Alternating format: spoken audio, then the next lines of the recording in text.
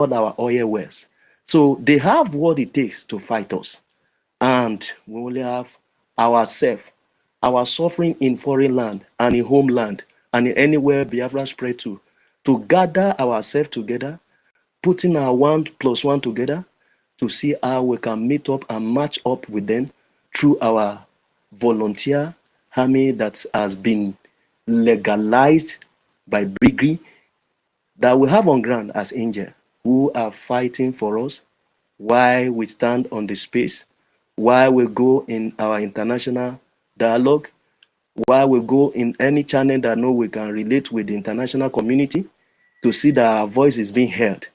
The narrative is getting a different channel in a very successive way through our APM, who has been able to drop a testimony for the first time in the history of this fight against the Nigeria state, that has made the international community to understand the narrative that something is really going on, even though they know, but they want us to come.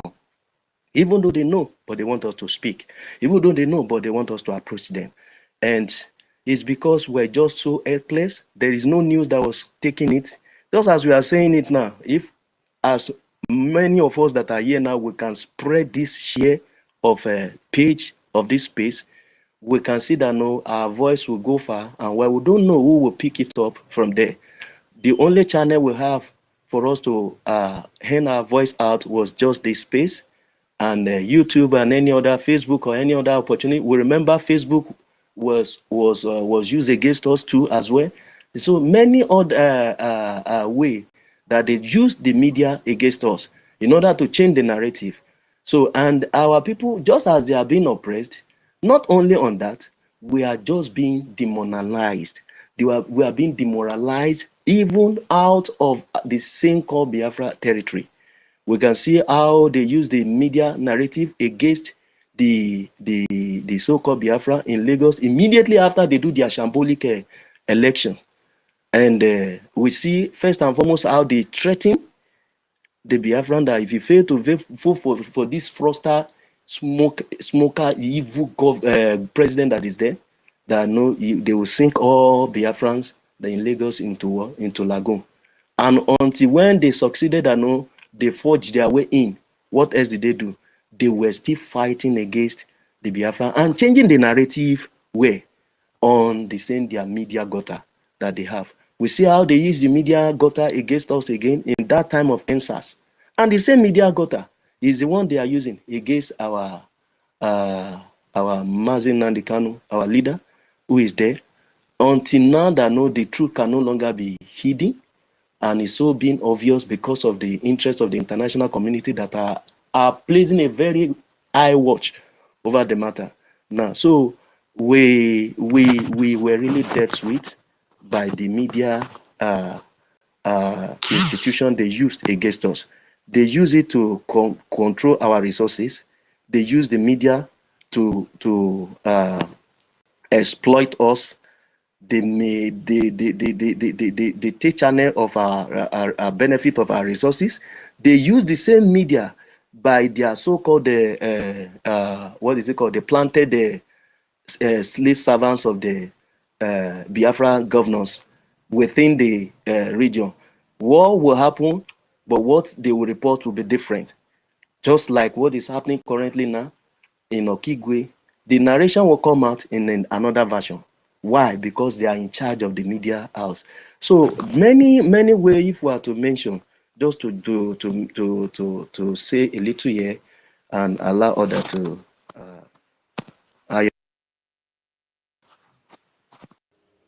Thank you so much, Holland. Wow. Thank you so very much. You dealt on it. My people, we are focusing on the propaganda machine. We have a lot. When we exhaust the propaganda that Nigeria has spilled out there against Biafra, we will go to social media suppression. If you have not shared the space, I'm going to call out somebody's name here. Why are you requesting for mic? Common sense. You have not shared the space. Somebody shared and you are here. Do you know how many people will join the space if you have shared? Common sense, and your hand is up. Who do you want to talk to when you've not brought anybody to this space by sharing this space? Yet you are raising your hand to speak. To who? Is it the audience that other people share the space and they are here? I don't understand. Click the share button. Immediately you join space. First thing, it's like a answering roll call if you go to school. They call your name, you say present. As simple as that. Click the share button, invite others to come and listen to these lectures anytime you join the space. That is the first thing you have to be doing. Please. Yeah, my people, there is an emergency here with the ancestral. Please, everybody should pipe down low. He is saying he wants to move. He's in the homeland, and the way he wants to go to, there is no network. So please, I know my co-host wanted to say something. After my co-host, it will be Tech Guy. After Tech Guy, hold on please, because I've put down the name to avoid confusion. After Tech Guy, it will be Biafra Liaison. And then after Biafra Liaison, Rach and Fury. Then common sense. That is, if you share the space, we'll give you the mic. Thank you so much. Please, everybody should be here with Ancestral. Who is muting? Yeah. Everybody should be here with Ancestral from the homeland. Ancestral, please go ahead and talk on how Nigeria have used a propaganda to carry out this media blockade. Thank you so much.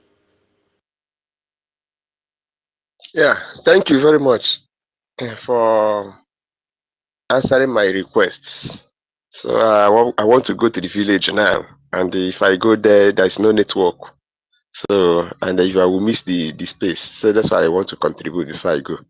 So, on the propaganda based on the media space they are using against Biafra, let me start with, I could remember when we are still protesting, when we still have flag.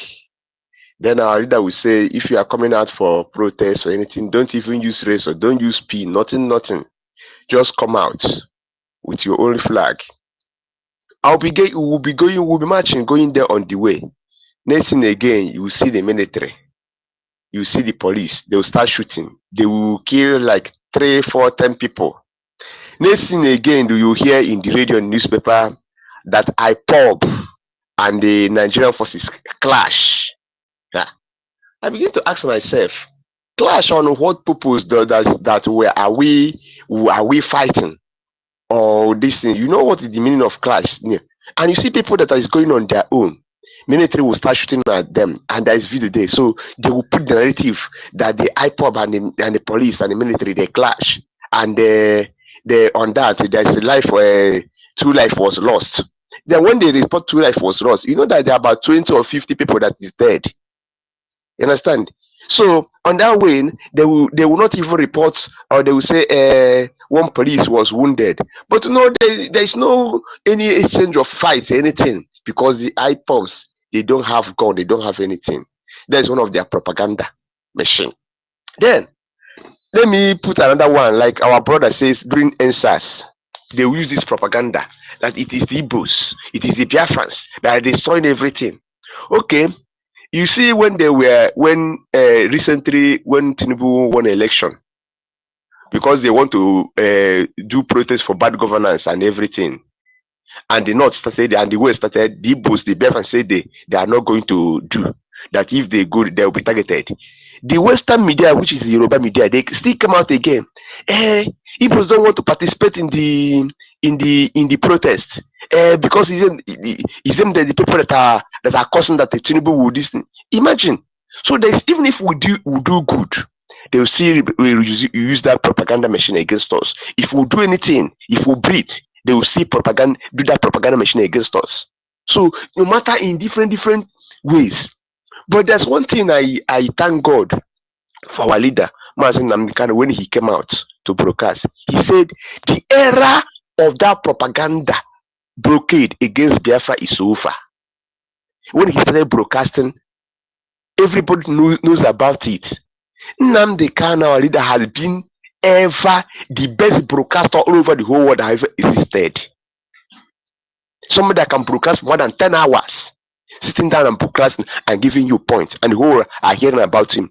It was because of his broadcast that begin to expose the secret, the ill thinking and the envy of the world against Biafrans. Nnamdi really did a lot. He is, in short, he has gotten Biafra. Information is power. He said the only truth, I will use the truth and destroy them. And that is that propaganda they are trying to do media blockade against us, and our leader destroyed all those things. It was our leader that look at me, John me just in most of the media outlets in Isu today, they don't know what is called social media broadcast. It was our leader that taught them how to use social media broadcast. You see most of them as they're streaming on their radio, they go on Facebook, they go on Twitter, they go on Instagram, they go on different social media, because our leader will be on air, say, go, you share on Instagram, on Twitter, on Facebook, and that was going very viral then. So because of that, our leader have made us how to learn how to do the work of freedom fighting or journalism in social media, apart from because them they self owns the radio. You cannot go to their office, they pay their journalists, you cannot pay their journalists. So in our only two way, our leader said we must tell our story in our only two way. So you started using our social media to do it in our only two way, and it is getting to the nook and crannies of the world. The people started hearing this. So this is something like this is happening. Now, let me make another instance of this media propaganda against Biafra. When we were during the Operation Python dance, when they killed our people, and the people that most of our people that from Enugu, from different part of the distance that we are going to Omahia, they trapped them in somewhere Okigwe when they were drinking mud. You know what the propaganda said? No, it was a clash between the IKOM and the military. And you see people that were carrying only flag, and the military is commanding them to drink mud water. And they were trying to cover everything. Like I said before, it is only our journalists that brought it up, and it is circulated. I could remember then there's this woman from Swaziland. I don't know whether she's a queen or anything, but maybe she's related to the rulers, to the politicians. She took it up and said, there's this one girl, he said, Biafra, keep it up, keep it up, keep it up. And he began to cry. If we kill all our men, African men, who will marry our women, and that thing is like a wildfire, it's spread all over the whole world. That during Operation Python dance too, that the whole world see what is happening in Biafra. So there's a lot of media propaganda against us. No matter anything we do. Do you see anytime there is a kidnap, or they see any Biafran doing well, maybe he did anything evil, they say they are Biafran, they are evil, people that want to destroy Nigeria. But you see, when they want to do anything like this concluded match, any Biafran that did well, because you're almost first in everything, they will say, hey, he's a Nigerian, he's a Nigerian, he's a good Nigerian. But whenever anybody that does anything evil, he's an Igbo. We know that with money ritual killing on everything, trying to paint everything bad against us in the media this thing. How do we talk of Sahara reporters that always oh God, it's only God. But thank God that for Facebook, for Twitter, for Space, for many social media outlets that is helping us to disseminate our information, to counter them on what they are doing. Seriously, we don't even know what the much we are doing here. This message goes faster more than their radio broadcast, because maybe their radio broadcast, as they are broadcasting, maybe will cover only some states, but social media is all over the whole world. Immediately you hook in, you are sharing, you are commenting. Many people are reading your comments at the same time and know what is happening. And thank God that Facebook can translate to other languages. And the same thing Twitter can translate to other languages. So they are hearing it. And mostly our people are being dispersed all over the whole world. Most of our people who can hear Italy, people who can speak Spanish, who can speak different languages, they will use and share that message, and they will do, and they will get the truth. The same that media propaganda is what the people used against the Israelite, the Jews. Our leader said it, and we know it. You see what is happening in Gaza. They will say the Israelis they are bombing innocent civilians, this or that. But they will not tell you that the Boko Haram or the Al-Qaeda or the Hamas or the Hezbollah is using where children are staying to launch their missile. They will not tell you that. But only when it's already retaliated in that December, they will tell you, hey, he's already that they are killing innocent children, this or that. You see that their narrative. But this time around, it can no longer work. It can no longer happen. Thank God for this era of technology, for social media that have come. So that era of media propaganda is over. It is gone and gone forever. Thank you very much. Thank you so much, Ancestral. And those of you in the homeland, you've seen what Ancestral did. He had to message me that he's running out of where he's going. There will be no internet. So that is how it should be, not somebody picking up the mic and begin to abuse everybody in space that they don't want people from homeland to talk. You just have to be civilized, and then every opportunity will be given to each and every one of us. Thank you, Ancestral, for laying that good example for others to follow. My co-host, are you there? I want to refresh my space, so you have to be active before I refresh. Then after that, Take Guy will go. Take Guy, you will talk about the same thing, how Nigerian terrorists have carried out a media blockade on this topic, propaganda machine. Instead of them to tell the real story, who the terrorists are, they run propaganda using Biafra, how they have suppressed international news agencies, mount pressure on them so that they don't report what is happening in a Biafra land, how they have rushed to be involved in all the UN committees so that they can also apply pressure behind closed doors. Add your own version under this propaganda machine. Okay, thank you, David. I will go ahead and refresh now while Take Guy take over the mic. Take Guy, are you still there? All right, please go ahead. Yes, Go ahead. yes, I'm here. Okay. Thank you so much, Tuto. Thank you, Dr. David Nana, and our listeners. Fellow Biafrans is another opportunity to educate ourselves on the country we find ourselves in Nigeria, the colonial construct called Nigeria. I hope I'm coming out clear. Dr. David, am I coming out clearly? Oh, but it's cracking, please. It's cracking, please. Now, am I coming out clearly now? Yeah, it's clear now. Okay, thank you very much, Roland. The colonial imperialism construct we find ourselves, it has become imperative that every now and then we must talk about it. There is nothing that will stop you from talking about Nigeria and how the world should act fast concerning this colonial construct called Nigeria. We need the breakup of Nigeria as soon as possible with immediate effect. Without wasting time, let me chip into the topic of the day. Media blockade has always been the problem of Biafra. Number one problem of Biafra. It has always been the number one problem of Biafra. And I must take us back to memory lane. It all started in 1967 when Ojukwu declared Biafra. Why did Ojukwu declare Biafra? That is the question. Why did Ojukwu declare Biafra?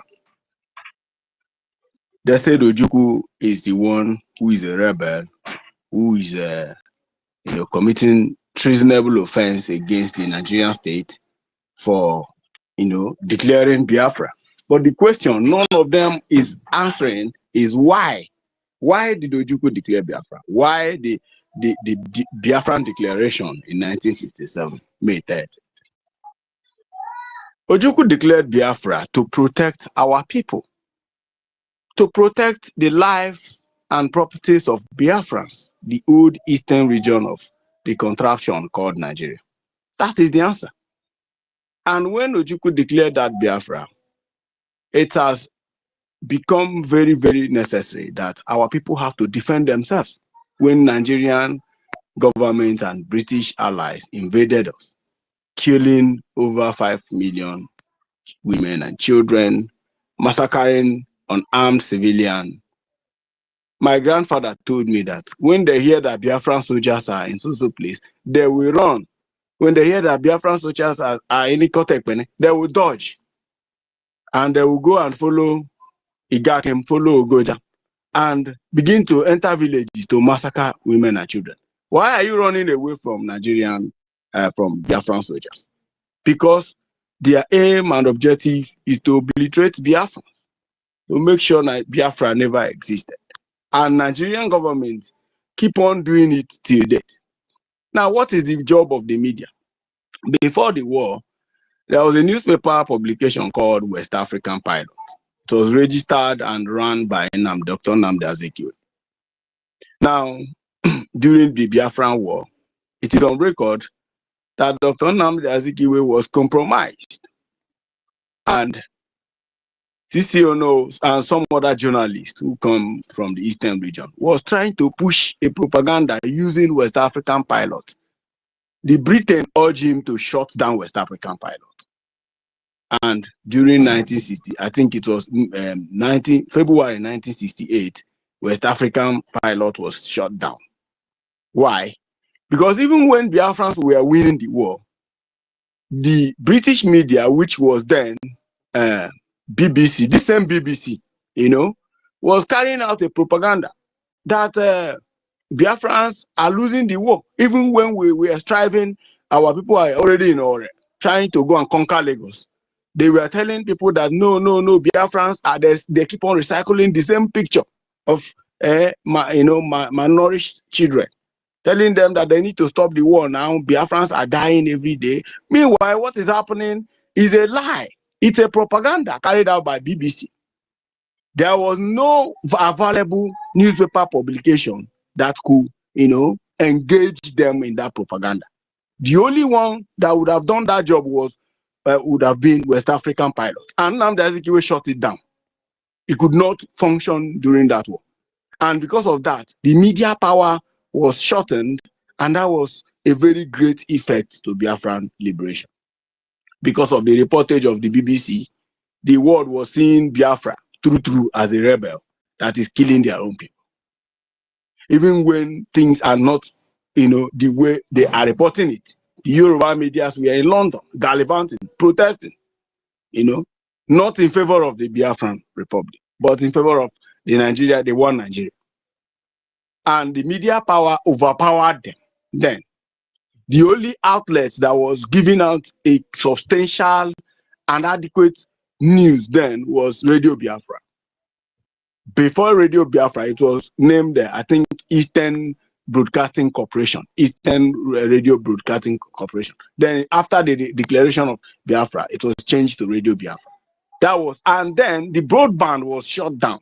It's only within the Biafran territory that the broadband was reaching, because it was instituted in Nsukka, in UNN, in Nsukka then. So media became one of the problem we had. When the people are propagating and defeating the zoo, the BBC is reporting otherwise, reporting opposite to what is happening on ground. The Yoruba media, if not for the coming of Nnamdi Kanu, keep on doing this same thing, this same propaganda, evil, black man journalism. Fulani will kill 200 people in Benue State, and a Yoruba Gota media in Ibadan and Lagos will report that it is a farmers' clash, a farmers' headers clash. What do you mean by that? The people on ground are telling you that these people have AK-47. They are raping women, slaughtering babies. And you are telling me it is farmers' headers clash. People, they will go to Jos. I remember growing up in Kaduna, 1999. I will never forget that event. We were coming back from school, and the next thing we heard was Laila, Elala, Laila, Elala, Laila. And we were living in Kau. I called my elder sister. Where are you? She said she's at the back. We were trying to cross main road. And what was happening? They said one Edo woman, or the one Bini woman, was coming back from television garage. It was on Friday, and the woman didn't know, and the woman matched a Quran. And That was what happened. They said the woman have desecrated Quran and she must be put to death. And these Fulani people beat this woman beyond recognition, murder her in broad daylight. What was her offense? They said she matched Quran. On Fridays, as usually then, they used to put, after mosque, they will be selling outside the mosque. In the front of the main road, they will be selling, and I don't know whether it is true. Nobody could confirm the incident. Nobody could confirm what happened. That was the only reasons they gave that the woman insulted Quran. And riot started in Kaduna. We were running scatter. And they killed one pregnant woman, removed the baby in her womb. Till today, I was very young then. Till today, the memory of the dead baby is still ringing on my head, because that was the first time I'm seeing that kind of atrocious incident. Now, these people will go to different villages in southern Kaduna, kill children, kill women. And Yoruba media, because they claim they are the one in charge of media in Lagos, will be reporting farmers' headers clash.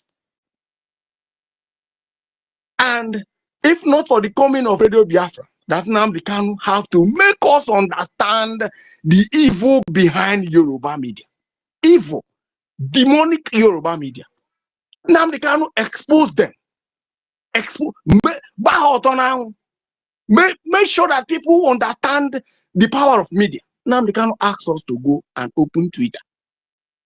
Open Twitter account. Make sure that you follow each other. Make sure that you retweet. Make sure you see Twitter shouting, retweet this, share this. It doesn't take you anything to share, because that is the power of media. The people who are following you are foreigners. They will also understand that you are in a space speaking for your own freedom. That is the power of media. What happened in 1967 and 1970 should never repeat itself again. Now we own the media. Elon Musk, Jack Dorsey has made it possible that we can pick up microphone and speak, and people in America, people in homeland, in Biafra land, people in Abuja are listening to our voice. It is our right, and it is our God-given right to pick up microphone and speak our mind and tell the world the truth of what is actually happening in damnable zoological Republic of Nigeria. Because nobody will put it this way. If you wait for Arise TV to narrate this our story, this killing that is happening in Okigwe, this killing that is happening in Ohaji, this killing that is happening in everywhere in Biafra land, they will never do that. If you wait for them, you will wait and wait and wait, and you will be tired, because they are paid to silence the voice of the people. They are paid. All of them now are waiting for 2027 election. That is their propaganda. They are channeling the minds of Biafra against their own will, against 2027 election. Nobody wants to talk about the killing, the genocide that is going on in Biafra. What have we done to deserve this? This is 55 years now. 55 whole years that you have been murdering. You killed our grandparents. You killed our parents when they were young. Today you are still killing their great-grandchildren. What have we done to deserve this? Biafrans, it is time to rise up against this imperialism. It is time to rise up and say, enough is enough. Stop. We are taking the bull by the horn. We are men, and we are going to defend our land no matter what it takes. We are going to contribute to this government, and we are going to speak. Nnamdi Kanu made us, all of us, journalists. All of us, wherever you are, so long as you can speak, even if you can't speak English very well, pick up microphone and say it the way it is. The world are listening. Every government, European Union are listening. Even though we will not wait for them to recognize us. We will not. We are pushing our way forward. We are pushing our own agenda to secure and reclaim our sovereign state. We are pushing forward because the life we are living in the West, if it is not getting you to the detriment of your life, it is getting me to that level. I am tired of staying here. I want to go back home. I want to go back to my ancestral land. I want to go back to the land of my ancestors to reclaim what is actually mine. We will never allow Fulanis from Putajelo, Fulanis from all over the world to come and desecrate our land, to rape our women, to kill our children, to destroy our land and make us homeless. This will never happen. It will never happen. And it is our duty to do the needful. Pick up microphone. Do not be afraid. Unless you are, maybe you are in the zoo, you are afraid of your identity. But if you are not in the zoo, I don't think there's anything stopping you from picking up microphone to speak your way to your freedom. Enough is enough. Enough of this barricade. A journalist was being interviewed. He was interviewing one man in one TV station. And the moment he gets to when it has to do with Fulani, the journalist tried to twist the matter. And the people were like, the man was like, allow me to talk, allow me to speak, let me talk.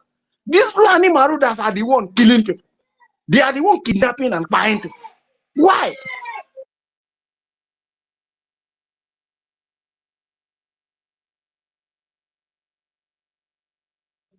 Sorry, my child is crying. He wants to come. He wants to distract me. So as I was saying, why must it be that when it has to do with Fulani, everybody's will start shying away from it? Who are you afraid of? Why are you afraid of Fulani? I am asking you, Biafrans. I'm asking you Nigerians that are listening to me. How many are they? Fulanis are not up to 5 million people all over the zoo. And these 5 million people are controlling over 200 million Nigerians. 200 million Nigerians are under the hegemony of Fulani Caliphate in Sokoto. Why? They recruit evil people, call them governors. If you are not a thug, you can never be a governor. Look at my governor, Pitamba. A criminal, a very known criminal. Everybody knows that Pitamba is a criminal who swindled money during Chimaroke, Naman. And the payback is that he is going to be the governor of Enugu. And today he is the governor. Even appointing Fulanis as the secretary to the government or whatever. There is a post they give a Fulani man in Enugu. Same thing with Soludo, a central bank governor. For how many years? What have you done for your people? Nothing as a central bank governor in ANNANG. Today you are now a governor. Killing your own people. Killing children. A fish magnate who is doing his best to employ people, who is doing his best to promote his fish business. They murdered the guy just like that. Out in Imo State. Somebody who came forth in an election. Fought. All of a sudden, they went to Supreme Court and announced him the governor. Fulani people made sure that he is the governor of Imo State up to today. What are we talking about? The Ebonyi State, our own Ebonyi. Who is Francis Nwifuru? Nwifuru, for your information, means a criminal.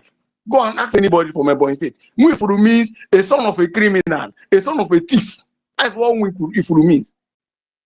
Just for no reason, David Umahi, he made sure he pushed this guy against the will of the people in the Ebonyi State. And he is now gallivanting as the governor of Ebonyi State. What have we done to deserve this? If you are not a criminal, you cannot become a local government chairman. If you are not a criminal, you cannot become a state house of assembly. If you are not a criminal, you cannot become a federal house of representatives. If you are not a known criminal, you cannot become a senator. Only happening in the zoo. A terrorist will be murdering people, killing people every day. On a very good day, they will catch the terrorist and now put him in rehabilitation and reintegrate the terrorist into the army. The world is silent about it.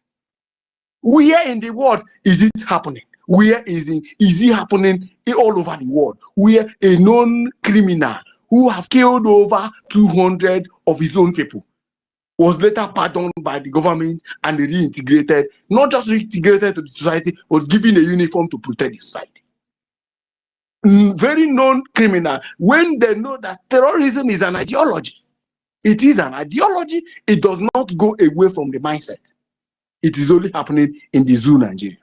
And they are using media to make sure that White House does not hear us. They're using media to make sure that European Union does not hear us.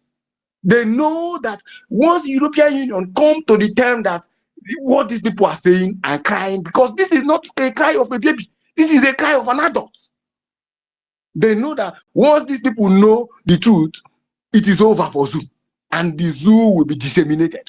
And I can assure you, in no distance time, our leaders will be released to us, and this propagation will continue until you let Biafra go. It is a must. You need to let Biafra go and watch us. Somebody, one Yoruba, a criminal Afonja, said that why not allow them to go and see what they become? I said, why? Well, let us go and see what we will become. Let us go. Watch us for 5 years, 10 years, and see what we will become. Marriage is it by force.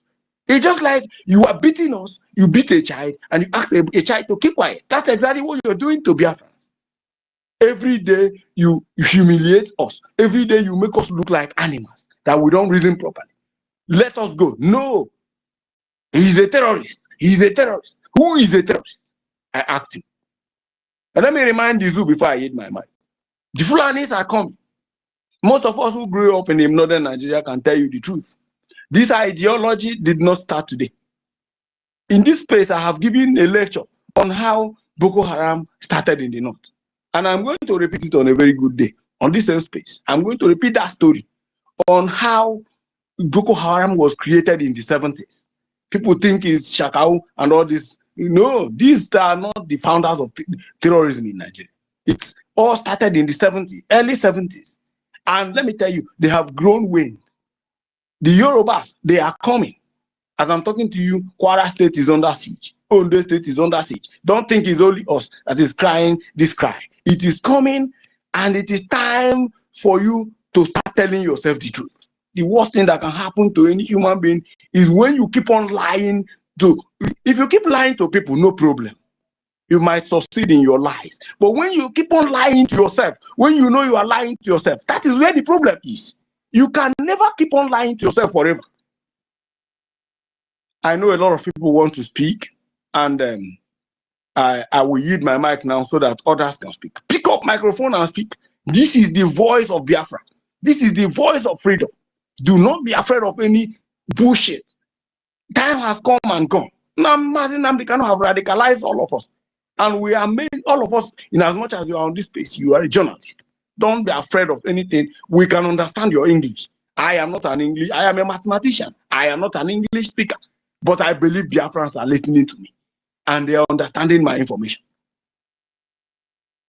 Thank you very much, Tutor, for giving me this opportunity. And I yield my mic for now. Thank you, Biafrans. Thank you, tech guy. Wow.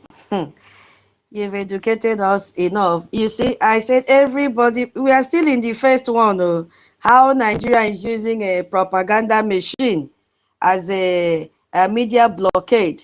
We still have a social media suppression. We still have the journalist intimidation. We are still in number one, and people are speaking out. Imagine when we enter number 2, how it will be, not to talk of number 3. And then we now, now go into the genocidal war, gong.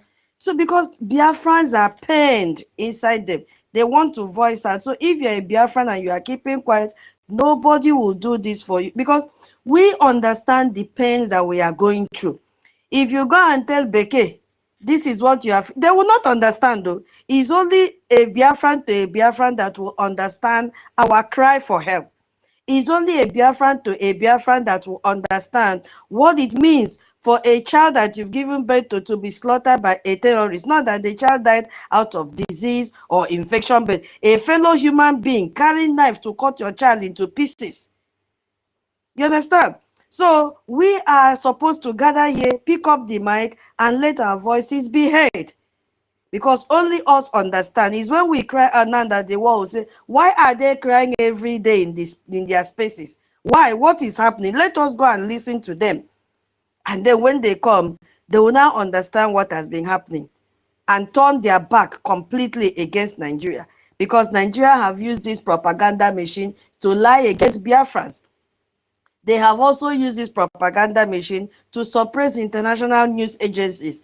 When the Fulani terrorists are the ones carrying out the atrocities, they will say it is us, and they name us terrorists, they name us separatists, instead of them to say this attack was carried out by the Fulani terrorists.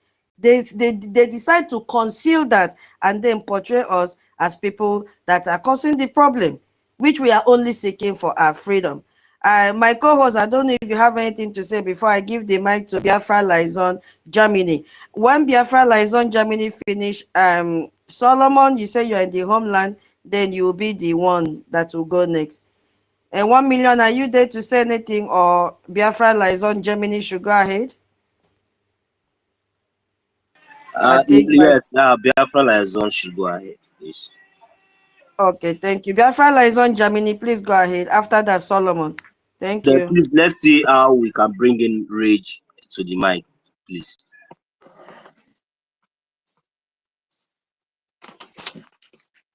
Thank you very much. Thank you very much.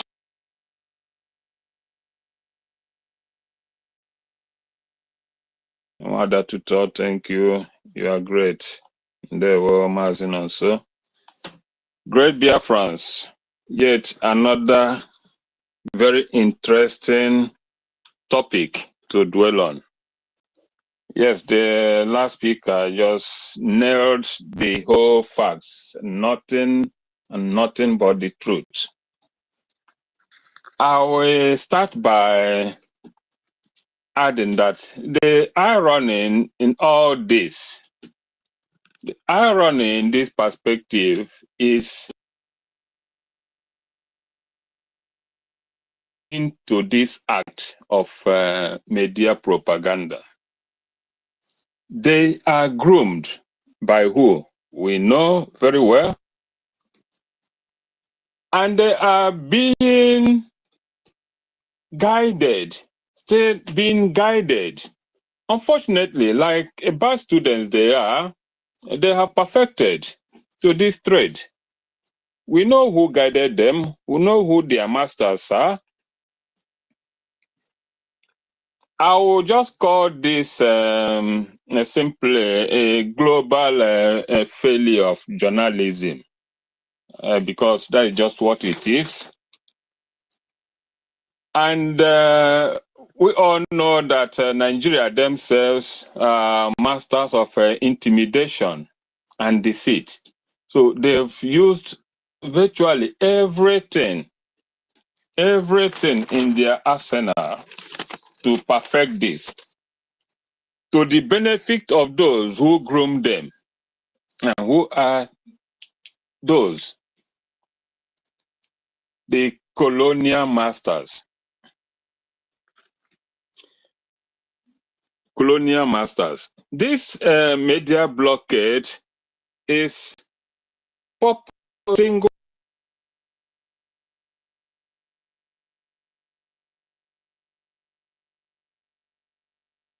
Like I said, this was simply kind of precipitated by the colonialists, and because of their economic interest, the economic interest of the British is what is guiding all this.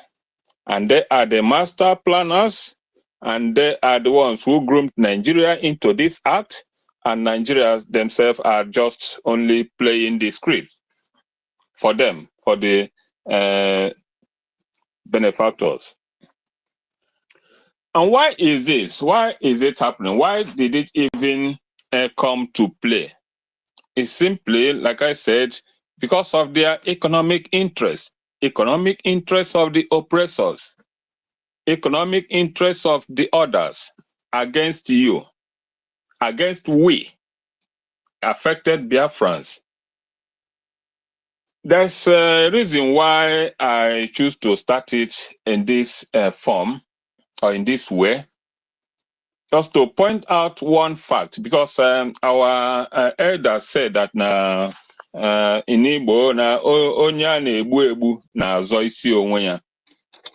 Onye a na-egbu egbu na-azọ isi onwe ya. And we are not a stupid race or stupid people to say. When our elders said that Onya na-egbu egbu na-azụ isi onwe ya, in other words, meaning that if you are haunted, if you are being haunted, you should yourself look for a refuge. You should find a way to save yourself. It's only the tree or stones that were here is going to be cut down, and he remains where he is. He stays put. So that adage, Onya na-egbu egbu na-azụ isi onwe ya, means that we, Biafrans, are supposed to, or when we identify this line of action against us, we must do something to save ourselves from it. So knowing that the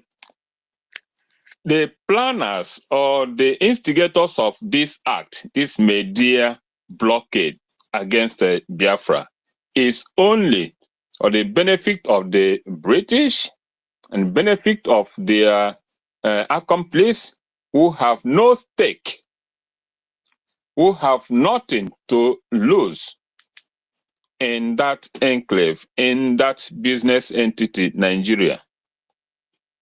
And that is why all these things are happening.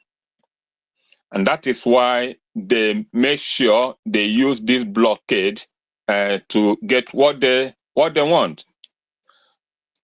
So saying that this act is unfortunately masterminded by the British is what we have to dwell on. Because if you are a Biafran, if you are an African, if you are affected by this, you have to seek for a refuge. You have to save yourself. You don't continue dancing to the drums of your oppressors. You must do something to free yourself. That is where anybody who have not up till now tuned in to free him or herself, or free his or her generation, save himself from immediate danger or decimation, then you are the biggest fool. You are the biggest fool. Now, let me hint us. It is not, it shouldn't surprise us that if the many atrocities that happened in Biafra land were to happen elsewhere, Nigeria would have been long decimated from the world map, severely sanctioned, and the whole world would have distanced themselves from that evil entity. That is a fact. But why is the reverse the case in this matter? Because everything is for the benefit of the masters, the British, and to decimate a certain race, the Biafrans, where we fall in. So it comes again to my point, my earlier assertion.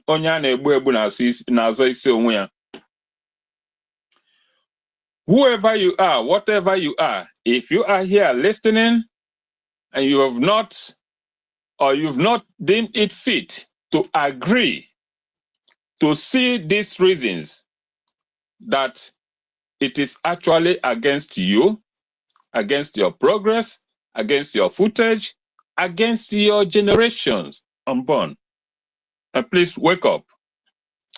So this media blockage, like I said, like the earlier speaker rightly pointed, it did not start today. It started long when Nigeria was amalgamated or was created. It was created. It was a creation, man-made creation. It started then. Because they have that power, because they have that wherewithal, they used it and are still using it to their utmost benefit. One of the things they make sure is to instill that fear to the others. They fear that Biafrans will do them this, means this to them, as so and so people, race or whatever, just to create that difference and instill that into them. Dangerous diversity. They have to use their media to instill this and make sure it sinks onto them. Unsuspecting Africans, good-hearted people. They never cared. That is our fault, though. But we have woken up now. We should do something to reverse that. To reverse this norm is killing us. Unfortunately, the diversity in us is not helping the matter. It's not helping the matter at all, and that's why we have to do something. Many of us will remember the last time what happened during Trump, I think it was a Trump inauguration, when a journalist under, I think, either Sahara or I don't even know their names. I have so very little regard to all these people, their media houses. When a It was journalist, Sahara Reports. yes, I think yes, it was a reporter. When he first confronted the APM and the Ambazonian representatives during the Trump inauguration, we all saw what happened.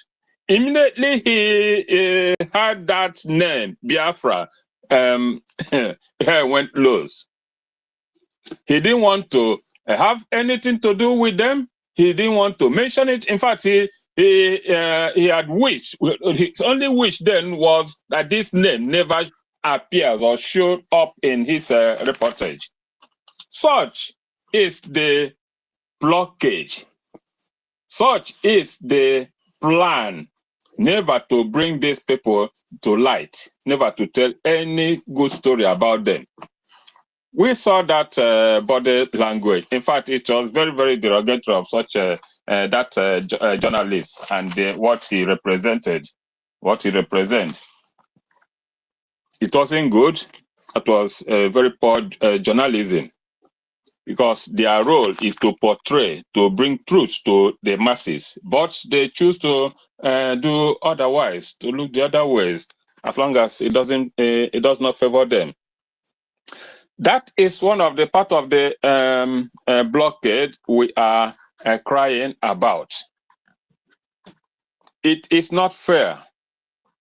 It is not fair that the world will so glaringly connive to deny a race of their deserved recognition and support in time of need. The whole world have turned their back from Biafra. It's appalling, very, very bad. Now, why do you think that all media houses refuse to report anything Biafra? It's not because the individual journalists. It's not that they don't know the truth, but it's because they operate under a compelling mandate and instruction from above, as they normally put it. Instruction from above. They are masters, the founders, the owners of the media houses. It's just because of their interest, personal, political, or whatever interest. That is why all these media houses refuse to report anything about Biafra. It's an instruction. It's a manhunt. It's a conspiracy. And what do these people have in common? Interest, economic interest. They know what they get. They know what they are getting from Biafra land. They know what they stand to get or lose in that place. So they must play. They must play their role. They must play their part to make sure that that continues. So all the media houses, in fact, to be honest, I stopped watching CNN, BBC, and the rest of them, Al Jazeera, over 15 years ago. I stopped watching them because nothing good ever comes out from them. That's a fact, because it does not pay anything or make any meaningful impact when they choose to portray Africa as the only there is only fashion place or whatever. Nothing good, no good.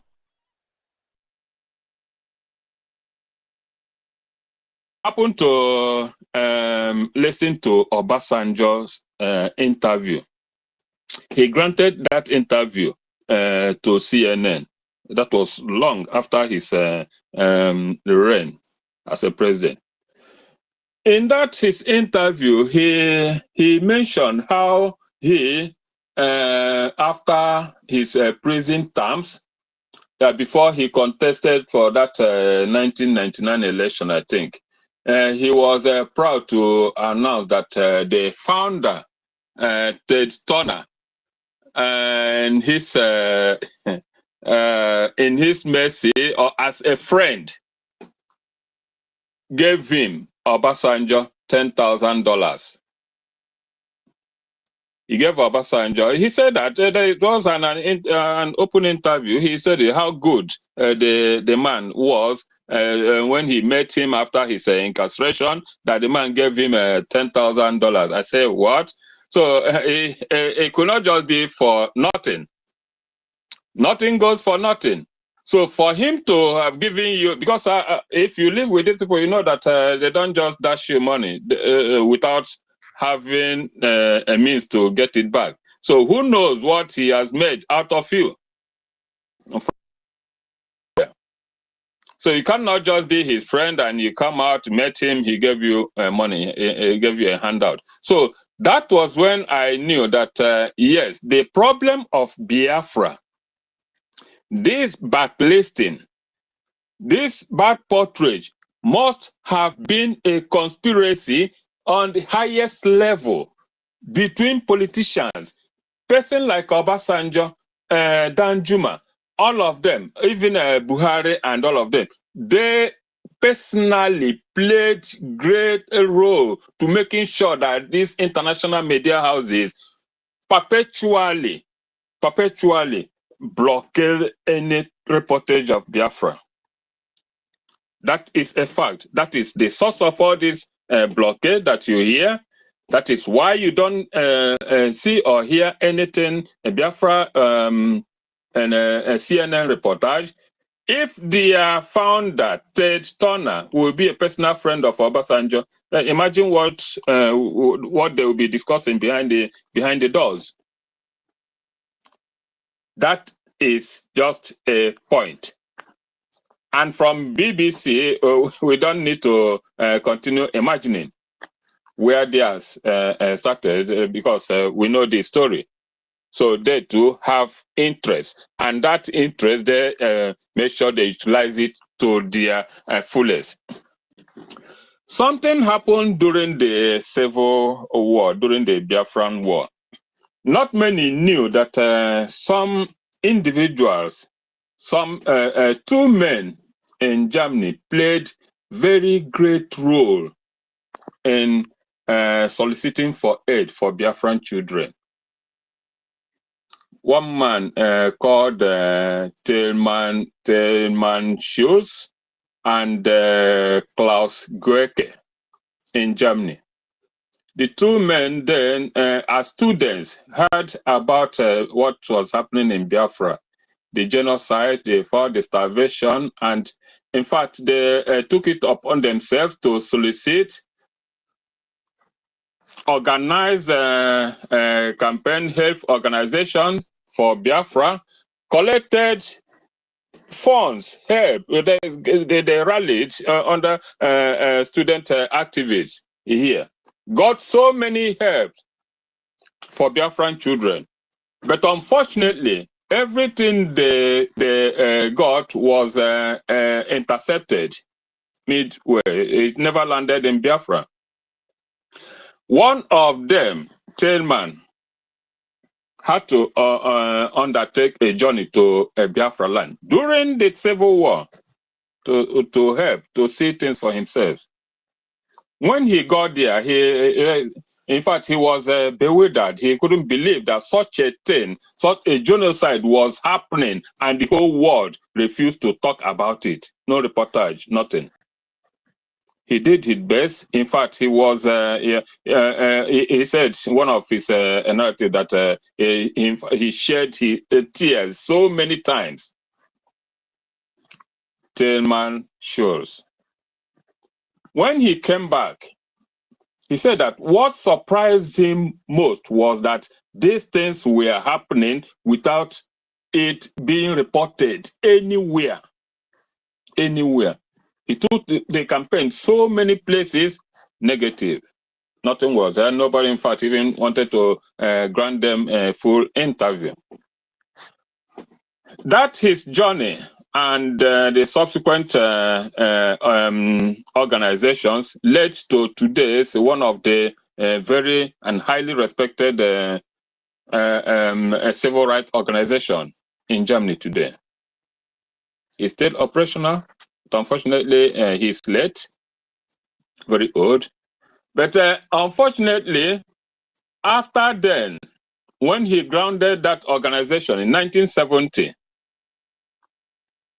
called Society for Treating People, just to fight for the voiceless, to take the battle. He said that he will never want the what happened, the experience in Biafra land, to happen elsewhere in the world. He embarked on that journey to form that as an organization. They're still in existence today. Waxing wrong. Even have representatives in the United Nations. But after then, no follow-up. They stopped hearing getting information. In fact, they were boycotted. Nobody comes up with the story. Nobody tells them again, gives them information again, what happened there, how the people fared, what is happening. So along the line, they lost contact, lost interest, they lost every vital information that would have helped them to further that agitation. So these are the things that we graciously, by God's word, that we have now come out to correct. So I implore and thank every one of you for taking up this challenge. In fact, that barrier is broken. Like when the last speaker, that guy, made mention of Onyendu's challenge to go to Twitter and be our own journalist.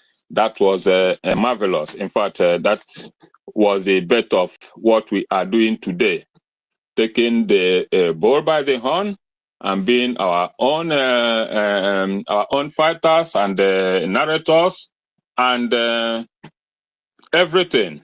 We have to put everything out to make sure that such never happens to us, that we make sure that we never get the blockade, this media blockade that have happened or continually happen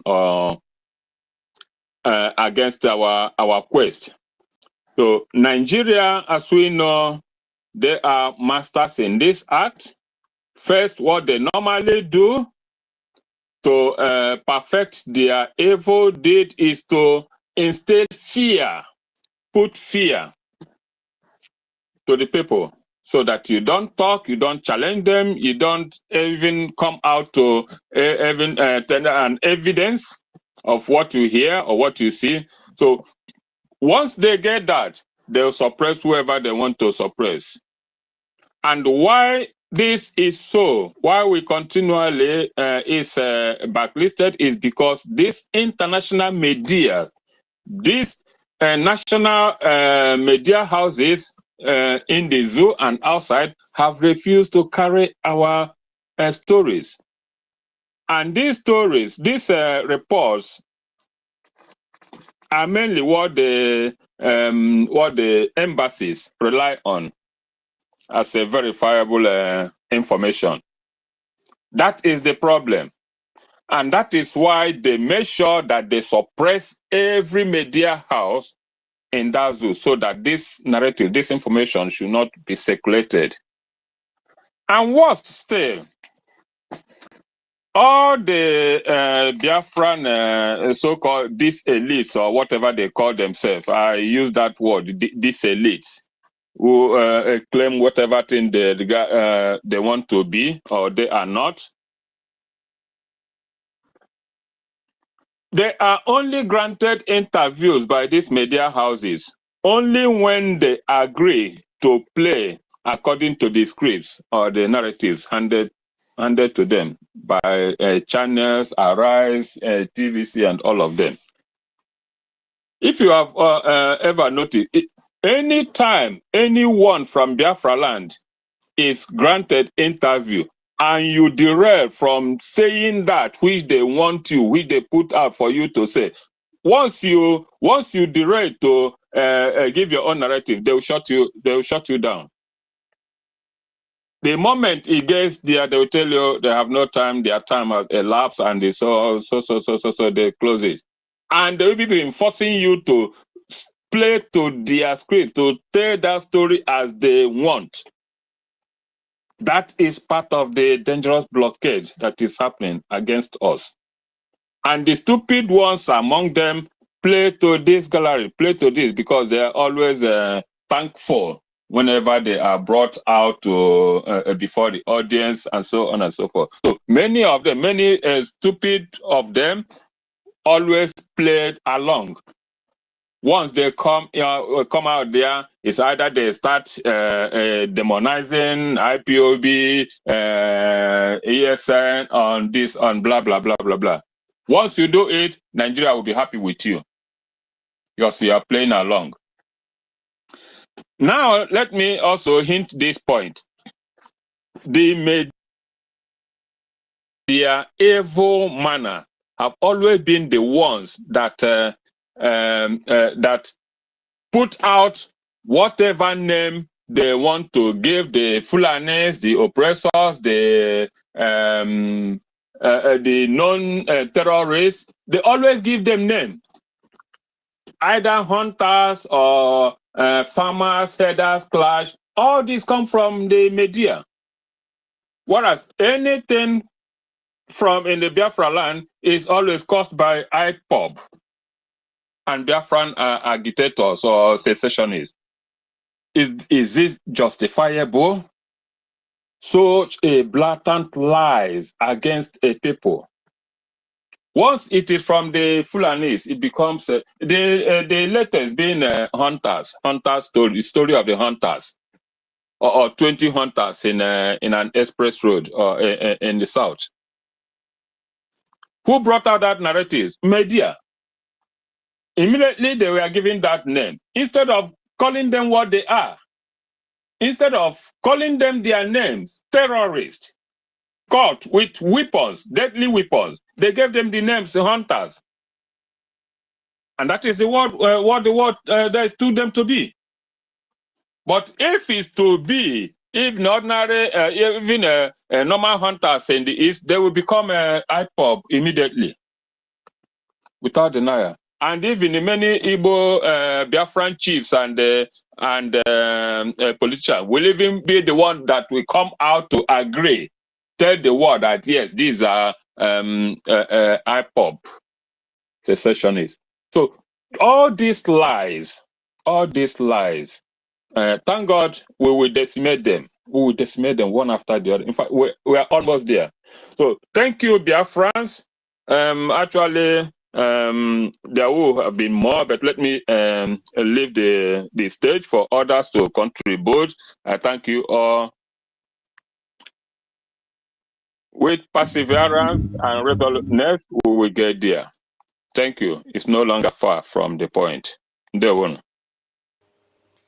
Ndewo, Minister Okay. Ndewo, Biafrans. Thank you so much for your submission. Yeah, so there's something I want to do now because we have barely 3.5 hours left before we join the town hall meeting. So I'm going to compress my section. Then a few Biafrans will speak on that before I pass the mic to my co-host to take over his own moderation in today's topic. So, but before we go there, let's just listen now and ask ourselves, supposing we did not have this medium, will we hear what our BDF commander is telling us? Let's just listen. Good afternoon, good morning, good evening, my fellow Biafrans that is watching me right now. This information is for the people in Okigwe.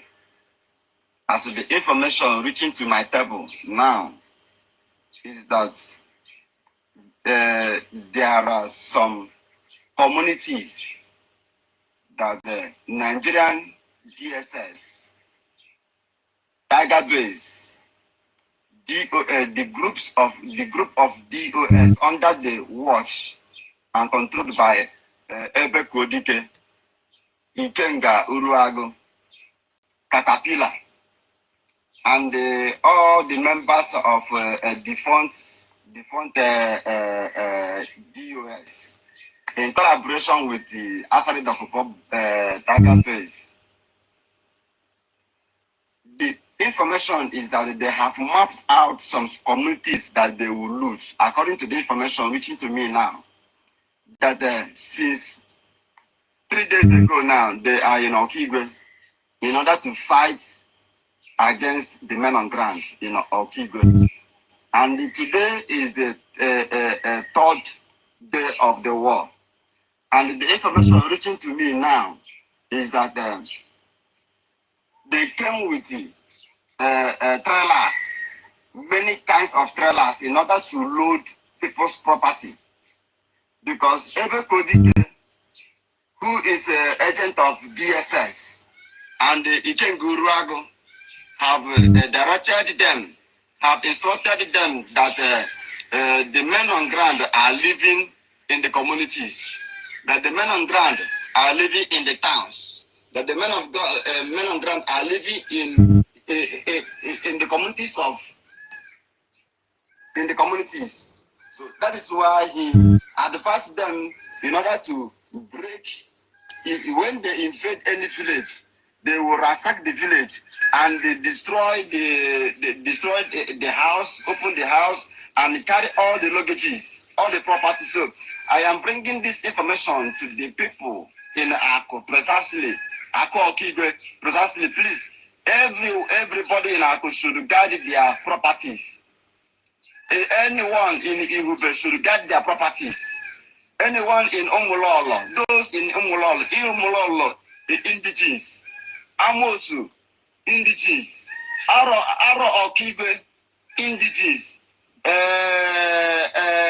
Amuro, indigenous, Amano, Abobo. So there are the communities that they have mapped out now, and they are now bringing more trailers in order to load people's properties. Please, I am bringing this notice for the international community to understand that there is a genocide war. And according to the information I'm also receiving, is that they are afraid to go to the camp of men on ground. The zoo know where the camp of men on ground there. The Biafra Liberation Army.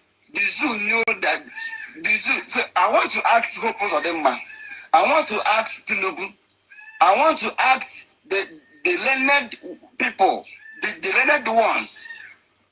Why is Hopos Odemma trying to invade innocent communities, believing in a lie that the men on ground are living in those communities?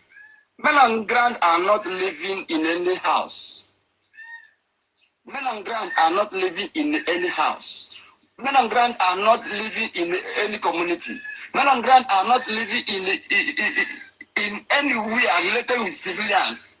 The men on ground, they stay in the bush. And the Nigerian terrorist government, the Tiger Base, the terrorists who are killing, who have come to kill or kill youths, they knew where the men on ground are staying in the bush. So why are they killing? Now, the information still reaching to me now, as I'm talking to you now, is that Peter Mpa have withdrawn his Enugu terrorist military. They are now retreating back to Enugu because of fear of what they are about to face.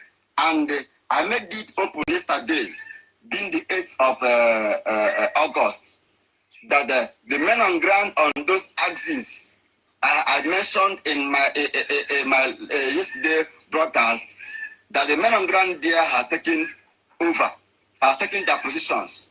So, and today, the information reaching to me now is that now, any youth, they are not adopting youth. The problem now is that they are not adopting the youth of Okigwe.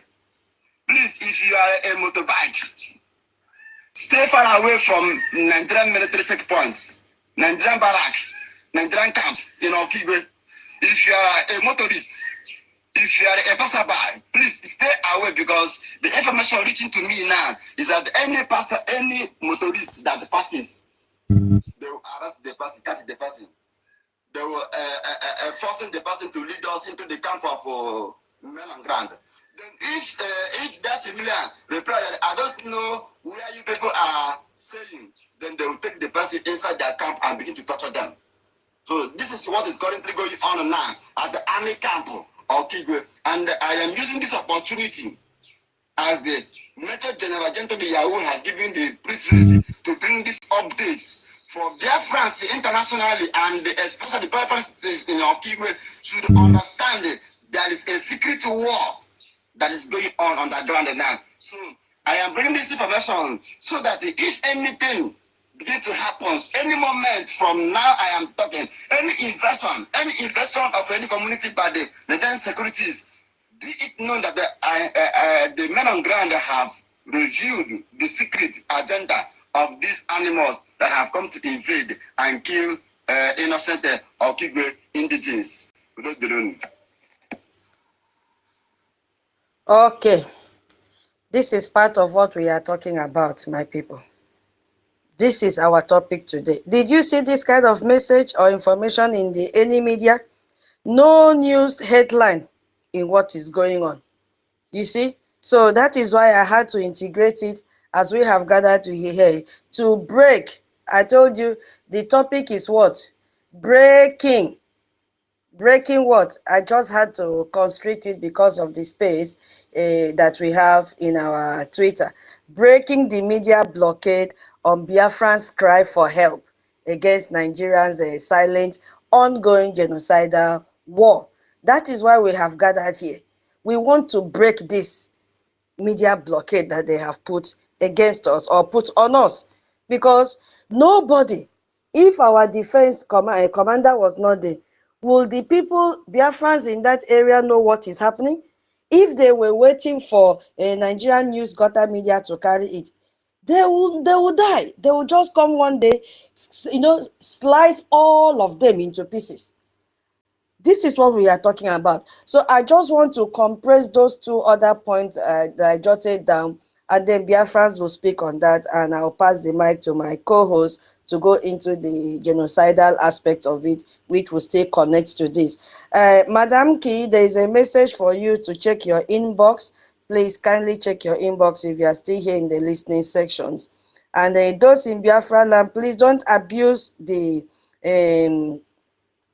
concession that we've given to you guys. Everybody now is messaging me in my inbox, I'm in Biafra land, I'm in Biafra land, and in Biafra land. We are going to take one homeland and one diaspora, one homeland and one diaspora. I cannot jump the queue of those in the homeland who had already, registered their interest to speak. I can't jump the queue because they're also in the same homeland like you. Like when I finished now, Rage and Fury, I don't know why internet is dealing with you. You were supposed to speak next. So I will still try. My co-host will also try to bring you up. Okay, so everybody should bear with us. We have just 3 hours, 30 minutes left. We will see how we can manage the time and make sure everybody have a say. And please, when you pick the mic, also consider the time constraint. This is not the space we hold 24 hours. It's because we have a town hall meeting today. Exactly 10 p.m., 7 p.m. Biafra time. But we have to stop by 6:30 p.m. Biafra time so that we move straight to the Zoom. So the second point I jotted down on how they have used a media blockade is by social media suppression. After social media suppression, I'll just go to journalist intimidation. You see, so it's not just a traditional media. You know, I want to ask some questions, even though there will be no time for us to answer as we did in the first one. You can just put it that when you pick the mic, you can answer the question. Yeah, it's about the hashtag. Have you ever tried to trade a hashtag about Biafra? And have you ever noticed what happens when you try to do that? It's a very big question that you have to answer when you pick up the mic. So you can jot that down. We have seen that Facebook will mark your post as a false information, even when you are sharing the actual photos and videos of what is happening in Biafra territory. So I want everybody that is listening to try this experiment after this space. Just try it and see. Search for, at a Biafran genocide on any platform and see how little comes up compared to other global issue that is happening. Then you now have to ask yourself, is this really because nothing is happening or because someone doesn't want the world to hear or see what is happening? And we have also had experiences how they have closed down so many accounts of Biafrans. Even, I will just put this under intimidation. Yes, how they have intimidated most of us that have YouTube channel. If you talk, they closed down. Example is our PM's YouTube channel that was brought down. Even his Facebook was brought down because Nigerian government had to report them and force these Facebook owners and YouTube or whatever they call themselves to bring down so many accounts of Biafrans. Is it our Onyendu's own? It was also brought down. Whenever you want to say anything about the suppression of a Nigeria on Biafrans, they will always bring down your account. So that one comes under social media suppression. I will not go in depth because this is where Biafrans have to pick their mic and then say something about their different experiences, those that their accounts have been brought down just because they try to propagate the message of genocide that is happening in Biafra land. So now I will go to, I'm just giving a headline. We can elaborate on that when you pick the phone and answer those questions that I asked. We're just going to manage time. Sorry about the time constraint. Now, journalist intimidation. We've seen that any journalist that tries to report the truth, they will face consequences. You see, we have a lot of story, but the story now will be for you to come up, pick the mic and say your own story. Give example of those journalists you have known that have been arrested simply for reporting on the military raid in Biafra communities. We have so many of them, but that will be left for you. We have also seen international reporters that have been denied access to this affected area. One of such example was a Yele News from Finland. When he came to Biafra territory, Nigerian government, terrorist government had to direct him on where to have a coverage about the reality of what is happening in Biafra land. They had to map out, go to this area, do coverage. Hey, do you want me to tell you something about Simon Ekpa? This is what they never allowed him to go into the real territory and see what Biafra territory looks like and see all the atrocities committed by the Nigerian terrorist government. So they restricted these guys and his team members. So we have to talk about that. We have also seen local journalists who speak out. They are disappearing on a daily basis. They will, put them in their detention. And then if they delay, nobody comes up for them. You will not even hear anything about such journalists. They will just bury the person with the report that the person made. So I'll compare this to other conflict zones where international journalists have full access, and then ask yourself, why Biafra land is treated differently? Why do they treat us differently is the question. You see? So I will yield my mic here for Biafrans to, let me see if this is Rich, if I can bring him up because he was supposed to speak next. Okay, this is Minister Snow. Rage and Fury, honestly, I don't know why network is attacking you today like this. Oh my God, I feel so sorry for you.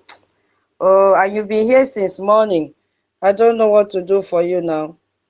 Yeah, so Rage and Fury was supposed to speak now.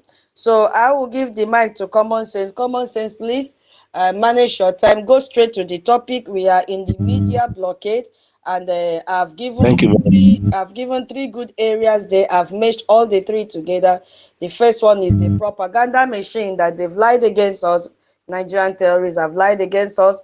The social media suppression. If you have anything, if you are a victim of how they have closed down your channel because you wanted to speak about, or you spoke about Biafra's genocidal war, you have to say it. Have you also come across journalists that have been intimidated, forcefully disappearing because they had to, propagate the information out there on how Biafrans are being killed? So this is a time for you to pick up your mic and let the whole world know that we have now become our own media. We've become a voice that have to amplify the atrocities that is going on in Biafra land since the Nigerian terrorist government have tried to, block them from seeing or hearing or smelling what is happening in our territory. So go ahead. After that, our minister, the original COS will pick the mic after Common Sense. If you have not shared the space, what are you waiting for, Biafran? Share the space, share the space.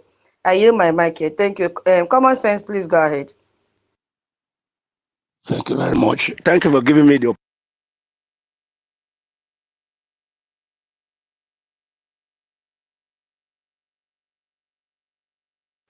We can't hear you, Common Sense.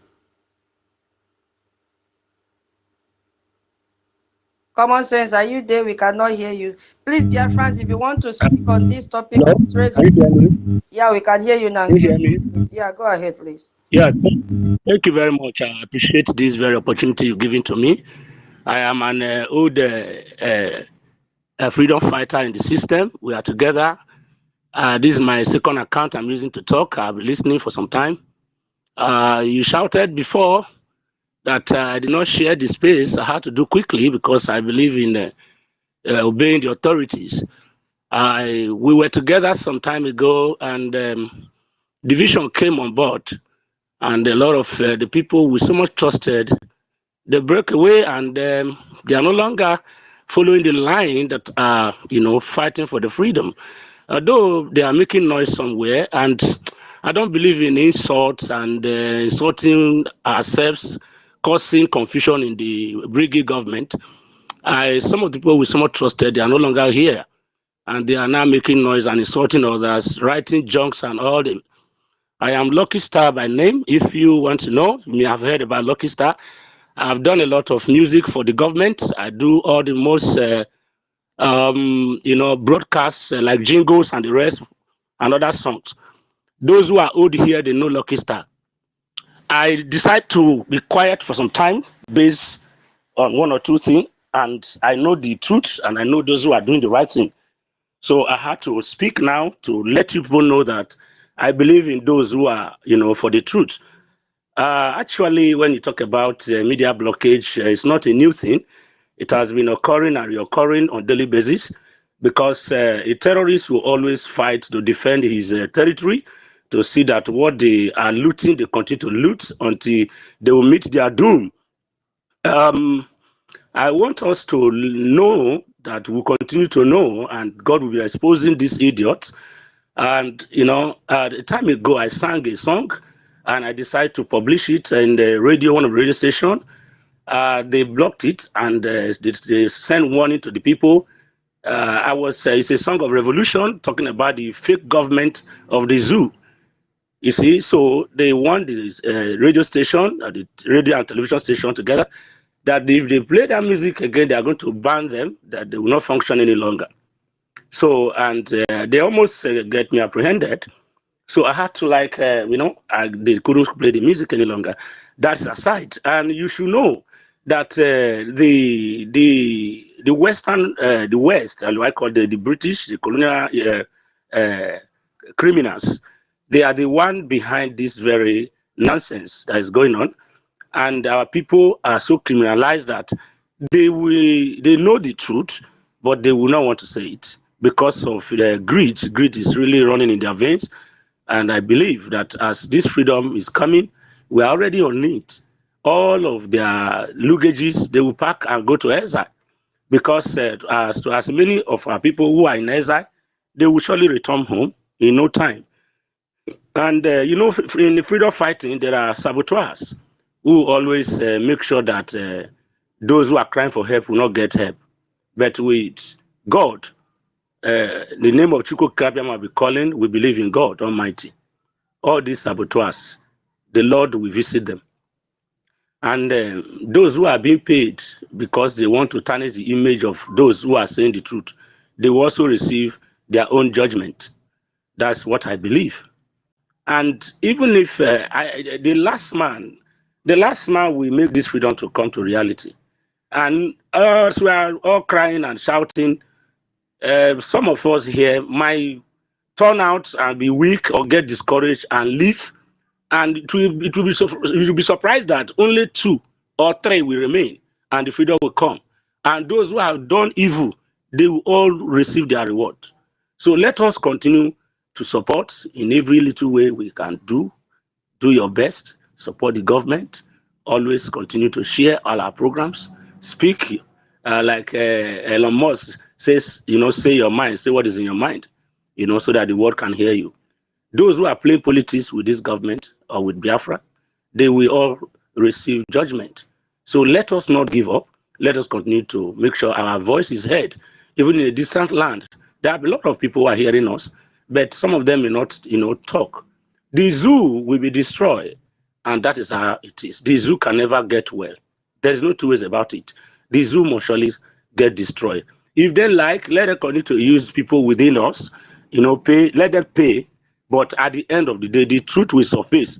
This freedom we are crying for will come, and we will all rejoice and be glad for having this freedom.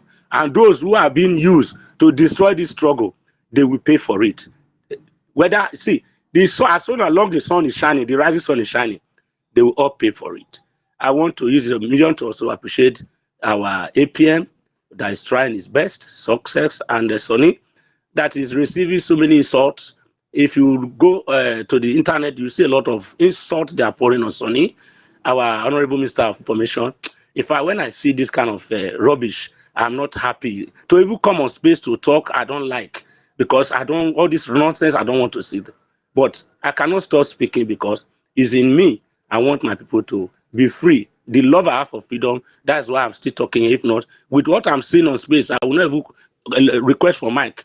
You understand? So please let us encourage ourselves. Those who are doing well, let us encourage ourselves. I want to appreciate tutors and my good people, 1 million.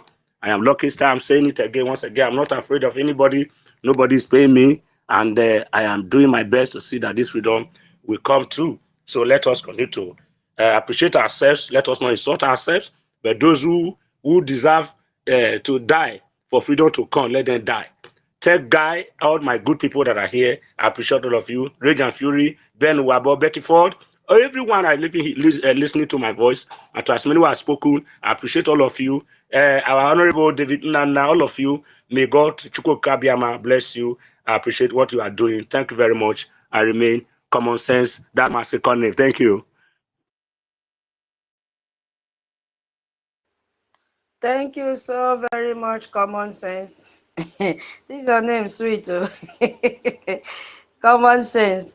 Okay, so for now we have to wait for our minister to come back later and speak to Biafra. So while waiting for him, Holland, yeah, grab the mic. Please remember we have just 3 hours left for us to go to Okay.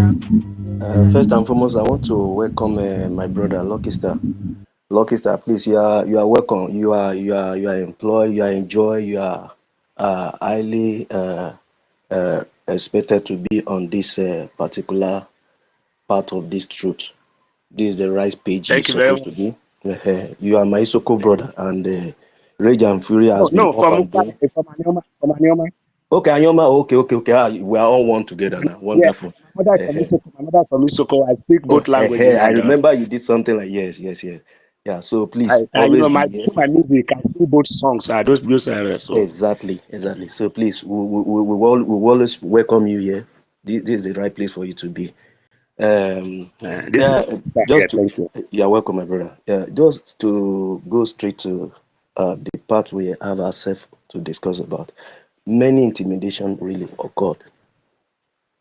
No, several intimidation. No, if we are unable. First and foremost, I will say we don't have media. As far Biafra is concerned, we don't have media. They deliberately did it that way. They shut down media from that particular part of that region so that no, we will not have a voice. And the light of the one that managed to have, like maybe the so-called Vanguard, or I don't even know where they belongs to. There's some of them that's from Delta Axis that owns a newspaper. The threat and the fear and to savage the interest of the zoo, their slave master, is in their heart, and they can never speak truth. That's just the basic truth. And I remember a certain that just I rightly mentioned from that my first submission. I remember a particular aspects of our eastern old eastern region there. There was a particular station that they beat the guy up. They beat him up. Why? Because he talks about Biafra. Why? Because he put the narration right. And there is a viral video that is going on when one of these US lady was talking about Nigeria genocidal aggressive war brought upon a citizen. He spelled it out, she spelled it out how it ought to be, that they are stupid media. And indeed, they are just stupid cowards. They are coward and they are stupid. And for this purpose, they serve the interest of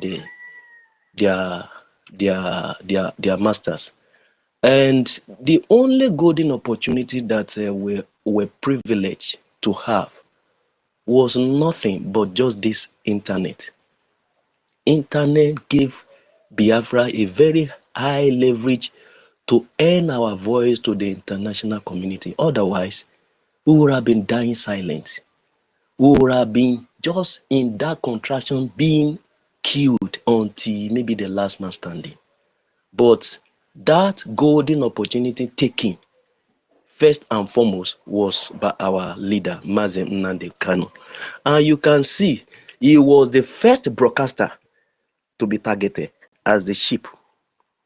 Get the sheep and scatter get the shepherd and scatter the sheep.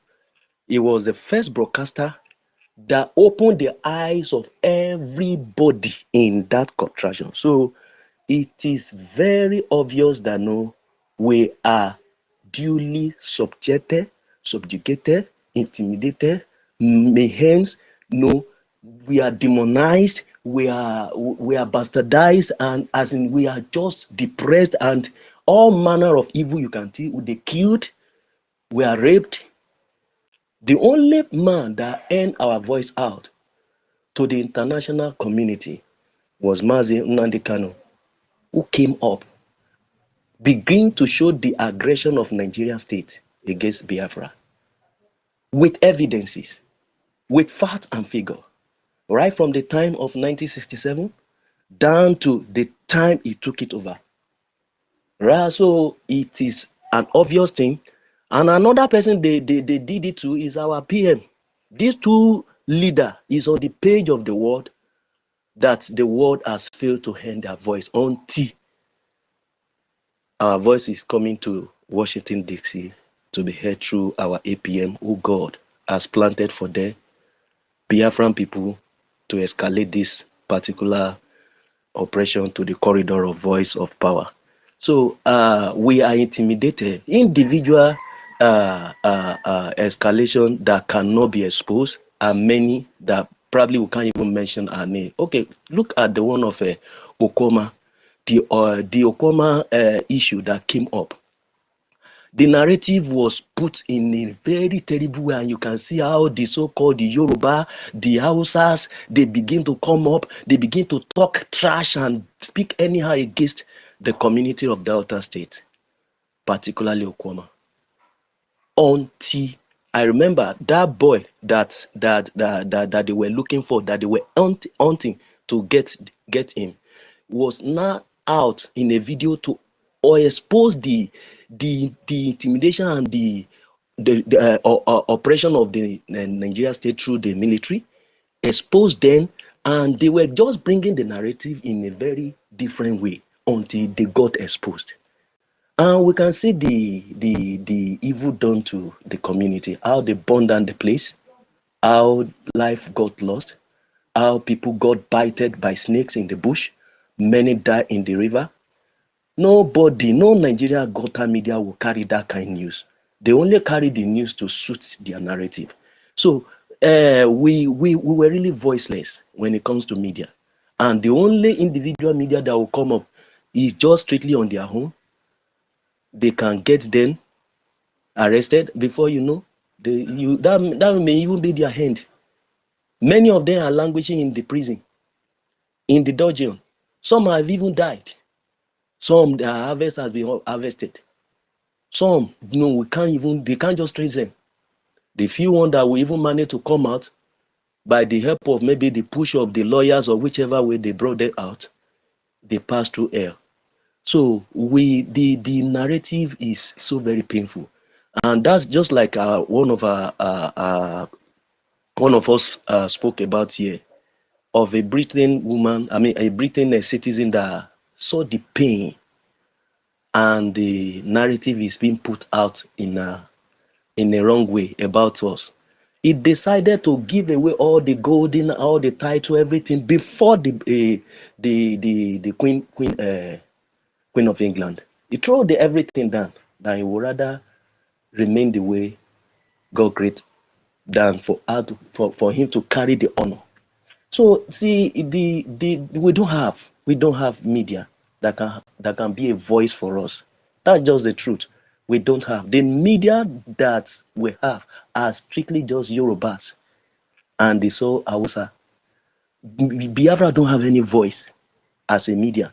And the one we have individually, they are in total danger, exposed to death, exposed to threat, exposed to any manner of evil you can expect from a terrorist state. So that's just one line of my submission. Thank you. Thank you so very much, Holland. You people have formed a committee of Urubi Soko. Yeah. So, Biafrans, this is a time for you to speak out. Let the world hear your voice. Have you been victimized? Have you been a victim of this media blockade? Have you lost anyone? Have you heard of any journalist that was detained due to propagating the news of the genocide that is ongoing in Biafra land? Have you lost your social media handle because you were trying to pass out information there, especially those of you that are opening accounts here and there? Why was your account brought down? Why did they close down your account in Facebook, even in Twitter? Why? Was it because you were trying to share the content about Biafra and they tagged it false information? This is a time for you to pick the mic and let us hear from you. Thank you. My co-host, are you there? Okay. Can I come in? Okay, Solomon, go ahead, please. Okay. Since the morning now, I'm about to speak. Though I love what is going on. This program is very vital to the world, to the whole world, and to the Biafrans. So my own observation is the same thing we all of us are bringing out. Though my own will be somehow in and different somehow. Okay, I'm number one is they always position one idiot in every position as somebody that will dance to their tune. One album, one thief, one bad person that is non-entity in society. Likewise, whenever they are, that's about their propaganda. So whenever they tell you Hanes and Dibo, that one is a propaganda. So propaganda they raise to represent us. But they are not representing us because we did not elect them to come and represent us. But whenever they see that person will go and get the red cap and stand as for Hanez, and before you know it, it will be a chance for them to use to manipulate the rating and short as their propaganda. They shift the person front like as they shift the person front as if he represents us, but in other ways negative to our agenda. So even in this Twitter, this S, if you go there now, I found out that there's Nigerians working there. I don't know whether they are still there. Nigeria are holding vital position there. That's why you see our Elon Musk is very good man. God used to make a short. He said he did not buy Twitter, but he bought freedom of speech. That's why he bought it for $3 billion. So and he's a good man that make us to remain here today to be talking. But if you go to the workers, to the people working under that company, you see Nigerians there, and that is who they are using. I mean, there may be a person they are using. I'm not accusing them anyway. There can be, when you are going to a restaurant and eating in the restaurant, it's very, very hard for you to eat poison from. Hold on. It's not our duty to know those that are working there and those that are not working there. Please focus on the topic. Thank you so much. Thank you. Now, so it's where so they position themselves everywhere. They use every element for their propaganda. You see when Tiwa Danjuma was, right to the international community about how the army collude with terrorists, with herdsmen to commit mayhem. As I wrote it, being a noble man, they know. They did not sweep it under carpet. They first of all call High Commission, Nigeria High Commission in UK. He said nothing like that. It's political motivated. They say even Buhari have his second is Christian. He said Buhari carry Christian like a baby in the right hand, carry the other Muslim on the other side, the left hand. He's a good man. They call Sibanjo. So it's political motivated. Oh, this is propaganda. Then people in S now begin to blaspheme him as a liar. Sure, they portray him as a liar to the whole world. So this is what we are facing. Propaganda. We are facing propaganda everywhere, and we are facing propaganda. Am I coming out? Am I still coming out? Am I still coming out? Yes. So we are facing that propaganda, worldwide propaganda. They are using it everywhere because of the billions of dollars they spend from 60s till today from our resources, our mineral resources. That's what they are using against us anywhere. Even you get a time when our leader Mazen Kanu was speaking, he said that people in the embassy, whenever the person comes, they will welcome the person with $1 million and say we work together. And whenever the country, the person representing we say, this I hearing from in Nigeria. Is it true? They say no. Nigeria is very cool and calm. You know, they are not. They don't want anything to come out. To come out as a news that is rare, but they will cover it up with the diplomats. They cover it up with even they come in our midst and cause some other things again. You see, as the good news is coming from for people that God want to use to help us to enter Nigeria, they are all the evil.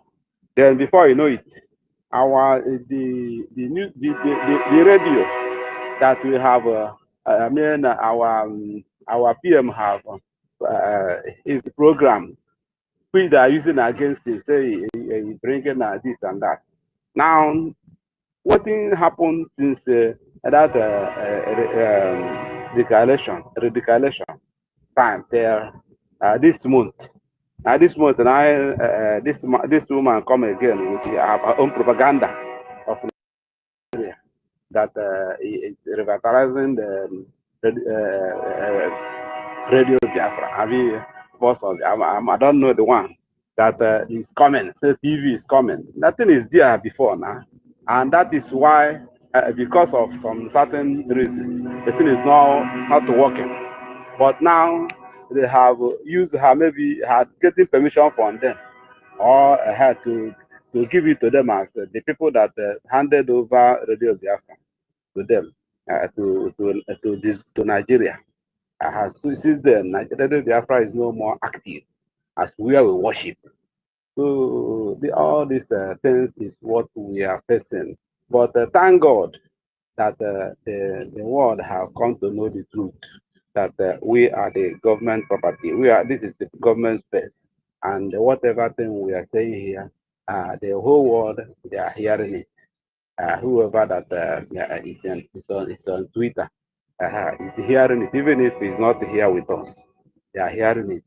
They hear it one way or the other. So our voice is being heard.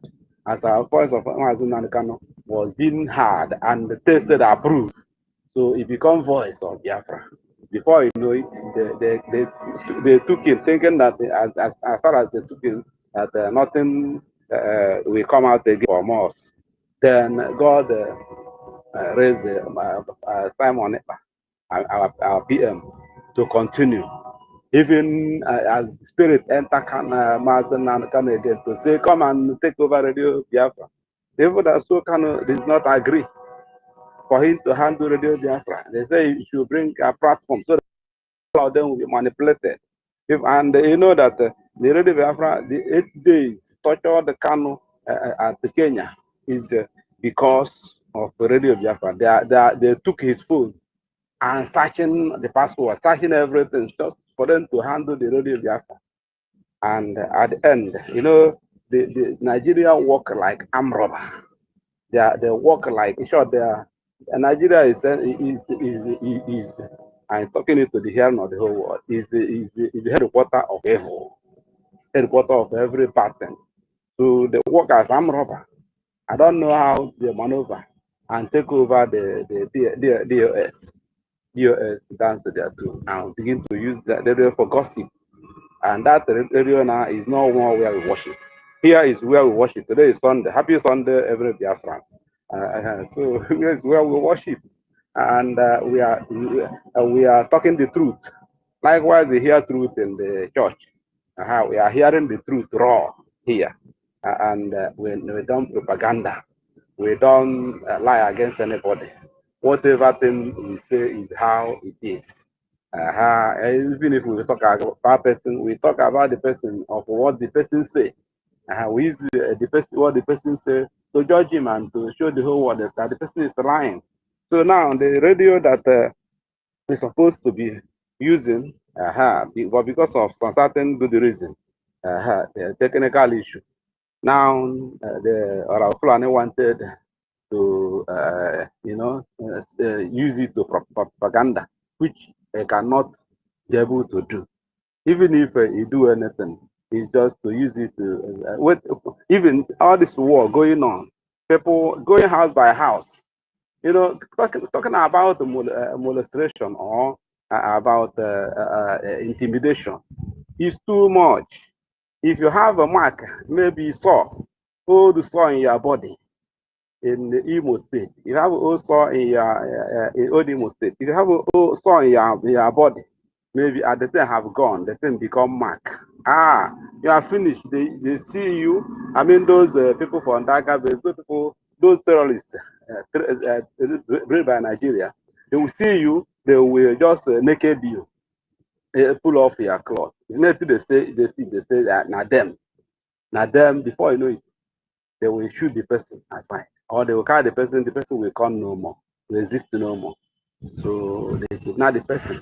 So that's how people are disappearing. But to see several time, I come up as an adult, you must see a person from the north with carry dagger all over the west. He wear cloth with the big dagger inside.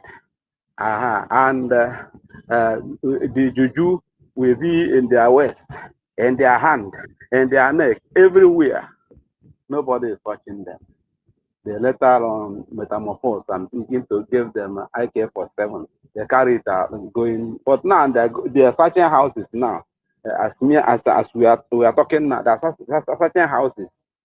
If they get market in your house, they will say, yeah, now them, the person is gone. And as a result, they will carry the property of the person, put inside the trailer, and go. Which type of that's why I thank God for this government that want to listen to, that is listening to us now. That now the word of Mazen Kanu and Prime Minister Simon Ekpa is now germinated to be seen and to be used to deliver us. So God Almighty will serve. Chukwuka Biama have come to deliver us. I know that one day, every day is for the thief, but one day is for the owner. We are the owner of the land. It's no two ways about it. Igbo is not hidden. Igbo or eastern region of Biafra or Biafra have been in existence 600 years before creation of whatever called Nigeria. So God will vindicate us, and is vindicating us now through our FPM, through our rubbish, and through the word spoken by Mazen Nanakana and our PM, Maz Simon Ekpa, and all the truth coming out on this platform. Our Minister of Information will come up, we will dish it out. People that know the truth, we know that indeed this man is not a lion, but he's putting things in order. So this is what I have to say for other people to continue. I will not waste our time. So this is the only thing I have for now. So that other people will say, I may not put my words well, but God, tutor is there to help me.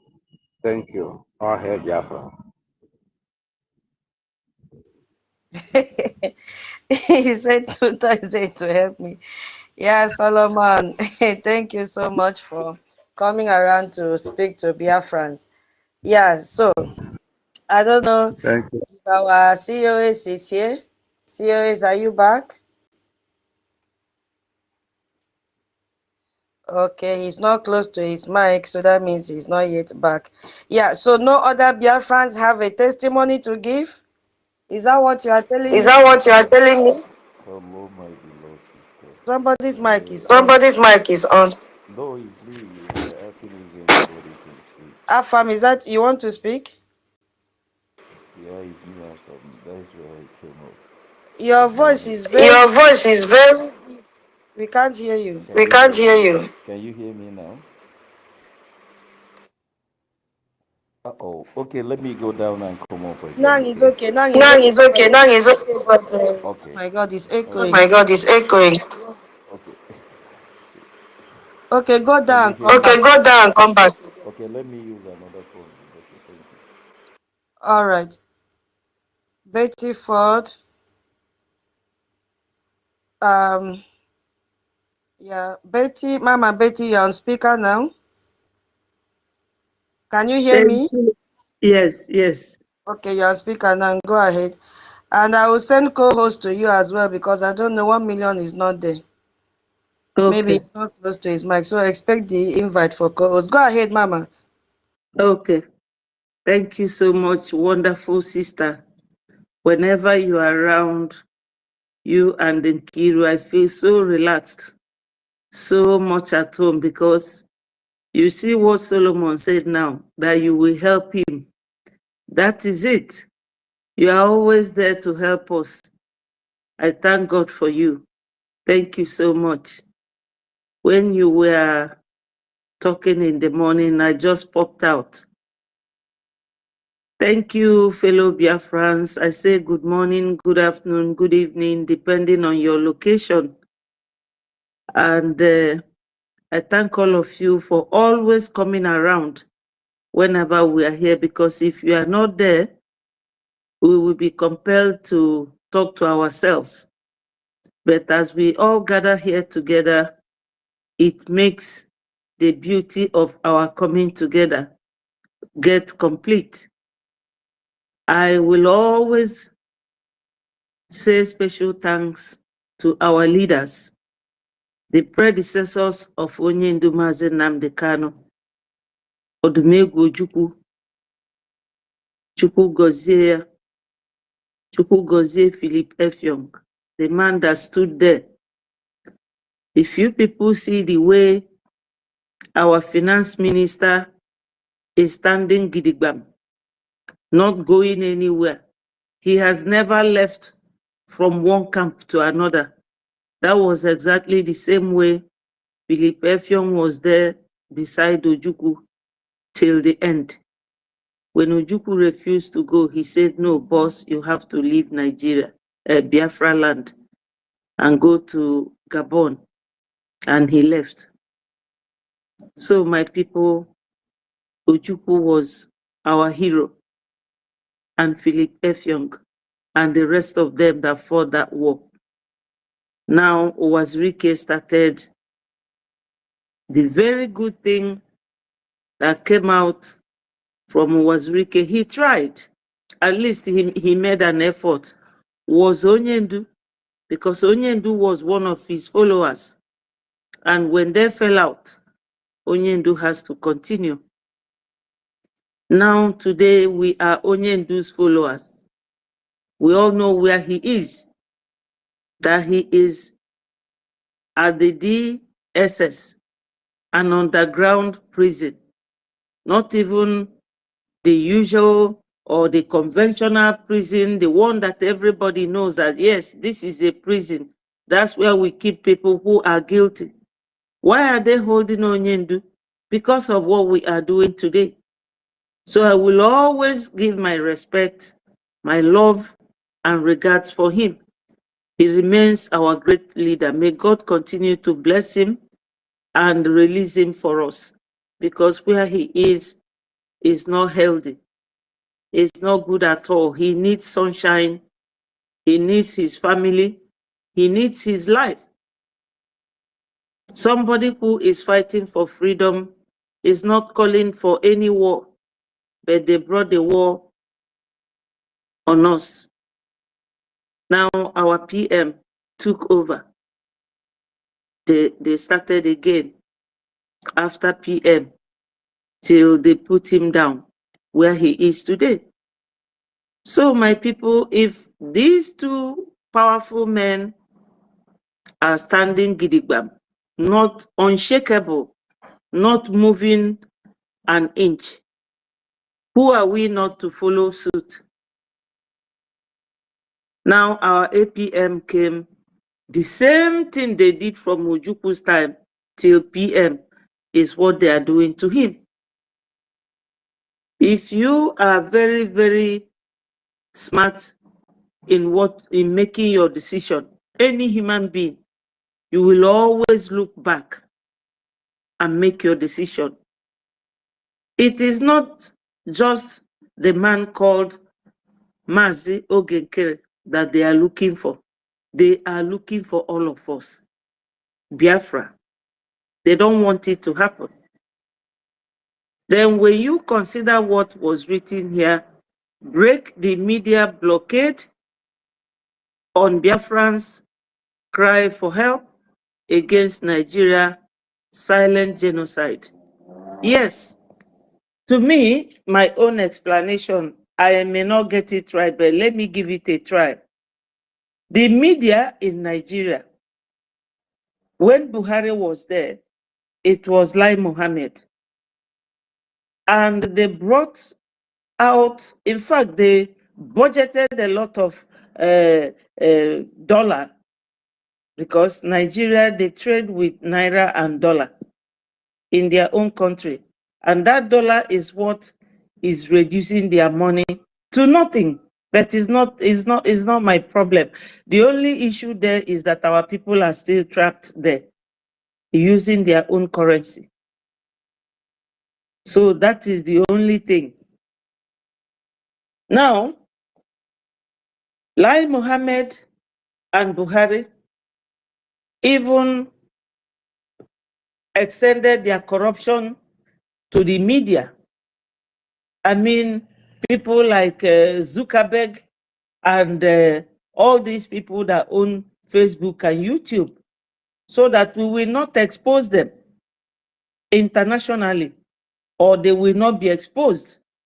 If they buy somebody in homeland, you cannot show the picture. Facebook will bring down your page. YouTube will do the same.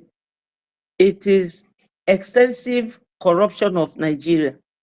Then within homeland, within the Zoo region, Oduduwa nation, and Biafra nation, you cannot say anything if you are a media person, a journalist or a radio house. They will not. They bribed them. They gagged them. Recently, there was a lady called Lolo Azuka Neka from Imo State. She is the voice crying now. It used to be Nonsonkwa, but somebody said that hopeless the hopeless have arrested Nonsonkwa and nobody knows his whereabouts, because Nonsonkwa is the one that used to sing the song of what is happening to our people, the way they are massacring them there. Now it is Lolo Neka, and I always cry for her so that they will not get hold of her. She's the one crying. Anytime she will be crying. Recently, she said that there are people that Tinubu trained for their election, but that those ones are deadlier than even Boko Haram. So the Boko Haram, ISWAP, ISIS, all of them, they blocked the media not to show what they are doing. And Musa is both the media and the terrorist leader, the CDS, Musa, Christopher Musa. He is the chief of defense staff. They are gagging all the media in the zoo, because we all know that information is key.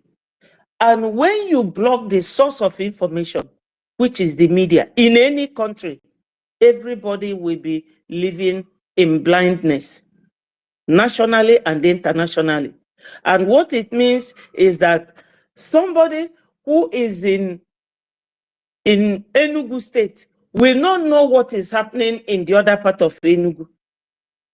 That is somebody who is in Soka, and Soka is Enugu, and Abakaliki. You will not know. If you are in Uyo or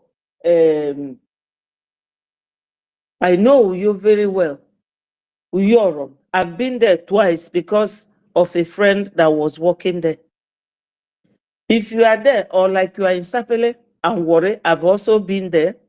Warri and Sapele, they are very close. But what is happening in Warri, somebody in Sapele might not know it because of media coverage. Very, very poor. If you do, they will just get rid of you. We all remember when Obida Amalafia raised an alarm, security alarm, telling everybody how they are planning to annihilate the Igbos. And you all know that all of us in the South, we are the Igbos. But we are the Igbo-speaking tribe. They want to annihilate all of us, all their plans. And that is exactly what is going on today. So we are letting the world know that there is serious genocide. One of the commanders, Angel Makeup, on the 8th, which was 2 days ago, he came out, cried in a loud voice how the 5 governors have now decided to release the soldiers in their states to go to Okigwe state to go and fight them. But I thank God, he also said that Gentle has left that area because I know he's the one they are looking for. But they will come there and start shooting innocent civilians. They will start killing innocent civilians, burning their houses, rendering them homeless. So the world should hear this. Nigeria is gradually wiping everybody in that region out. That is their plan, so that they will go and bring all the Fulanis all over the Africa continent and settle them in Nigeria. But we are promising them that Biafra land is excluded. They will never touch their filthy hand on Biafra land. No Biafra land will accommodate them. Now, when it comes to their method of fight now, they are using Biafrans to kill Biafrans, in the sense that Charles Soludo is a Biafran, Peter Mba is a Biafran, the governor of all the 5 states, they are all Biafrans in Biafra territory. So they use them to detain Onyendu, use them to detain our PM, thinking that when all this happens, we will all give up. And that is why I will forever give you people my kudos for remaining strong, fighting hard, especially our APM. Like our original COS said the other day, they thought that, no, I think it was a Success that said that they thought that our APM is a man they can intimidate because he's always quiet, always gentle. No, my people, anytime you see somebody who is very calm, who does not talk anyhow, just be careful with them, because they are packed with sense. They know what they are doing. They know what they want. Until you provoke them, then you will see their true color. Now they are seeing the true color of our APM. You know, this very last batch that left, they thought that Biafrans is like the Biafran of yesterday. No, they didn't ever envisage it coming. They didn't see it coming. That Biafrans are now wiser than the serpent. So they thought, oh, when we go now and call Biafrans and castigate APM, they will all leave him. No, Biafrans are now wiser. They are now wiser because this is the modus operandi of Nigeria. They will use your own person, and those they have used and they still using, they know themselves. But it is a very big shame on them that Fulani that came from Futajalon will come and be using all of you to displace you in your own ancestral land, and you will be working for them. All these governors, even Charles Soludo, a whole professor, that one does not know anything. He does not know anything. Before he became governor, I was following Fade Bube Monso at Uke. That's where his church is. Fade Bube Monso, the wife of Soludo, will be there, where they call Ukwobe. She will be there from morning till night. So Charles Soludo now, Your wife got you this governor position that you are by going to a Catholic church. So when you bring this Fulani to displace us, you are going to turn to Islamic religion and you will become a Fulani man. Because I don't know why these governors, what they think or what always comes into their brain when they are doing what they are doing. All of them, their children are abroad. But the ones you are killing back home, they are not human beings. So my people, Biafrans are wiser now.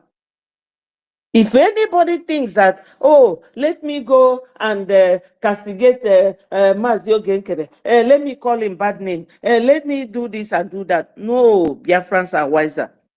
You came late.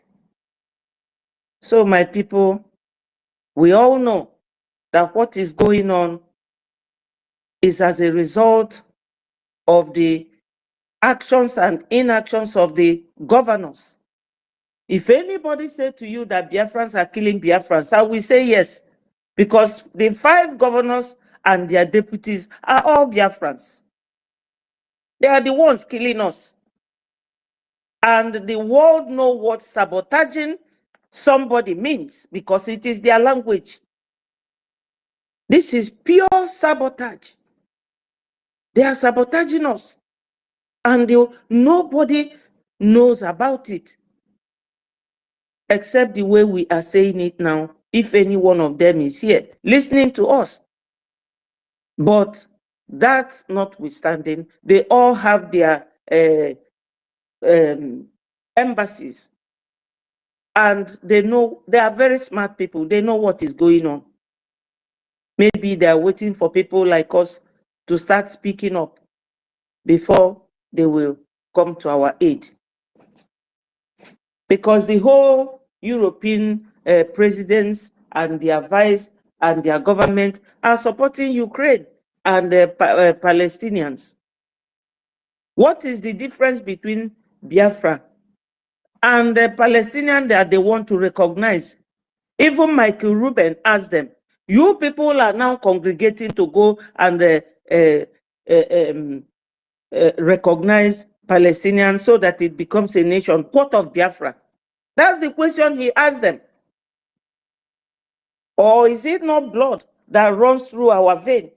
Is it water or just ink that is running through our own vein? It is still the same blood. If you cut the skin of a white person and cut the skin of a black person, what you will see is red blood. That is it. So, my people, let us remain strong. Yesterday, you people came in mass and made donation, and I have to thank all of you for doing that. That is what we're supposed to be doing from now on. We have done so much following the PM. He did it with speed from 2024 to 2022 to 2024. He achieved so much, set up a lot of structures that we have to follow. We have to follow it. And as long as we follow those structures he left behind, especially donation, the system of doing things, donation that will keep helping the men on ground and helping to look after our lobbyists and our lawyers. You all know we have 2 lawyers. We have, what's his name again? The one that NGOZI wanted to corrupt in the UK, Dr. Levy. We also have Dabiri law firm and Jim Moran. My people, it is all money. This money does not get into any individual pocket. No, we are using it because freedom fighting and the liberation of a nation is costly, very, very expensive. It's not a joke. It's not even like training any person in an overseas country as a foreign student. No. it is more expensive. So my people, I always use this word. The nitty-gritty of our fight is a gemma in the morning, a gemma in the afternoon, and a gemma in the evening. Thank you people so much. May God continue to bless all of you and myself as well. We are all in this together. We are not going anywhere. We are not going anywhere. We all heard it when our sister Tutos played the voice of Commander Gentle. He said that any money you are donating to Orabu Fulani, that she is using that money to sponsor Ebubago. Caterpillar is Ebubago's commander. And in Ebubago, you will see Fulani. You will see some Biafra sellout that is with them. We have a lot of things to do. Even the last space that PM held, he said to us that he will not tell you that freedom fight is something you will get overnight. No, it is tough, very, very tough, and it requires money. But I know that we will not donate forever and ever. No, it is only but a time, and let us do it diligently, precisely, concisely, as much as we could. Please, my people, let us donate, even if it is now. Even if it is now, just donate. Anything you have, donate it. Biafrans will accept it, and we will thank you and even clap for you. So I will leave you people here, and I am donating 10. My brothers and sisters, let's do it. Let's do it. You see, when we did self-referendum, the result was 56 million. Assuming 1 million of us donate 1 ejema or 5 ejema, you know how much that will be. So my people, anytime, anywhere, it is always ejema. That's what we need. We need it for now, so that we will show these Fulanis that they cannot, that madness in their brain, that we are more crazy than they are. With our money, with our funding, when we say that we are brilliant people, we are intelligent people, it's not just something you say by mouth. You have to act. Practicalize what you preach. We preach brilliance. We preach intelligence. How do we show it? Is it by sabotaging what our leader Onyendu, the reason why he is still there every day from morning till night? 1 year, 2 years, 3 years, 4 years. This is the 5th year. If you donate 10 ejema, it will not be too much. At least after donating, you will still go out and do something. You get fresh air. But Onyendu is not a free man. And where they are keeping him is not like a recreational place. It's underground. That's where he is. And when Mr. Success said that Onyendu said we should protect our APM, don't you think that he hears what is going on? Of course, because his lawyers goes to see him. So if he hears today that we have all given up, that we are no longer pushing the thing he introduced to us, do you think that he will be happy where he is? The same thing applies to our PM. So the only way we can make them proud is by keeping this light they kept for us. Keep burning, so that this light will illuminate the darkest side of Nigeria, and the world will see them. The world will see them. We are trying. I will give you people 100% for those of you who 100% mark for donating all these years. It's not easy. I have to praise you. I have to thank you. But I will only encourage you to keep pushing. One day we will be smiling in Biafra land. And most of us, we will see each other and say, oh, is this how Betty looks? Is this how Tutor looks? Oh, we will be dancing on the street of Biafra. Yes, it will happen. I know it's tough.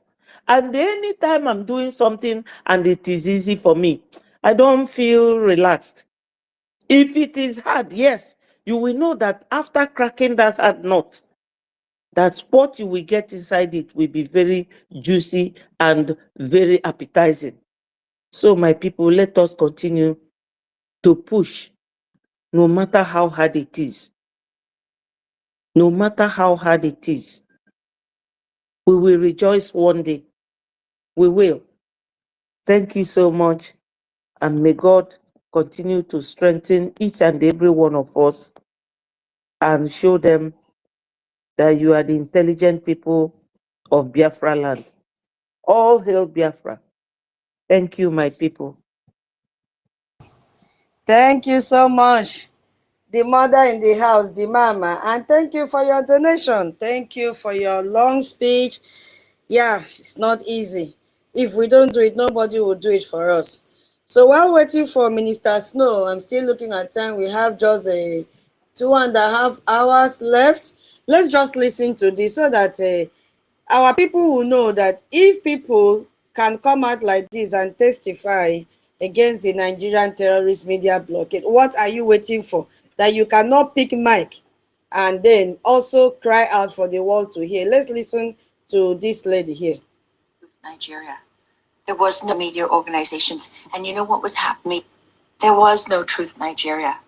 There was no media organizations, and you know what was happening to those people? To Lawrence and Masara Kim and all of them.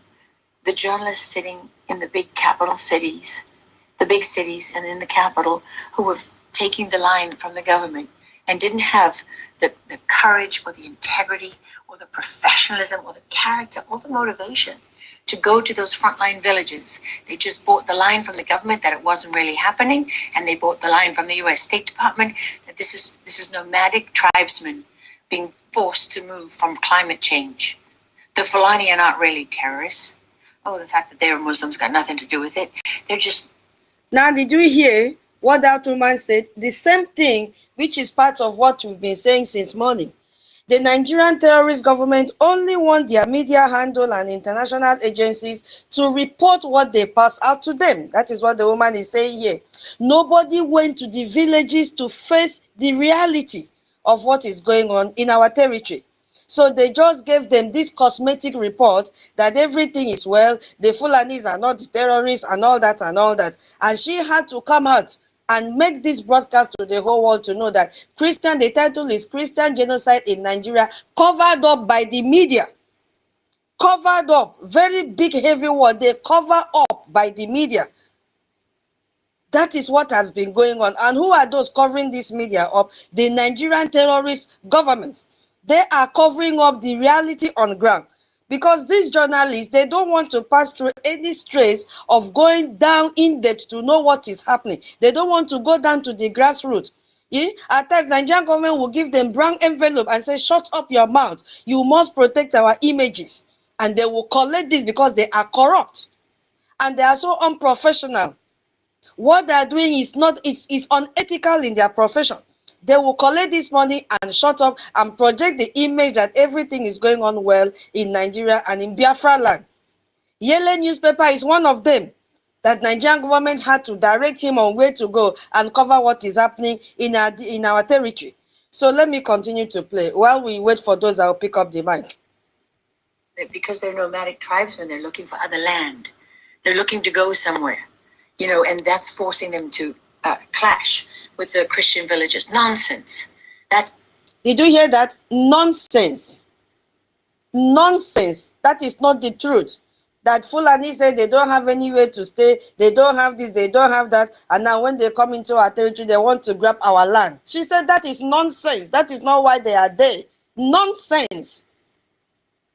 You see? Nonsense. Let me go back a little. To clash with the Christian villages. Nonsense. That's absolute nonsense. That is just an example to you of how climate has been used as a scam. I mean, they have used climate as a scam.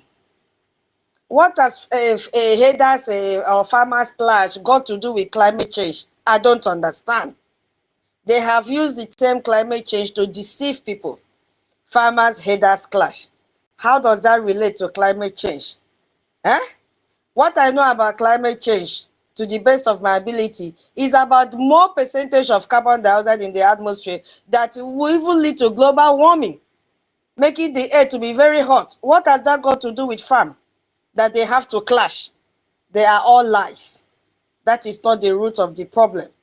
They are there to take over our land. They are there to kill our people. But the media have covered it up. And that is why we are here in this space, to be the media for our freedom, to be the media for our recognition. And we have guaranteed the Fulani terrorists that they can never take our land. So while I'm playing this, please, those that want to speak should get ready to pick up the mic. The video is not long, just 4 minutes. And we've used like 1 minute already. it's not just fake, it's much worse than that. All of these systems that are being implemented that are so profoundly dishonest, they're systems of control. How do we control the people, control the information and the narrative, and then have that as cover to do whatever it is that we want to do? Did you hear that? It's about control. Control the people. I have added control the resources so that they can be able to do what they want to do. And what do they want to do? Islamization. What do they want to do? Kill Biafrans. You see? So people are even out there, wearing lenses to see what is happening in our territory. And this woman came up to say that there is a media covered up the genocidal war that is ongoing in Biafra land. Because when they say Christians, we are the Christians that they are slaughtering every day. Which, by the way, is to go into Christian villages and not only annihilate people. I mean, in one of the recent attacks that Truth Nigeria has reported on, putting women and children inside cages in the market and burning them alive. I mean, I was sitting down to dinner in my hometown in Texas one Friday night years ago. My husband was with me. It was when we were trying to get the sound of freedom was being blocked because people didn't want child trafficking to be a conversation everyone was having. This woman is saying years ago, the story she wants to narrate now, years ago, compared to what is happening right now, that they rape them and put sticks into their private parts. This was years ago that they put women and children in a cage. What is happening presently is worse than what she wants to narrate now. You see what is happening? We have to expose these people. We have to expose this terrorist Nigerian government, what they are doing to Biafrans. Because these Christians are Biafrans. Let's listen to what she experienced years ago that even made them to abandon their food. And we were doing our best to help get that movie put out. And I got a video. I showed it to my husband as we sat down. He couldn't eat. And it was a young 18-year-old, 17, 18-year-old girl from Nigeria who was pulled from one of the villages. And as they were slicing off her head, they were digging her baby out of her tummy. And she was well advanced in pregnancy. That's the reality of what, when you put those numbers up and you go before your colleagues in Congress and you put those numbers forward, that's what it means in human terms. I mean, Lawrence once was calling Doug and myself. He's sitting in the back of a meat wagon on the bodies of his friends and neighbors with malaria. Remember, after that he went out with malaria for weeks. I mean, these the courage of the people who are on the front lines reporting this cannot be overstated. But the challenge that they face is that the media itself denies the reality that they see and report on with their own eyes and ears. I mean, that's without conscience. And honestly, I stand before all of you in the National Press Club of the United States of America, the most powerful free nation on earth, where we have First Amendment rights. And I cannot say strongly enough to the press corps, do your job. Do your job. Because we are supposed to be the inspiration and also the safety net for journalists everywhere. It is truly without conscience that you can witness the execution of people and have it denied because journalists are too lazy, too corrupt, too stupid, too cowardly to stand up and tell the truth. That is, we have to stop being afraid of what people will say, just to stop being afraid. That is without conscience. And, to stand up and tell the truth, people, and have it denied because journalists are too lazy. First point, she said because journalists are too lazy, they don't want to go to the grassroots, they don't want their legs to be stained, they are too lazy to go to the grassroots to get first-hand information. No, we can't go there, we cannot withstand blood, we cannot do this. When I'm talking about journalists, I'm not even talking about the international journal, I'm even focusing on those domestic ones in Nigeria. They don't want to go there and see things for themselves because they know that they cannot even try to report it. Now, let's look at what point she mentioned. She said they are lazy. Even to sit down and document anything, they are lazy. They don't want. Too corrupt. Too corrupt. Nigerian government have paid huge amounts of money to journalists. They are too corrupt. Because they don't want to go, Nigerian government will tell them, don't go, don't go, the place is untidy, pollution is there, you will go and contact disease, no need for you to go there. And then they will now say, okay, if you don't want me to go, give us envelope. Nigerian government will say, is that your problem? We can give you one full drum of money. Mention the currency that you want. Do you want it in dollars? Do you want it in local currency? We are here to pay you. And they give these people money and they turn their back against the blood of Biafrans. Let's look at another point too. Too stupid. Too stupid. Too stupid. Journalists are so stupid, especially Nigerian journalists. They are so stupid to turn their backs. First of all, they are lazy. Number two, they are so corrupt.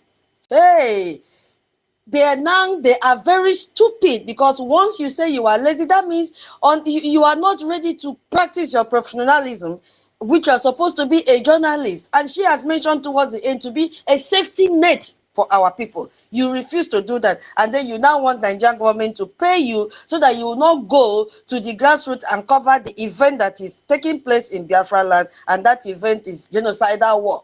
And are you not stupid? You are senseless for you to accept bribe at the expense of the blood of Biafrans. Let's look at another trait that they are. Too cowardly. Too cowardly. Too cowardly. What are you afraid of? What are you afraid of? You are afraid that you will be jailed if you report the truth. You are afraid that Nigerian government will seize your license if you report the truth. What are you afraid of? You are afraid that Nigerian government will pull down your studio. What are you afraid of? You are afraid that they will, close down your media channel. What are you afraid of? Just like Vanguard newspaper that carried the news of our US alliance with Brgie. He was the only newspaper that Nigerian government threatened, and they had to pull down that news. What are you afraid of?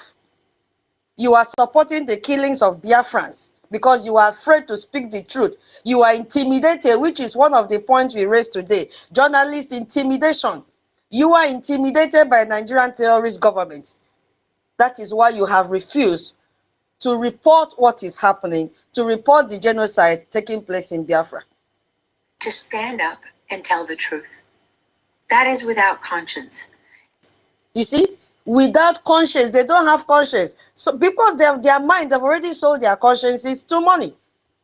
Yes, They don't have conscience. And most importantly, because none of their family members have been affected. They have pulled out their family members to where they are secured in Aso Rock and all that, and they have given them high-class security mopole to guard them. So they don't have conscience. They will leave whatever is happening to continue to happen to us. See? Let's continue. And, we have to stop being afraid of what people will say to us. We have to stop allowing those who tell the truth to be punished and those who lie to be rewarded. Did you see that? Those who tell the truth are being punished, and that is what they're afraid of. And those who tell lies, this is Nigerian system for you. You don't need to go and study it in the university. Those who tell the truth, Nigeria will punish them. Those who tell lies, Nigeria will reward them with all amount of money. Just because you are dishing out false narrative against the genocidal war that is going on in Biafra land. Yes. So this is what is happening. And this is why journalists are so afraid to speak the truth. They arrest them. Nigerian government will arrest them. You see? And most of them are disappearing on a daily basis. That is why they cannot speak the truth. But once they open their mouth and lie like Channels Television, when 1 million people are being killed, Channels Television will tell you 20 people were killed. They don't want to speak the truth because they are afraid that they will be. There was a time that Shegun said whether Shegun or Shegun was suspended. He had to go and beg Tinubu because he came out to speak the truth that Tinubu was bringing a hunger to Nigerians. They had to call him to order and suspend him. He had to go and beg. Since that time, have you heard him come out to castigate Tinubu again? No way. Not to even talk or report anything. Report the genocide, disappearancing of our youth in our Biafra territory. None. He's not speaking about it anymore because he will face the consequences. So I just wanted to play that so that we can also listen to it and build our explanation on those points that woman made. If she is telling the truth or she is lying. So I don't know who is next to speak now. Minister Snow, are you around now? Oh, yes, I am. Okay, please go ahead. I am. Greetings, my dear sister, tutors. 1 million. Greetings, my brother. Mommy Betty, thank you very much for speaking to us like a mother today. As I was just listening to you, I was like, I'm truly listening to a Biafran mother talking because she's really talking from a different place, forgetting all the rift, all the nonsense that is going on. She was speaking to us as Biafran people who believe in Biafra. I enjoyed listening to you, ma'am. Dr. Vils, greeting from here. OJ, freedom for all. And my dear brother, Kekime, I hope you're getting well. I hope you recover quick. And every other Biafran that doesn't feel okay, I hope you all, recover from all the distractions that has happened. Let's get back to doing what we do best.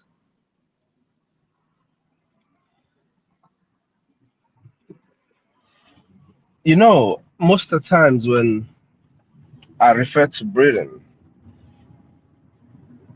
I refer to Britain as a British, I refer to Nigeria as a British slaughter camp. Nigeria is a British slaughter camp. That's what it is.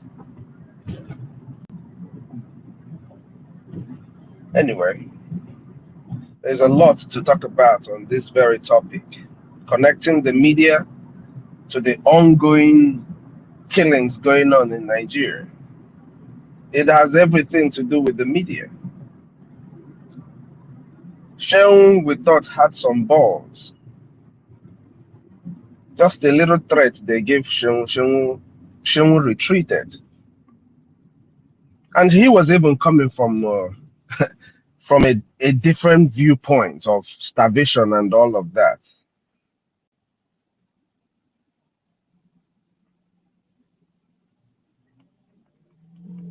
Listening to this woman speaking, I think I already posted that video. Listening to this woman speaking, it was like somebody really gets what we're saying. It's not just that we are saying it and people are thinking that we're making stuff up.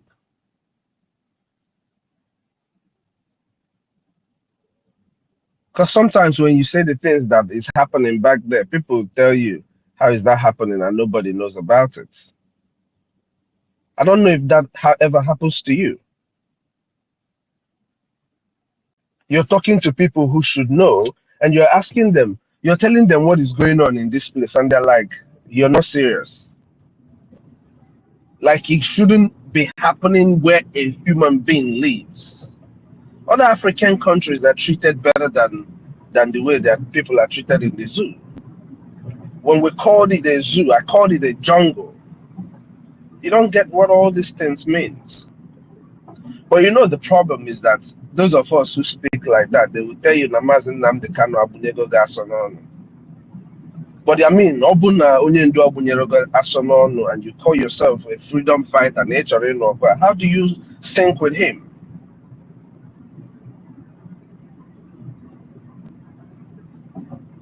The truth is this. Our mother Betty has just spoken to us about our collective efforts. The only way we can break free from all this nonsense is by one day walking into our own homeland, Biafra. That is the only way we can break free from all of this. So what are Biafrans supposed to do? I mean, there has been too many expositions to explain to people where and what they should do, even from our defense forces. People have literally forced our defense forces into coming out and talking on the media.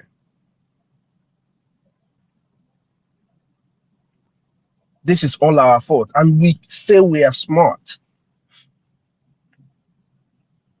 All the people that are coming from obedience to support NGOZI or Aboeze, and I mean, I think they didn't get any alliance, or they've not built the alliance with the university and the rest of them. All those people, most of them, they all claim to be Igbos and they all claim to be smart.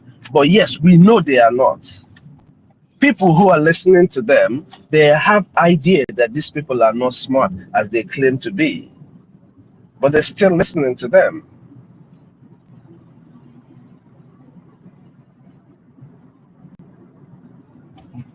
The only thing that will help you to survive in the territory called Nigeria, the only thing that is going to help anybody survive in the place called Nigeria is a free Biafra. I can assure you that 100%. The only reason why people are beginning to speak is because there is a resistance somewhere. There is somewhere where there is still hope that they can salvage the whole place from. And that is a free Biafra.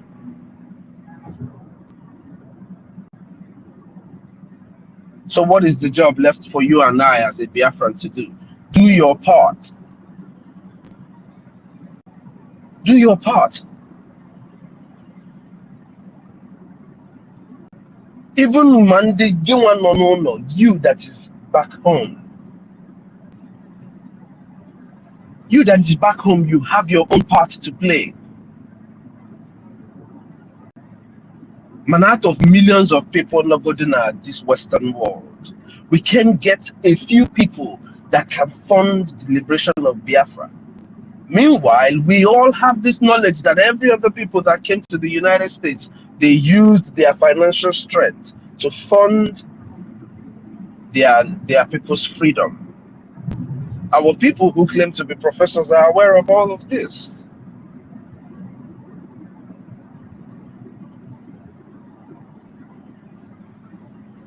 They know that fund is the strength to everything that you want to do.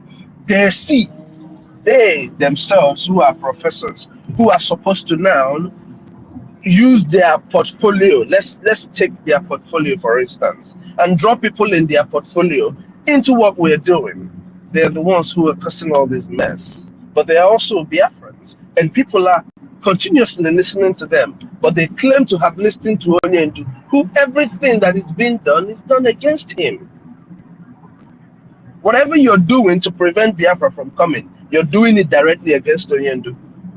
If you claim that you've listened to Onyendu, then when you come to the media, everything that is being reported now, everything that is going on now, this conversation this woman is having, is that not the reason why Onyendu hates Nigeria? Is it not because of the media?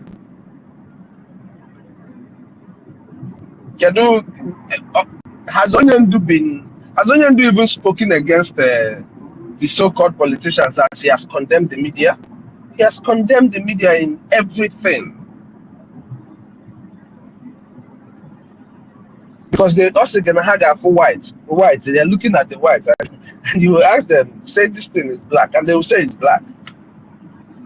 That is how Onyendu refers to Nigerian media. So people shouldn't be listening to all these things. Manandi Biafrans. We that call ourselves Biafrans. We that claim that we have listened to Onyendu. When are we actually going to wake up? The slaughter hasn't stopped. The description this woman is giving in this video right now, we have experienced it we experienced it a few months ago, where our women were coming out. We brought it out there on the media. What happened? Did Nigeria talk about it? They don't talk about these things. So you are doing more than a marvelous job. This is what they call the media. Media. Yes, I understand. He's making reference to the national media that will be reporting on EFIK-IBIBIO in our territories. But without this switch to X, according to Onyendu's instructions, Onyendu gave these instructions. We didn't say, oh, we're going to go to X. Onyendu gave the instruction and we followed that trend. And we continued on that very straight one. So all those people that claim that they had Onyendu, because if another country opens a space, you see people 10,000 live and all of that, all these are young people that are out here, and you see what is going on back home. And you're actually on X in our phone, then we're conversation about Biafra. What stops you from joining in and listening to the truth and comparing whatever? You that has not been into what we're doing.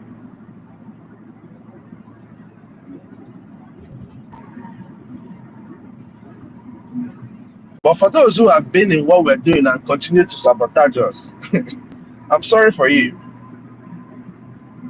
I'm so sorry for you, because somewhere in that gate we go see that law and order actually works in Biafra. And we keep saying it, and some people keep playing. You keep sabotaging what we're doing. So don't forgive sabotage. You can finish, you can do whatever. See, you can take a back seat, hold your money back. If we are able to continue speaking and it opens your mind to continue paying, and you decide to do it, maybe you might be early or you might be late. It's all on you. But and you take back your money, and then you come back and start. No, we are not going to have all those kind of things. It's either we wake up now, because like Mommy Betty said, we're not going to do this forever. The Biafran liberation tax is not going to be forever. We're not going to pay liberation tax forever. I don't know why people are not getting it. It is supposed to be for a period of time. The liberation tax was structured in a way that you can literally give $5 a week without, it doesn't bother you. And yet when millions of people, hundreds of thousands of people that know what is going on back home, who are active on the social media, and they know what is going on back home, and they don't want to do what they're supposed to do. If they claim money, and you are very smart. You're not smart. You're not smart. If you're smart, you will fight for your homeland. That's what smart people do. That's why Onyendu is the smartest guy. The smartest man I know in this life is Mazen Nnamdi. Taking him to be human. If you don't like it, it's up to you. And then when they follow the trend of the smartness, I follow that. But you don't. You have to think like the people you want to be like. Who do you want to be like? What's your role model? Who's your role model? Is it a man without dents, or the people who have baggages of crimes against you? What is your forgiveness trend like? How do you get in alone according to crimes? Is it are you a repeat weapon and make it? Do you just enjoy being on the bad side? You don't have to.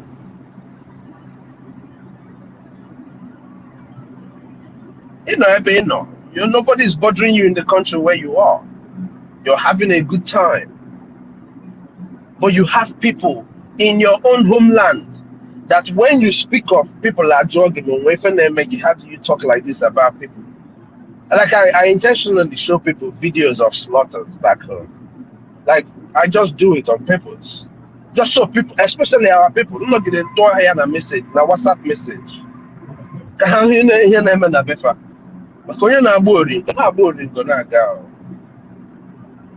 But time will tell. All the time. If we can kill the hypocrisy, can we go to there? Out of the 150,000 people that follow our PM on X, 5,000 people just say, fuck it. Let's support this man. Let's support this vision. 5,000 people. 10 agenda, 20 agenda every week. Every week. We make sure that we do this thing every week. Leave all those of us that are doing whatever we're doing, that are talking to people here, leave us alone. Let's just keep doing it. But let's get 5,000 people who will dedicatedly just support the cause of at least our PM. The same man you and I called up at here. Let's help him and be that thing. Because he has already carried us into Biafra. The rest is left for you and I. If we don't do what we're supposed to do, I can assure you it's going to linger. It's going to linger. The things that will take us a little time will take us longer time. I don't know if people were there in fundraising yesterday and you heard Mighty Dots. If you heard Mighty Dots, it made it very clear. The only thing that will save us, is if we focus, do what we are supposed to do in one front. Even just 5,000 people. 5,000 people. We can't get it. Hypocrisy. They act like they hear you, they're not with you, but they are not with you.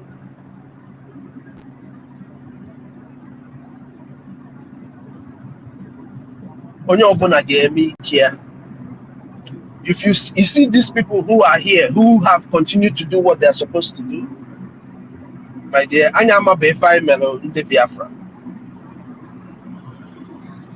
we never know waiting our sacrifice, our consistency means for Biafra. The same way our defense forces who have stood their ground, avoided doing this or this, whatever, continued on the course. The same way they don't know what they have done for Biafra. How many do you think we are? Out of millions of people, you think all of us can sit in one room? All of us can sit in one place. I am being 100% honest with you. But there are people who say they hear us. there are people who said, oh, we believe that this is actually what the problem is.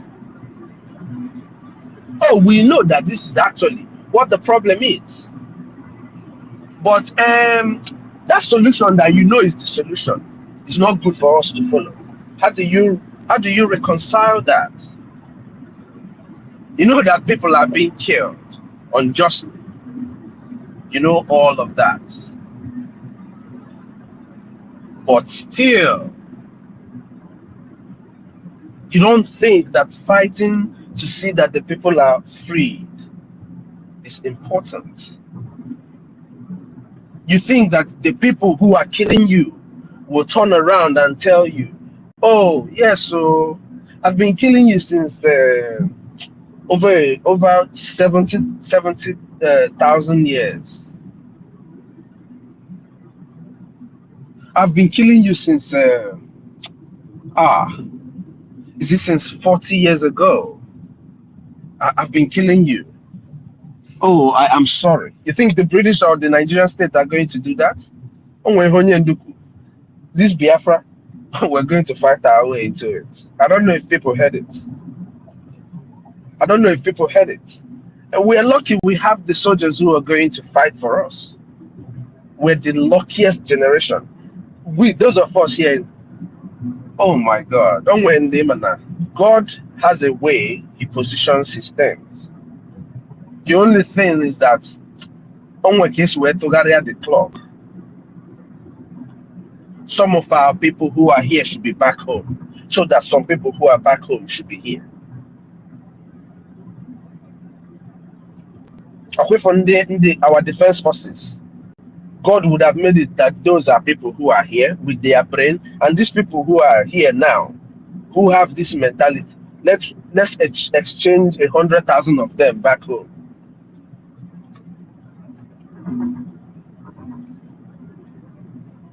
But you know, God has his ways.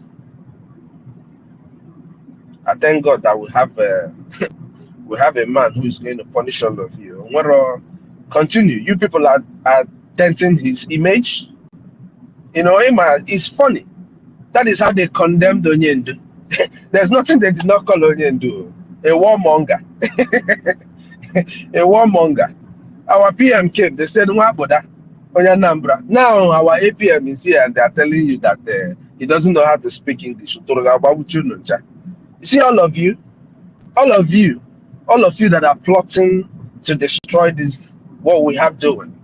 I promise you, when we are done recovering this Biafra and dancing in the land of Biafra, none of you will be able to hide. I can assure you that.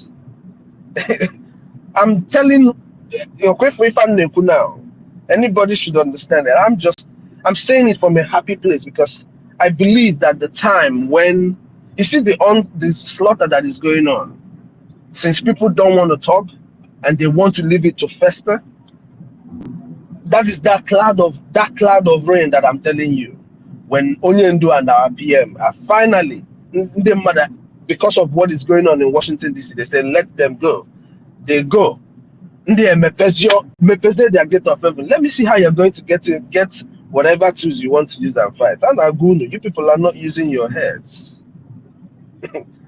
And now, people are not using their heads. Once they let Onyendu and our PM come out, the same thing they will still ask you for is for you to do what you are supposed to do as a Biafran. And as a Biafran, what are you supposed to do? Fund your defense forces.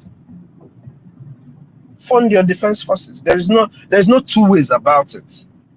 If a few of us kill the hypocrisy and do what we're supposed to do. Analysis standing about 5,000 people. Just check it on your own.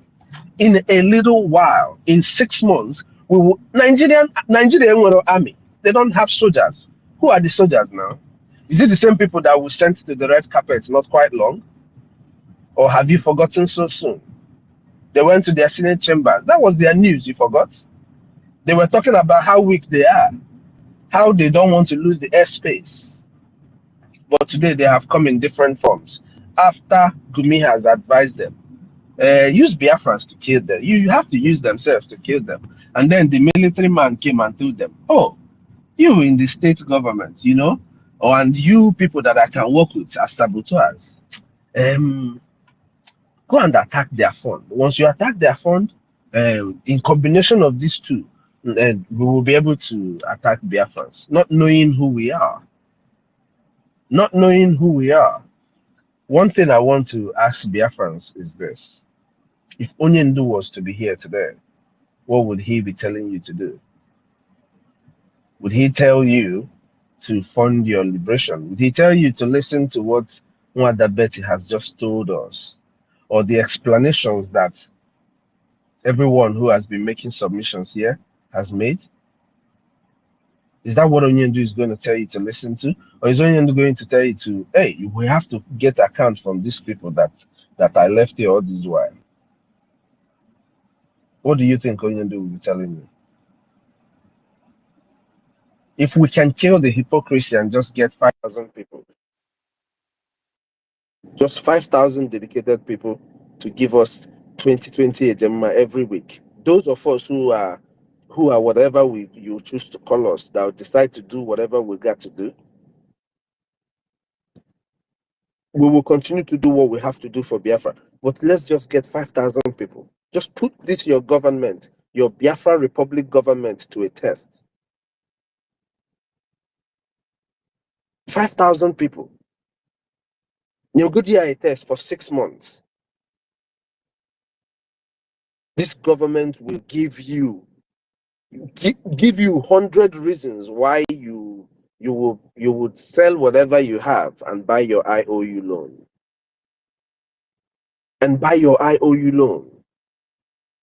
So amongst all the thousands and millions of people, that young men and women who claim to have heard Onyendu Nnamdi Kanu, over 300,000 of them here in the United States, we still cannot get 1,000 people to give a 1,000 IOU loan to Biafran government. It's supposed to be a shame. You know, there's a video where our leader Nnamdi Kanu said, the account of Biafra, that it will be a shame to see in their account. God has brought our APM that is doing everything, and people decide to castigate him. Those are the ones because I am sorry for all of you. I'm really sorry for all of you. I'm sorry for all of you because people will in so much agony. By the time something happens to your own, there is none of us here now that would say that Biafra war did not touch their family. Inside this America now, we have over 100,000 people that Biafran war has taken from their family. What would make such a person not to think about Biafra first?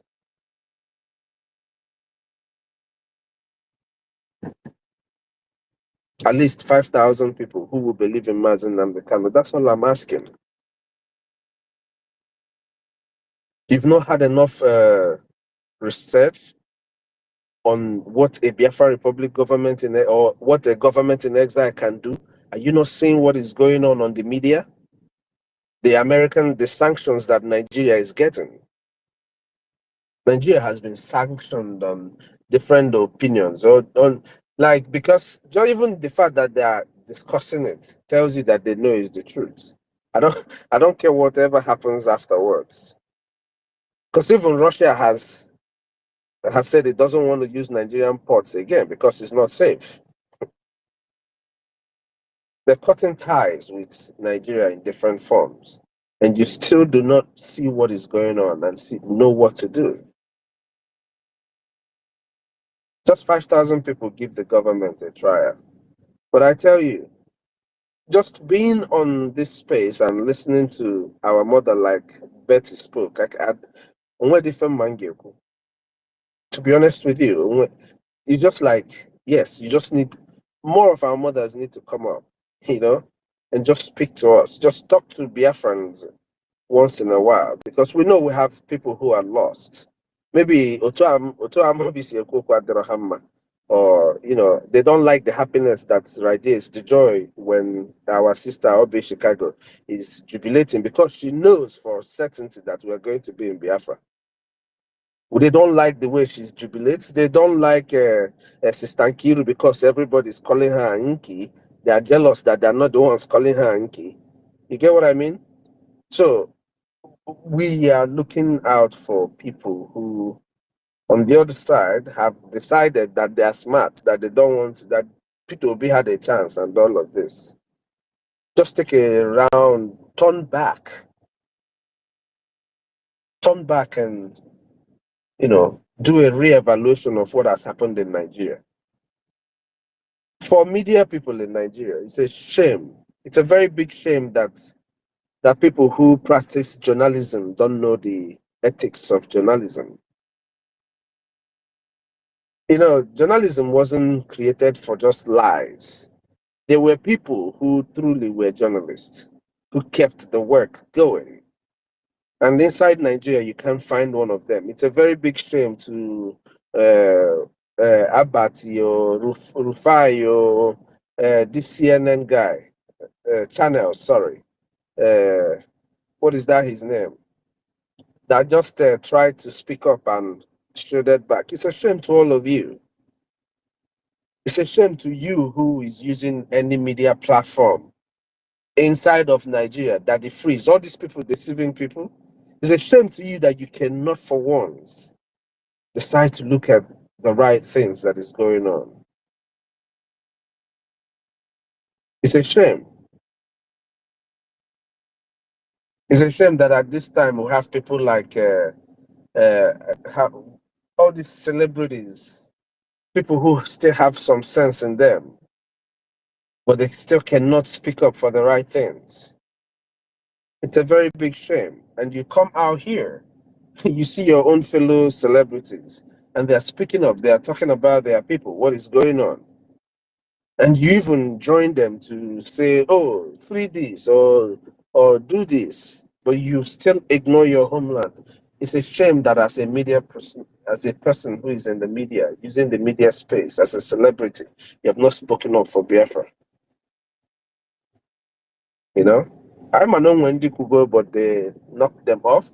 People like Flavor. Flavor has done a little mythical speaking on why Biafra is important in his own skillish and stylish way. But some people didn't get it, I believe. When they listen to the music, Hagelo, Gechalenu, the music. They didn't care about what is beneath or what the message of the music is. Oh, when they just no Oyibo or Yorima. Now Flavor Shake Irukuya. He didn't look at the lyrics of the songs.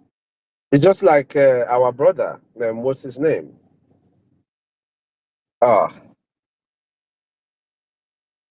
Josh. Josh has been doing good with his lyrics, but people are not paying attention.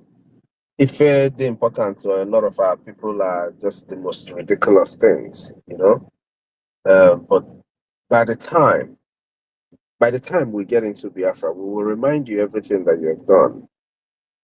If you had the opportunity now to speak for Biafra, please do. If you don't want to speak for Biafra, please, we have an IOU loan. You can be of a very good help to Biafra right now and give us an IOU loan. The same way you're going to hear that I abused you, I'm sure you're also going to hear that I am telling you this right now. We have IOU loan that you can take its advantage and support the liberation of Biafra. Call it your own sacrifice.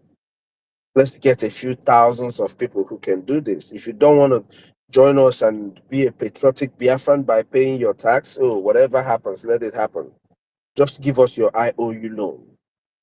You don't want to commit to giving us your liberation tax. Give us your IOU loan. If we can get a few thousands of Biafrans who will do that, and then other people who will continue to pay their liberation tax because they choose to be patriotic Biafrans, we're going to achieve our goal.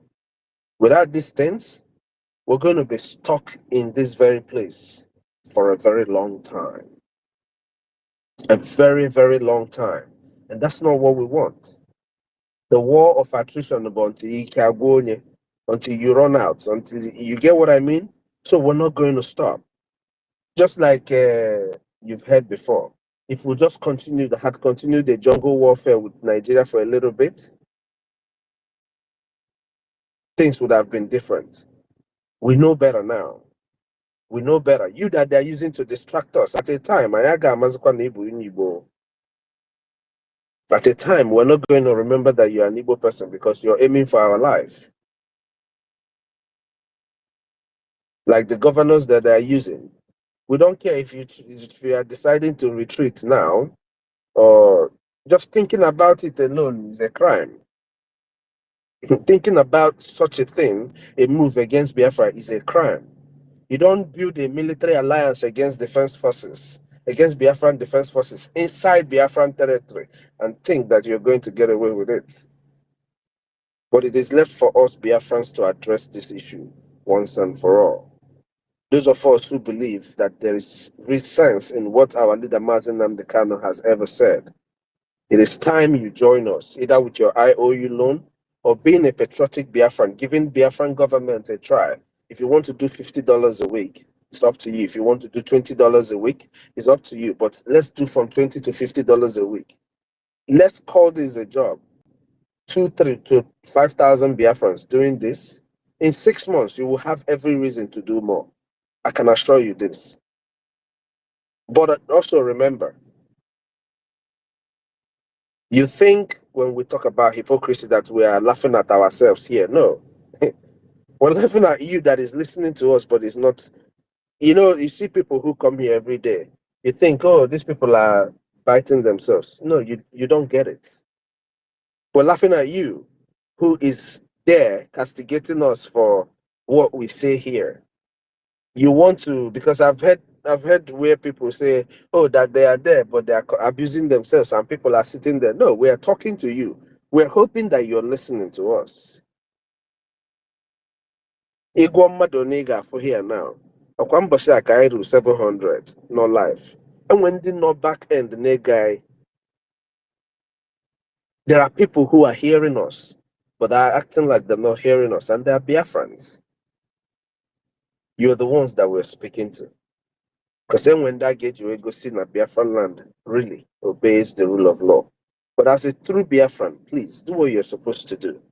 Pay your liberation tax. That's the number one job of a patriotic citizen. Pay your liberation tax. Once you're done paying your liberation tax, I can assure you one thing. You're going to be so happy. You're going to be so happy for the rest of your life when we are done with this liberation tax that we're paying now. You're going to be so happy with yourself that you were one of those that made sure that you remained a patriotic citizen. Happen na anyone neje etukwa na fundraising. Leave us. We're okay with it. The day we decide that we're going to stop, we're going to stop. But just give us this little fund, and we will show you what we can actually achieve as a government in exile and as a de facto government in homeland. Dalun everyone. May God bless you all for this good work you're doing. When they talk about killing of Christians, they're just referring to you. The same way they're killing them in the north in the name of Christianity, they're killing you down there in the name of resources, because what you don't know is that they are taking up your resources, creating all this chaos and trying to control everything that you've got to use it and kill you. So, in a non-able Christians, it's not on the church complain. They're killing them in their farms. Ask yourself a question. Harvest where are they taking them to? There are people who are interested in seeing that this chaos continues to go on. Why we need to destroy Obin's barracks. We have said this over and over again when our PM was here, because he understands what we are supposed to do. And he's been speaking to you and you understand him. You called him up, but just to follow the trend is what is being a problem for a few of our people. Out of 450,000, I have said it. Let's get 5,000 people, do what we're supposed to do, and Biafra will be ours. Dalun everyone. Uncle Sam, greetings from here. I heard a Lucky Star earlier. Lucky Star, may God bless you for speaking with us today. You know, you're a dear brother. I like you. I believe you already know that. But next time, don't take this too long to come up to speak. You know, when people choose to distract what we're doing, we have to react instantly to let them know that what they're doing is wrong. When you take too long like this, it's not okay. We know you've been listening to us, you've been hearing us, but you need to speak up. People need to start speaking up. People need to start talking, you know, so that people will understand, yes, this is what we need to do. We really need to fund what we are doing. Ebe ọ bụla ị nọ, even if you're back home, it is time you start speaking up. You come out on the space, you share the space immediately. At least that way, people who are following you know that that's the only way you can connect. They know that you're up here, you're speaking up here. It's going to pop up. You know, people like Wado Mike. It's very, very important. Let's also go back to what we used to do. We used to do donation for speaking on the space. I think it's also important. It's a good way of generating a little fund using the Stripe link. So I'm also donating 20 Ejema today for this wonderful space. It's my Sunday offering. I used to give Sunday offering. I don't know. Distractions came. I just was doing so many other things. It's my Sunday offering, 20 Ejema for today. Dalun, everyone. May God bless us all. Dalu. Jisike, Jisike, original COS, not counterfeit. Dalu, Thank you for your submission and how you ended it with the Gemma. Oh my God, you've made my day. Jisike, we have to speak this language. All the languages in Biafra. Hey, we must learn it by fire, by force.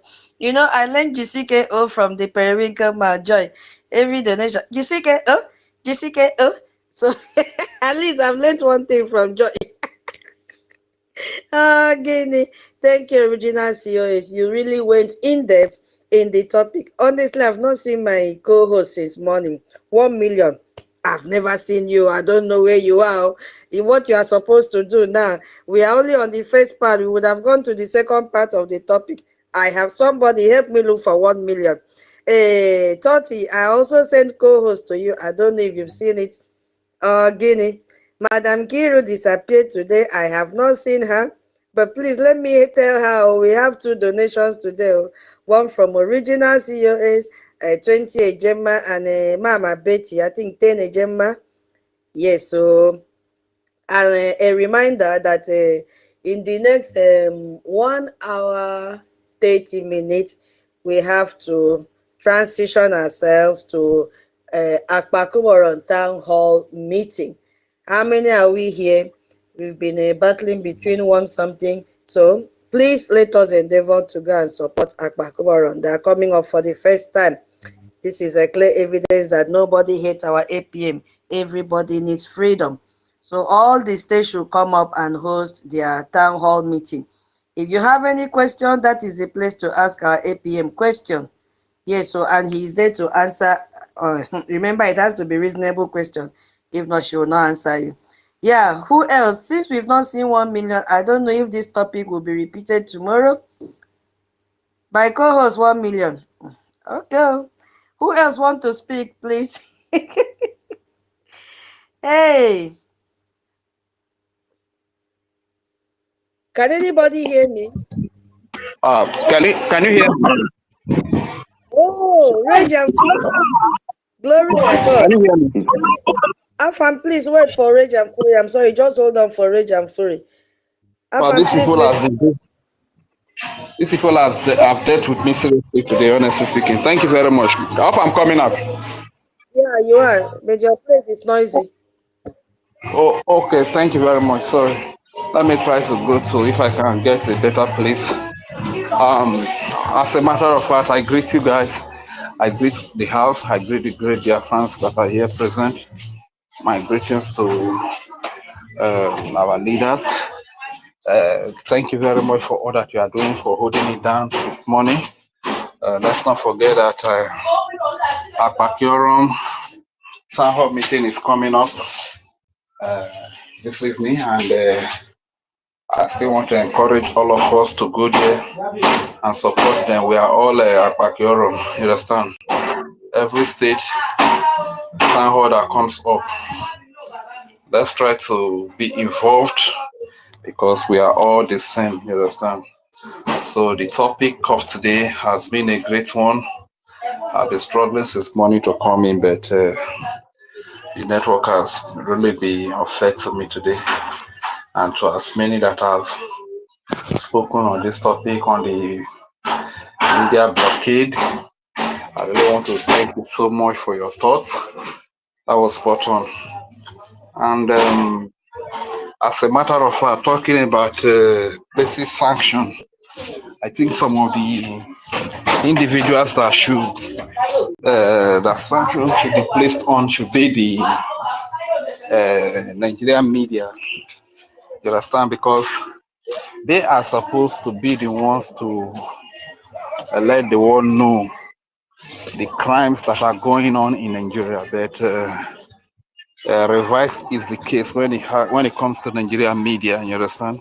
It's only in Nigeria that you will see hundreds and thousands of people killed. But because the media is not representing the people, rather they are working hand in hand with the government, who is using this terrorists to commit this terrorism, kill people everywhere. They are working with the government, who is looting the nation, the so-called country, you know, to stupor, because they are working hand in hand with them in exchange for a little brown envelope, not enough money that can be enough for them to take care of themselves. Just for a little brown envelope, they cover up the reality that is on ground. That is why we are grateful to Chukwu Okike Abiyama for the advent of social media, especially X, that has made it possible for people to come up to speak their mind, to speak the reality that is on ground. You know, back in the days when there were only China's Arise News, NTA, BBC, CNN, and their likes, you know, it was only the government that had the privilege to go to radio stations. So, you know, because ordinary person, if you call into the radio houses, there are certain things that you will not be allowed or permitted to say because they are all censored. They don't want the truth to come out, you understand? But we thank God today that the common people, the common citizens that are wearing the shoe, that are the direct victims of these crimes being committed by the Nigerian government, that are the direct victim of the kidnap, that are the direct victim of the terrorism and the genocide being carried out against helpless, defenseless civilians, especially Christians, all over that place they call Nigeria. Today they have the opportunity to come to social media to show the world that this is what is happening right from the spot. Even when it is happening, they will be able to record it with their smartphones, post it on the internet for the world to know exactly what is going on. So I believe I'm still coming out, please. I don't know if I have been kicked out. Am I still coming out? Okay, fine. Thank you very much. So talking about sanction, I think the first place the sanction should come from are the media personnel, all these big belly that is in TVC, like Ogoro that swallow APC, you know. Get one medicine where they call APC that time when we growing up in a better, you know.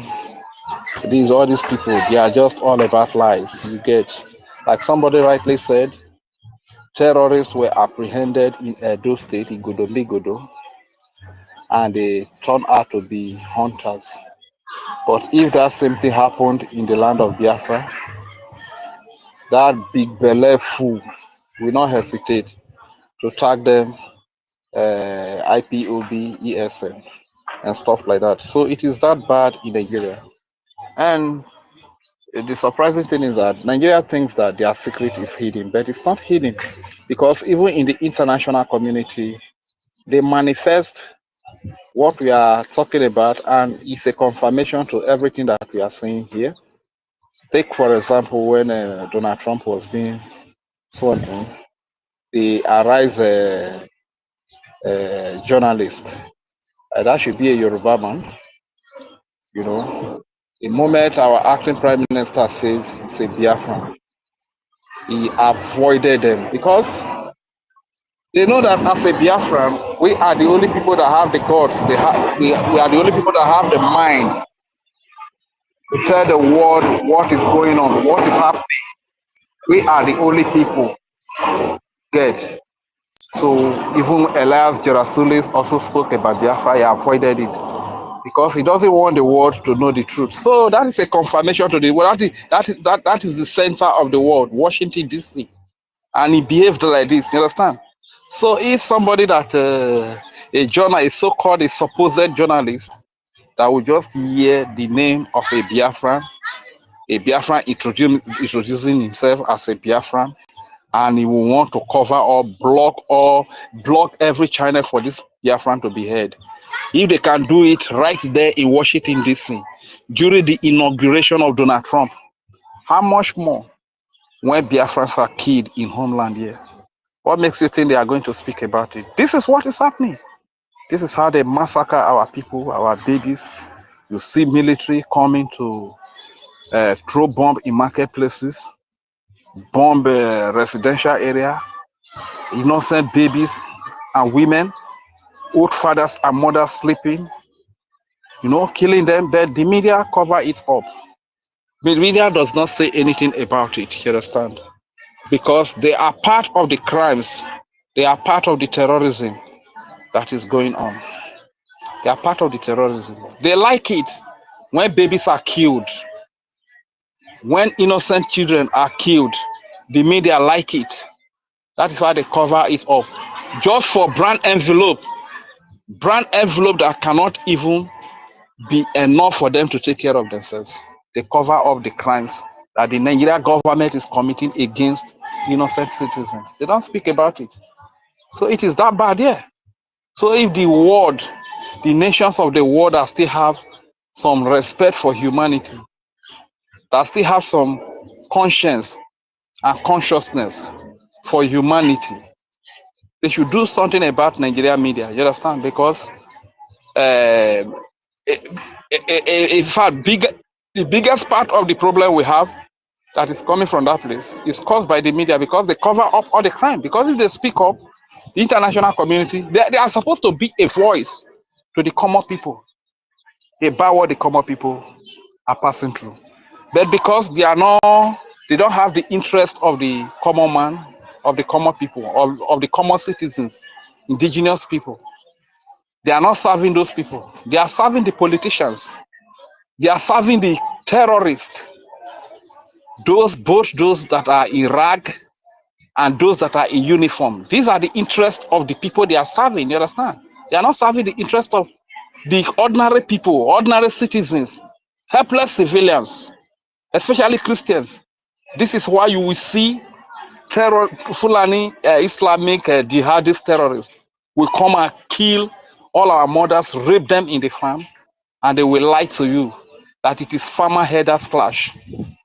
How could that be farmer herders clash when Fulani terrorists are wielding AK-47, AK-49, RPG, GMG against a farmer that went to cultivate his or her farm just because they take their cow to eat the crops of this farmer, and the farmer summons courage to talk, you bring out AK-47, AK-49 and kill that farmer, and you are saying it's a farmer headers clash.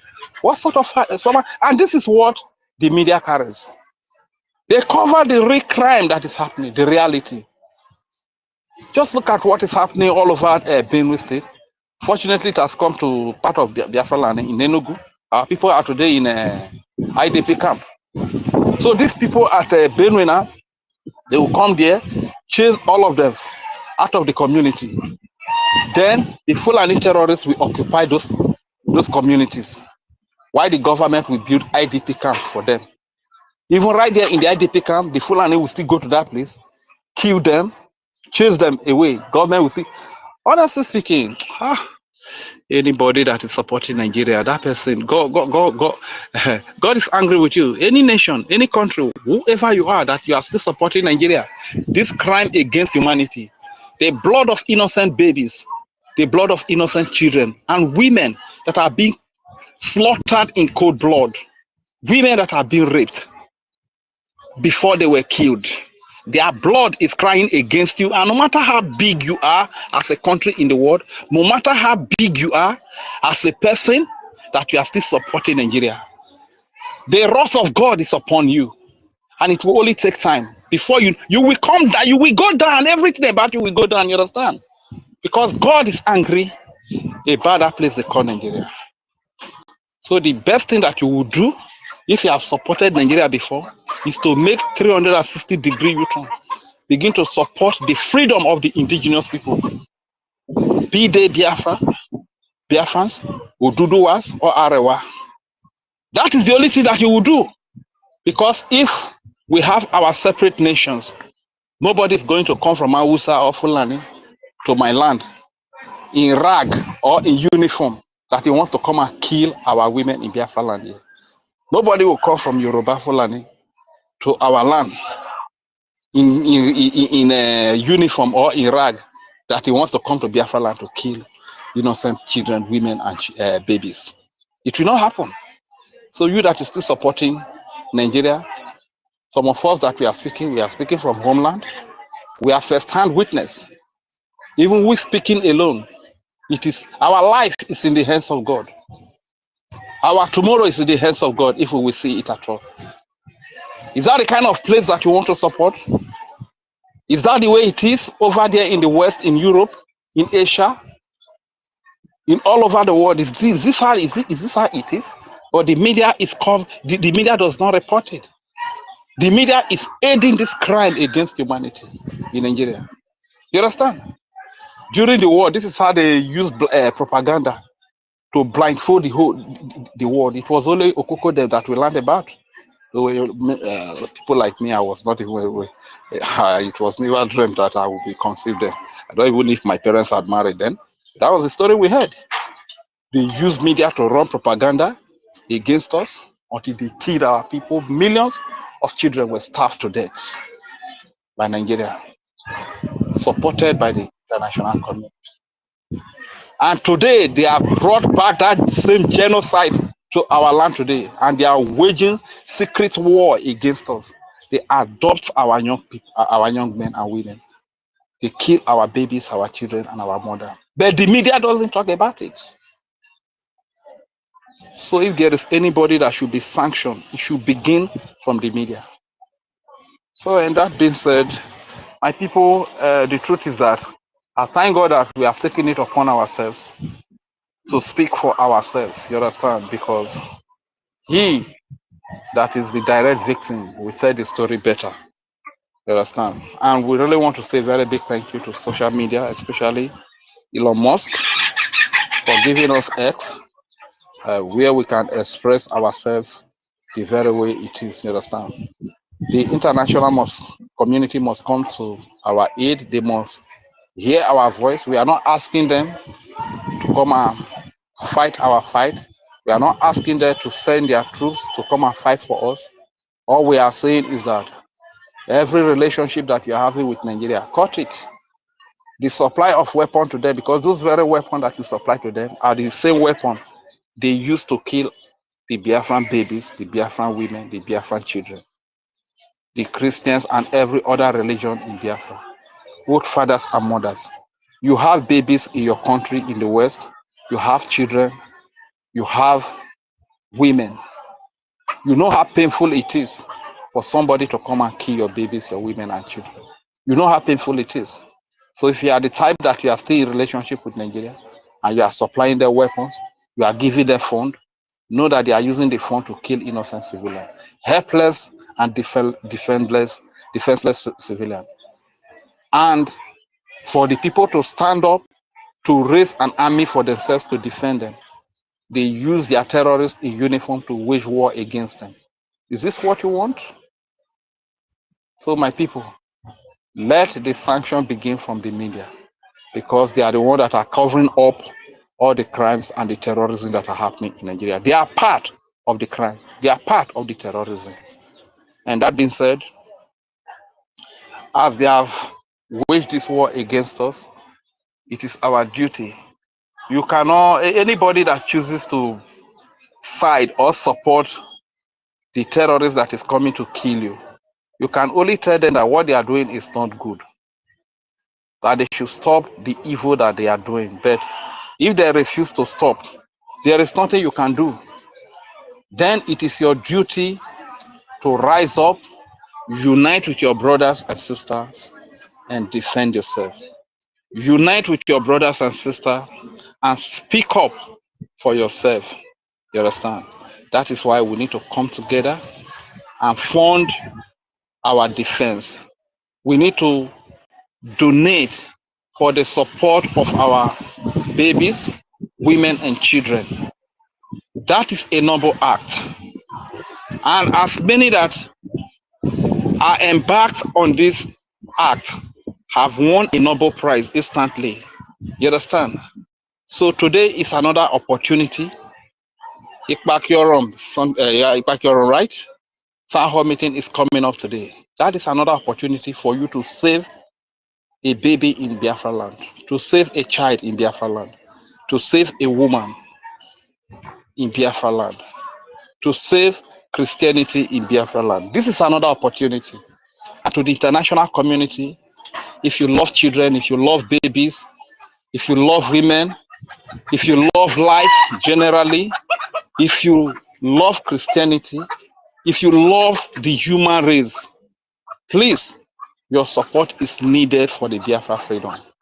Even if you don't want to gift your money away to us in support of the defense of our babies, women, and children, we have different means through which you can support this cause to save humanity in Biafra land. We have what is called IOU. Whatever amount of money you are able to lend us, when we get our independence, when we get our land liberated, recognized, and we are a free nation, we have so much resources. We are going to pay you 100% and other benefits, even for you to even give us that help. It's going to exceed that 100% because we have what it takes to pay your money back. Do it for the sake of humanity. Do it for the sake of our babies and our children. For the sake of our women. Our race is about to be wiped out. Our race is about to be erased. Please don't allow it to happen. It happened in 1967 to 1970. They have started again. Whatever we are telling you today is verifiable. Come down to Biafra life. You are in America, you are in UK, you are in Finland, you are Norway, you are in Germany, Italy, France, wherever you are in. Come to Biafra land. Come and see armor tanks, fighter jets, surface. Come and see troops. These troops, they are filled with recruited terrorists. A lot of them are mercenaries. Some of them are thugs, different terrorist groups. Some of these personnel that come with these troops, they are recruited thugs from the street. Higher assassin, hardened criminals that the political stooges in the name of governors, senators, presidents, they recruit to kill innocent people. Please do not allow this thing to happen to humanity. Biafrans are calling upon you. If you are a white man, please don't say because we are black people. If you cut your skin, cut my skin, it is the same red blood that is going to come out. We need you to support this cause. We are not saying you should give us money for free. Please give us as IOU loan when our freedom comes, when we are able to protect our babies, women, and children. Your money will be paid back to you. There will be standard agreement to that effect. You understand? So this is why we are always speaking. So my people, I really want to say a very big thank you. My big auntie, there are no words to really say thank you. As a matter of fact, one thing that really bothers me is that you are a lecturer, and very soon you said the schools will be resuming and we'll be going back. Somehow I have to say, sometimes I really ask God, if I had money, I will just call you no amount that they pay you your lecturer work. So even I can be paying you that amount like 1.5, you understand? So that you resign from that lecturer, focus on this media something, you understand? Because this was is very, very important. You and Kiruka and every other person, Toti, that is holding it down here. Our mother, Betty Ford, you can see how restless you want. All of us are restless because we really need this freedom. And as many that are fighting against this freedom, that are sabotaging, anyway, you have already incurred automatic cost upon you. And as many of you that are sabotaging, today you might be sabotaging and you come to the media to make noise. You know, some months ago, the likes of Ugo 247, they feel like they were on top of the world. They are the owners of the world. They can send terrorists to kill Gentle, along the line, kill Gentle senior brother, pictures sent to them. They can come and brag about it. Today you can see it replicated by the likes of Madam Rachel Ajairi. They feel like they are on top of the world because probably something has been given to them. They are untouchable. They are the owners of the world. They feel so proud. But my brothers and sisters, I want to tell you, betrayers, saboteurs have no peace. They are suffering. Let Ugo 2419 Udele be a case study. Look at his appearance. Was it yesterday? I'll be a day before yesterday. Upon the fine clothes that he wore, the fine clothes is not fine on him. He's looking so sick in that clothes. He's looking so pale. All his face is so whitish. My goodness. That man has suffered. His conscience has judged him, has flogged him. Saboteurs have no peace. Sabotage have no. If you betray your brother, it's an eternal, everlasting regret. This is a regret that you are going to have forever. So as many of you that are betraying, sabotaging this freedom, you think you are sabotaging Mazim Kanu, you think you are sabotaging Prime Minister Simon Ekpa, you think you are sabotaging acting Prime Minister Getchukwu Kere, or you are sabotaging the Honorable Minister of Information, Sonia Parawa. It's not the one you are sabotaging. The people you are fighting against are the Biafran, the babies of Biafra, the Biafran babies, the Biafra children, the Biafra women that have paid the ultimate price. These are the people you are fighting against. Our old fathers and mothers that cannot run. And they will come and round them up, kill all of them. Our youth that have been adopted, their organs are harvested. These are the people that we are fighting against. These are the people that we are betraying. The millions of our people that have died, these are the people that we are betraying. These are the people you are sabotaging. And the gods of our land will pay you in the best way that you need to be paid. You understand? So whatever you are doing, the Bible says, let him that is doing good continue to do his good. Let him that is doing evil continue with his evil. For a day of reward, recompension, there's a way the Bible put it, is coming. When every man will have his own reward. Look at to go 247. A well-revered, respected Biafran. A man we loved so much because he betrayed his brother. He betrayed our dead babies. He betrayed the blood of our people.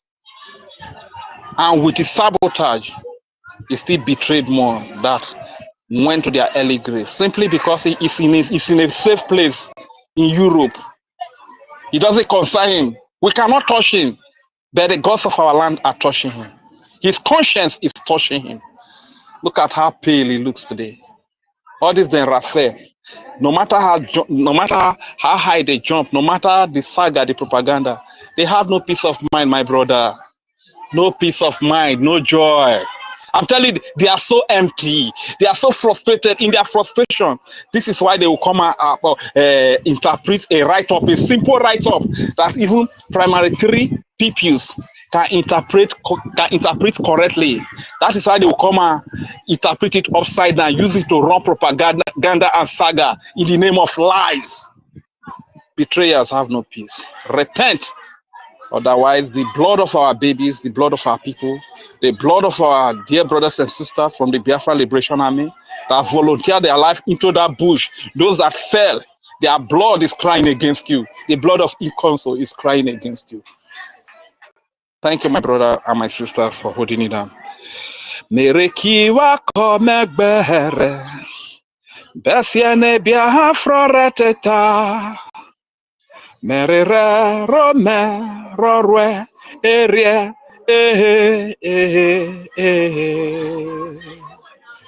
Besiene Biafra moreteta.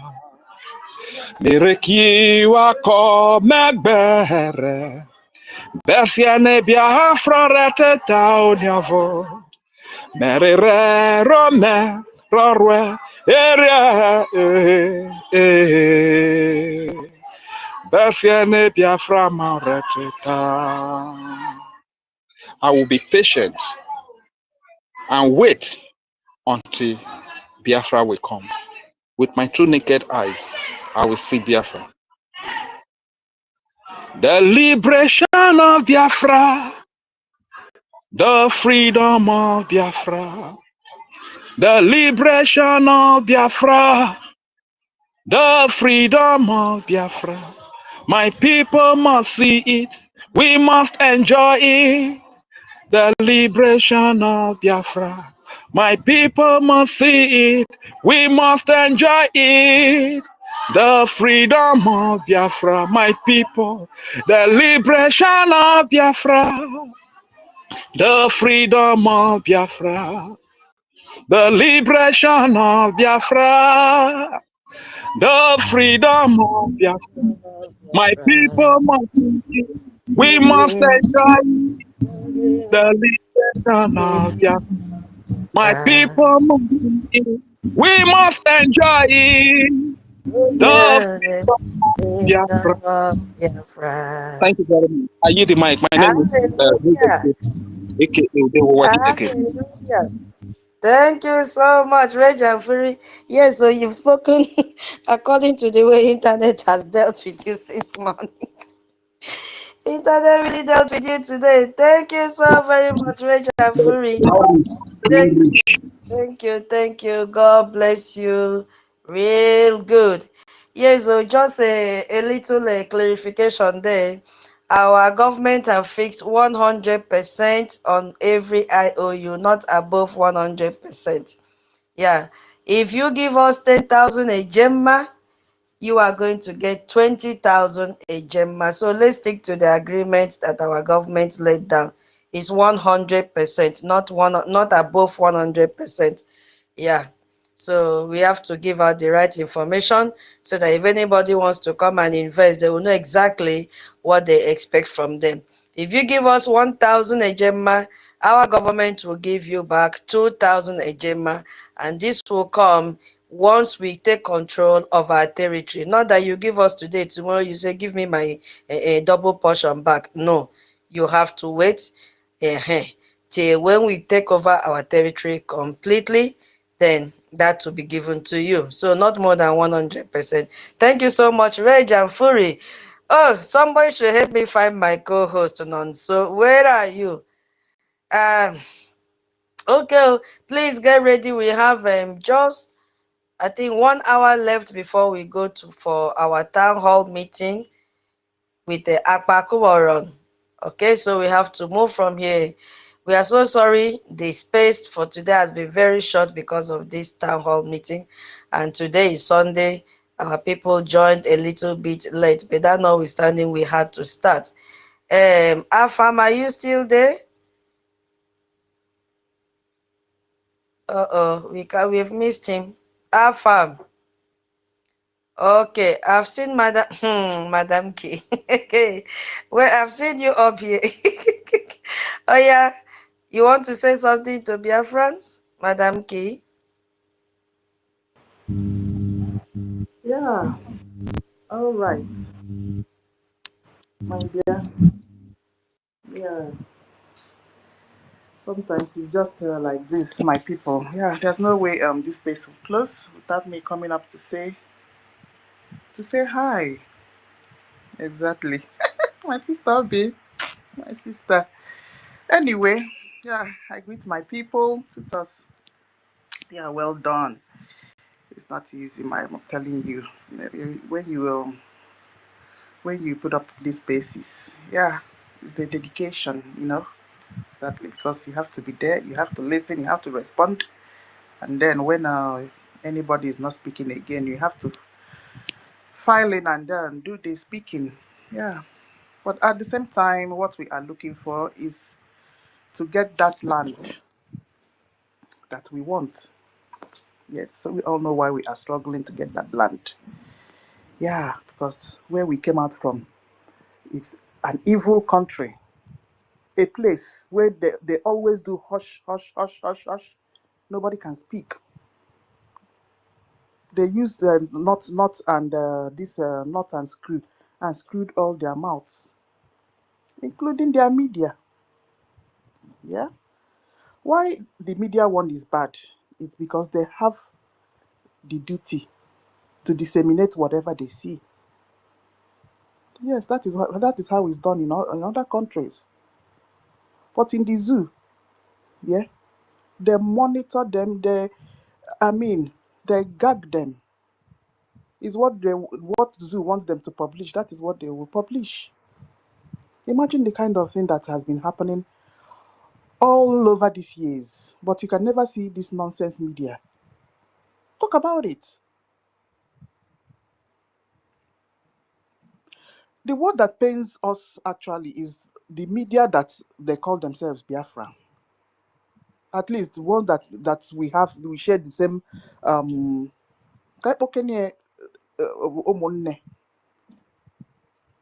yeah, somebody like Arise News. How has he sold his conscience? It's not about being a one Nigerian. There's a level that you'll be a one Nigerianist. Yeah, that's something that it's happening that you say, what the fuck? How many people will die before Arise News begins to? Has he not made enough money? Can Arise News? Yeah, all these people that has been dying all around the whole of Biafra territory. So okay, they are waiting for when when it becomes a conventional war. That is when they will start televising it. My question, why I ask? Exactly, because they all know they definitely know that these people have brought in their terrorist military in quantum. Yeah, all right. Let me just talk a little bit about IDP camps. Okay, how many of our people are now in IDP camp? Now, question why I ask you.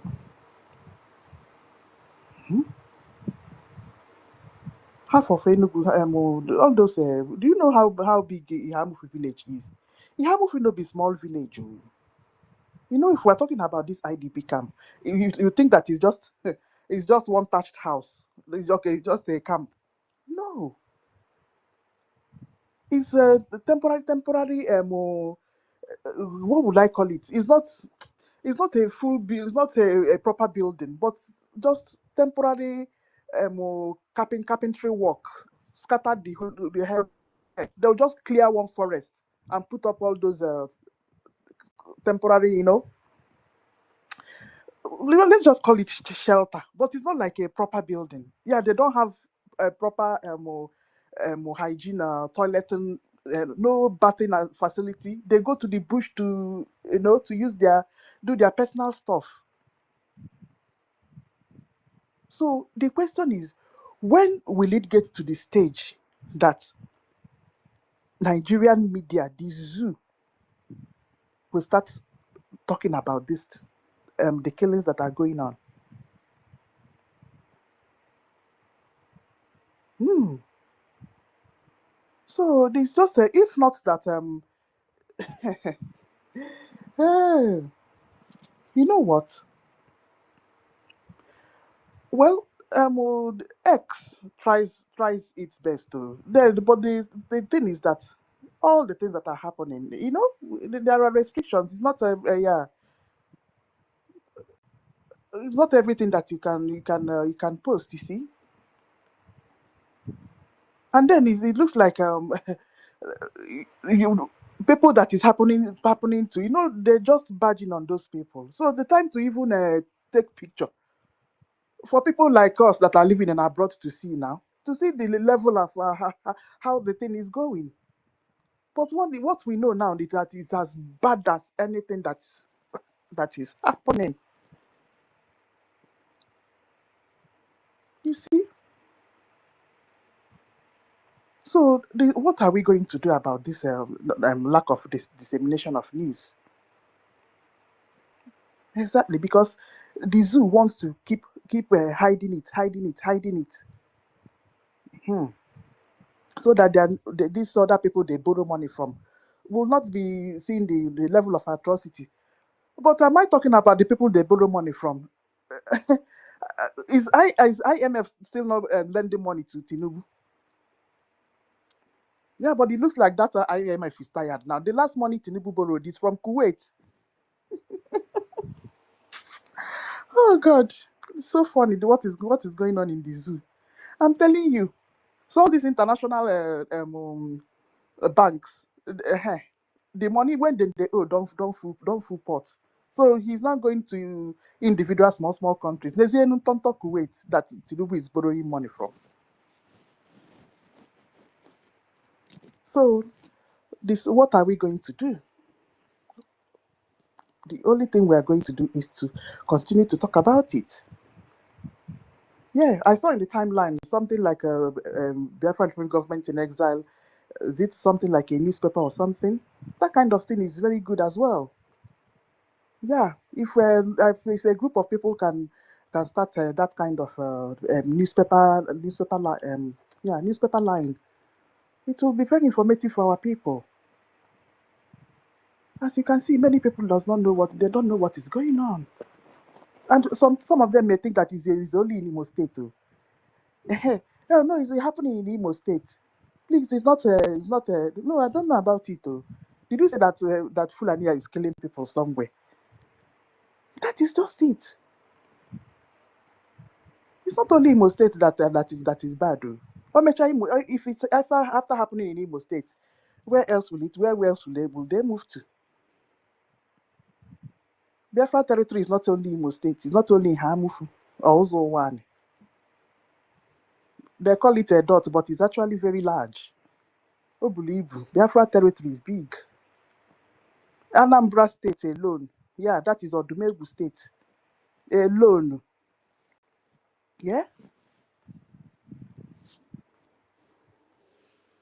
the only way to help ourselves is to,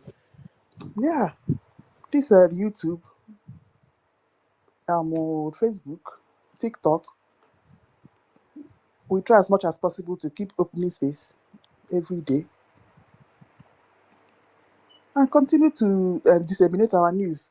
Good of a thing that you see our Ogechukwu is always going to Washington to talk about our problem. Ifonia, I sneaked into breakaway a coup plotter group, and they're still talking nonsense in that place. We can never let go of our lobbyists. It can never happen. You see that 10,000 that they are crying for in in that their space, that we are wasting 10,000 on of Okwa Hokun and that space. Fugo, our PM will not forgive us if we stop maintaining our lobbyists. honestly. So if anything that they like, let them be talking about our APM on that space. Yes, so it will be back to sender, to them. Yeah, I'm talking to university. All right. So we must maintain our Washington telling of how they do us for body. Yes, that awareness must be created there. Exactly. As we are creating it, we are creating the ones that we can create, so that people back home will at least be hearing of go do small. You see. So now, these coup plotters, they are also using our our people now to brag. So who are maintaining those people? They don't even know where their where their donation is going to. Sorry, excuse me. Huh? Yeah, can you take us in which he has a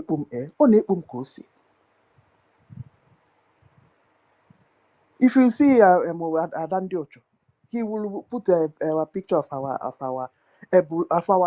blessed angel.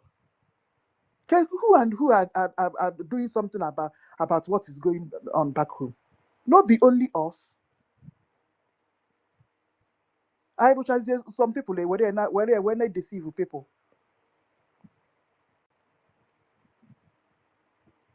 You see,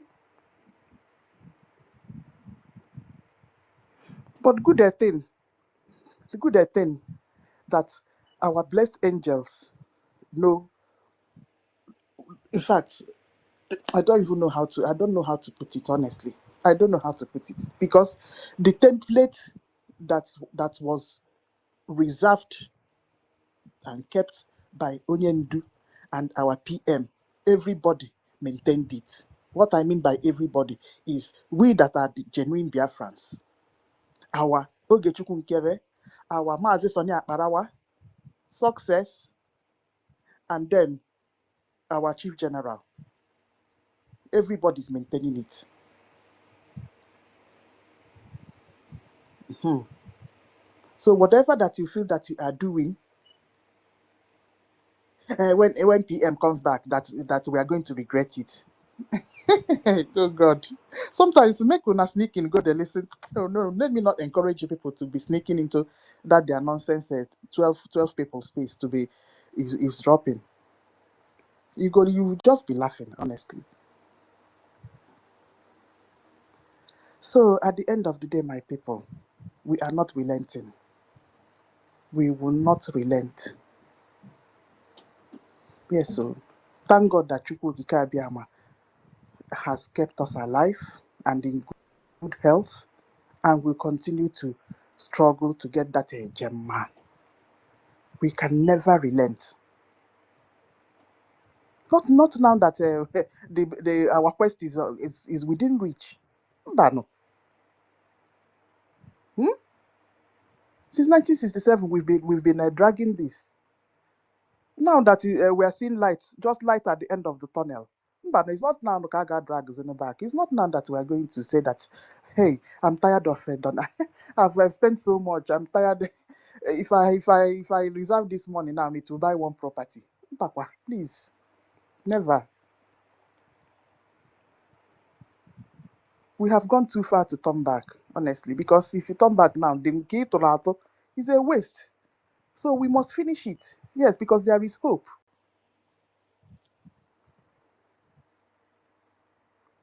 You see it. Yes. Yes, because I've thought it all round. No, please.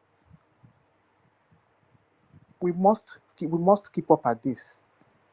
Yeah, I'm happy today that Akpakip Oro. I didn't pronounce it properly. Exactly. Yeah. It's coming up today town hall. Yeah, and we'll move in and support.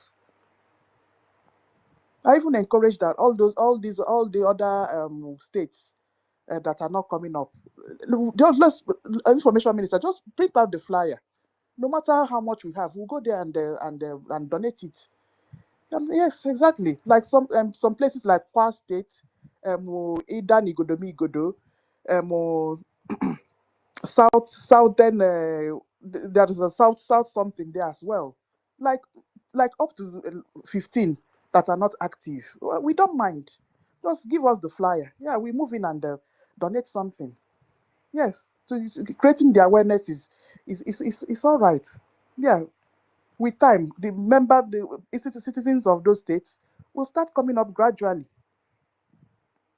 Those states, no be person where belong to those states. Are they not seeing what is happening?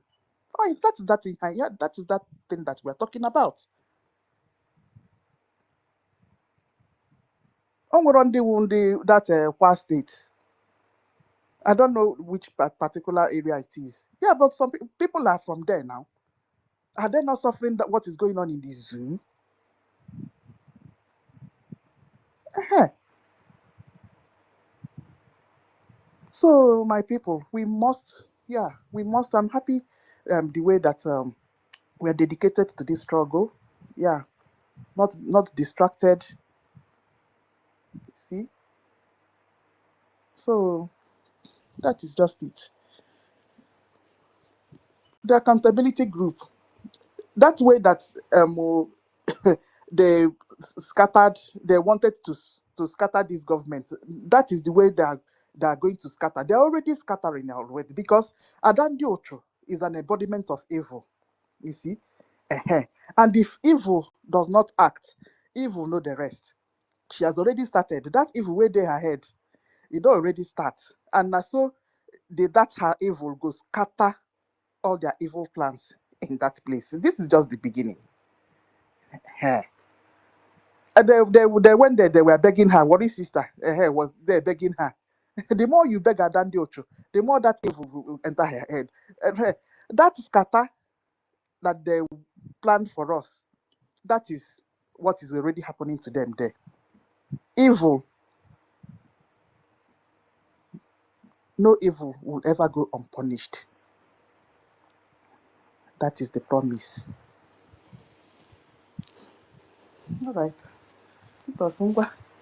Maybe we'll find something and on now while we wait for Hey, them. Madam T. Hey. You see, no problem. I have what to say. I will take over the part even though we've gone inside there, I will still talk about. Today I don't even know what happened to my co-host. I can't even find 1 million. Honestly, I don't know.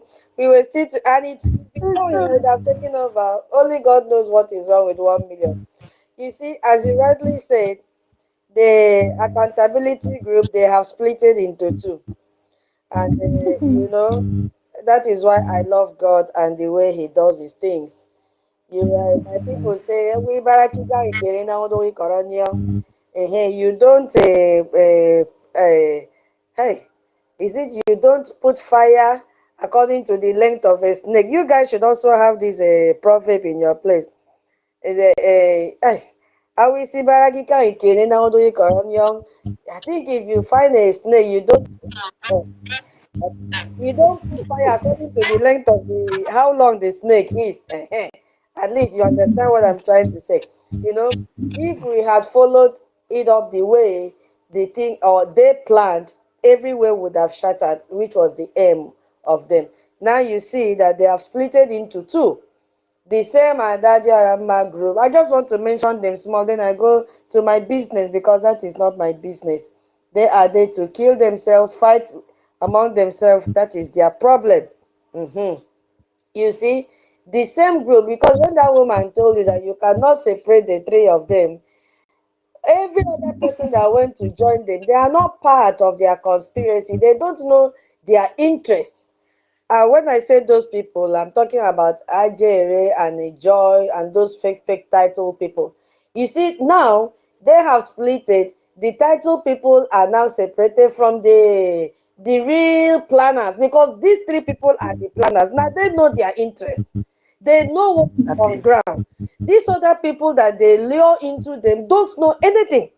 You understand? So that is why he's now saying that. That is why the periwinkle mouth in Mamsi is now saying that Ada is a fool. He said, according to Ada, don't mind those fools. So now she is beginning to call Ada fools with her team. Fools. You see?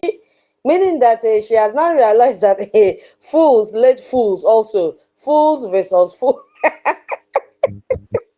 Fools versus fools. And maybe Ajere now will follow those that have title thinking that they have sense. While those without title have split it. You see what is happening now in the camp? The title group and untitled group. Now, hey, this is not what I wanted to say. Madam Kina, you bring this topic up. Very last small. Make me laugh small. It is allowed. Now, the problem is Ajere does not have title anymore. So he's just paging on the shoulders of those that have title. So meaning that if he cannot cope with their vocabulary, he will also have to tell them bye-bye. Because Ada and Nigeria Unite and Remigius, they understand their vocabulary. They speak in the language that only 3 of them understand. And that was why this woman came out boldly and said, you cannot break the 3 of them. So you don't even know if they took blood oath. Yes, so It's true. you cannot tell. You cannot tell. And these people just jumped in, allowed Adajo Arama to use their brain, and she lured them into this compound disgrace that they can never wash off this disgrace till they die. So you now see, because the 3 are the ones that have the real agenda. These other people that they lure in don't know anything.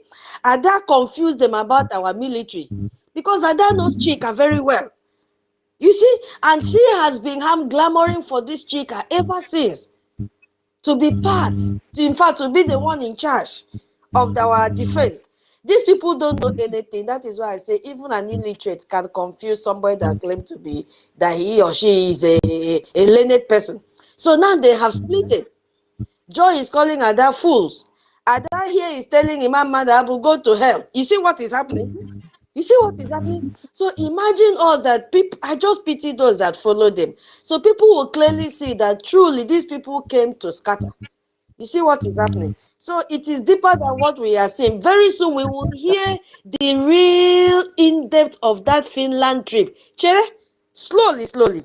Is it not that Rama? The day her nose will lose, that she will drink ogogoro and smoke whatever she used to smoke with NGOZI Rabufulani, she will still come to that her platform and say, let me tell you people what happened. My conscience is blaming me.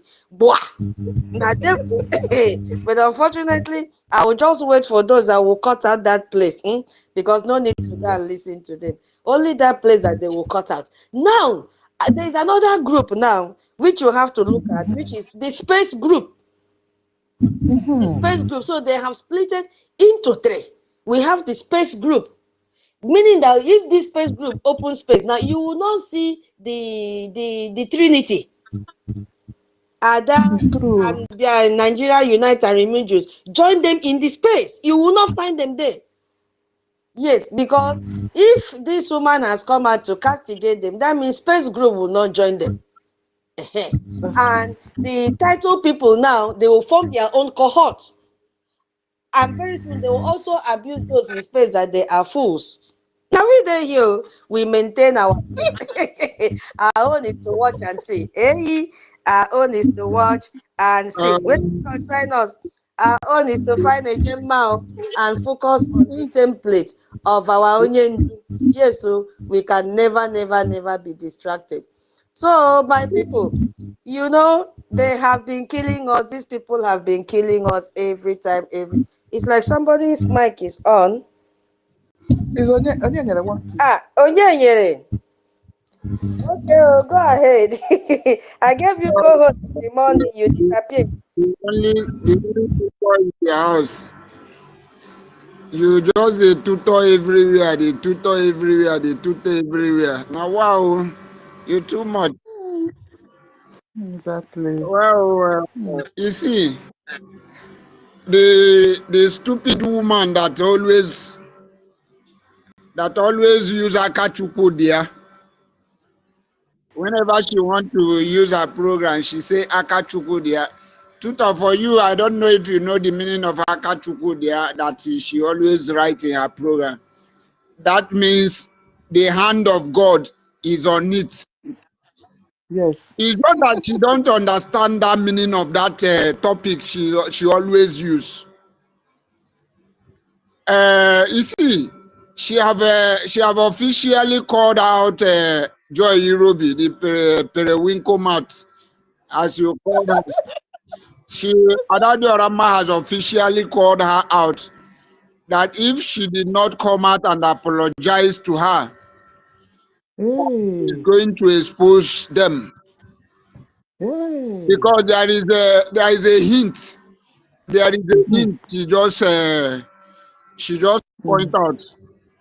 She sent them a message that they should go and send. I forgot the name. Is this DOS? All these DOS people. Abanyim. He sent them a hint that they should go and tell Abanyim that she's aware of what is going on. Understand? Now that was what she said yesterday. She came out today and said that she went out, she couldn't sleep, that she was troubled. Then now give Joy Irobi. So she give them, whether is it 24 hours or 48 hours to that they will come and apologize. If they fail to apologize, that she will expose them. I told you. There is a lot. There is a lot going. That's why. I told you. That woman. Apologize to who? Apologize to who? Hold on, Nyere. She should apologize to who? Give us the authentic information. Apologize to who? Is it to Brgie or to them? Let us be clear. One name. Joy Irobi and that when they insulted her in that their fundraising, that they insulted her and the Remedios and the Biafra Unite. You know, both of three of them. These three people are cabals. These three people are. I don't know what these three people are up to. That even she make mention of I don't know who was there when they were insulting her. That they never said anything. She gave them. She told Joy Irobi that she must come and apologize to them, which is she Adade Orama, maybe Remedios and Biafra Unite. That is them. That if they fail to come and apologize to them, that she will expose them. That then now I am waiting to see if these people are going to apologize, because there is what we call a clause. There is a clause to what she said, that if they fail to apologize, that she will expose them. Had it been she said that they need to come and apologize to her because she came to fundraising to make her donation, and inside there she witnessed the insult they gave to her, that would have been a neutral or just a normal call for apology. But the clause there is that she made it clear that if they fail to come and apologize to her, that she will expose them. That expose where I want to find out that if they will do exactly what she demanded for. You know, the same thing Remedios did last time when Remedios demanded that our APM that CRC should order our APM to come and apologize to him. I was asking myself, what is giving these people this too much power that they are using? Now I beginning to find out that there is this game these people they are playing together. You see, sometimes when we discuss, we also need to be exposing these people, because there is a lot of atrocity these people are doing. And Bam Bam Bam made an exposition Van Bam Bam made a terrible exposition against Adadi Oramma. Even Adadi Oramma was the one saying that when after the fundraising, when she discovered that after they insulted her in the fundraising, she came out and called Van Bam Bam and was asking Van Bam Bam what is the problem. Van Bam Bam told her that even he blocked her, that he just decided to unblock her because there is some information that he, Van Bam Bam, used to get from Ada. Adadorama say, you blocked me. He said, you better continue to block me. So there is a lot of problem. If there is this broadcast this guy make, Van Bam Bam, about Adadorama, if you watch this broadcast, you will see the kind of power Van Bam Bam is using, the kind of utterances that is coming out from this guy. She said that those people calling men on ground that what they are committing is treason, and that treason is punishable by I forgot how he mentioned, by hanging or whatever, the way he made that utterance. He actually was referring to Adadi Oramma. Exactly. So I have the video, but I can't play it here because I would like a tutor or Nkiru to go and listen to that video and see the kind of words and the kind of utterances that come out from Van Van Van. There is a lot going on between them, and there is secrets all of them are playing that they are not telling us. That is why they were working with this chica.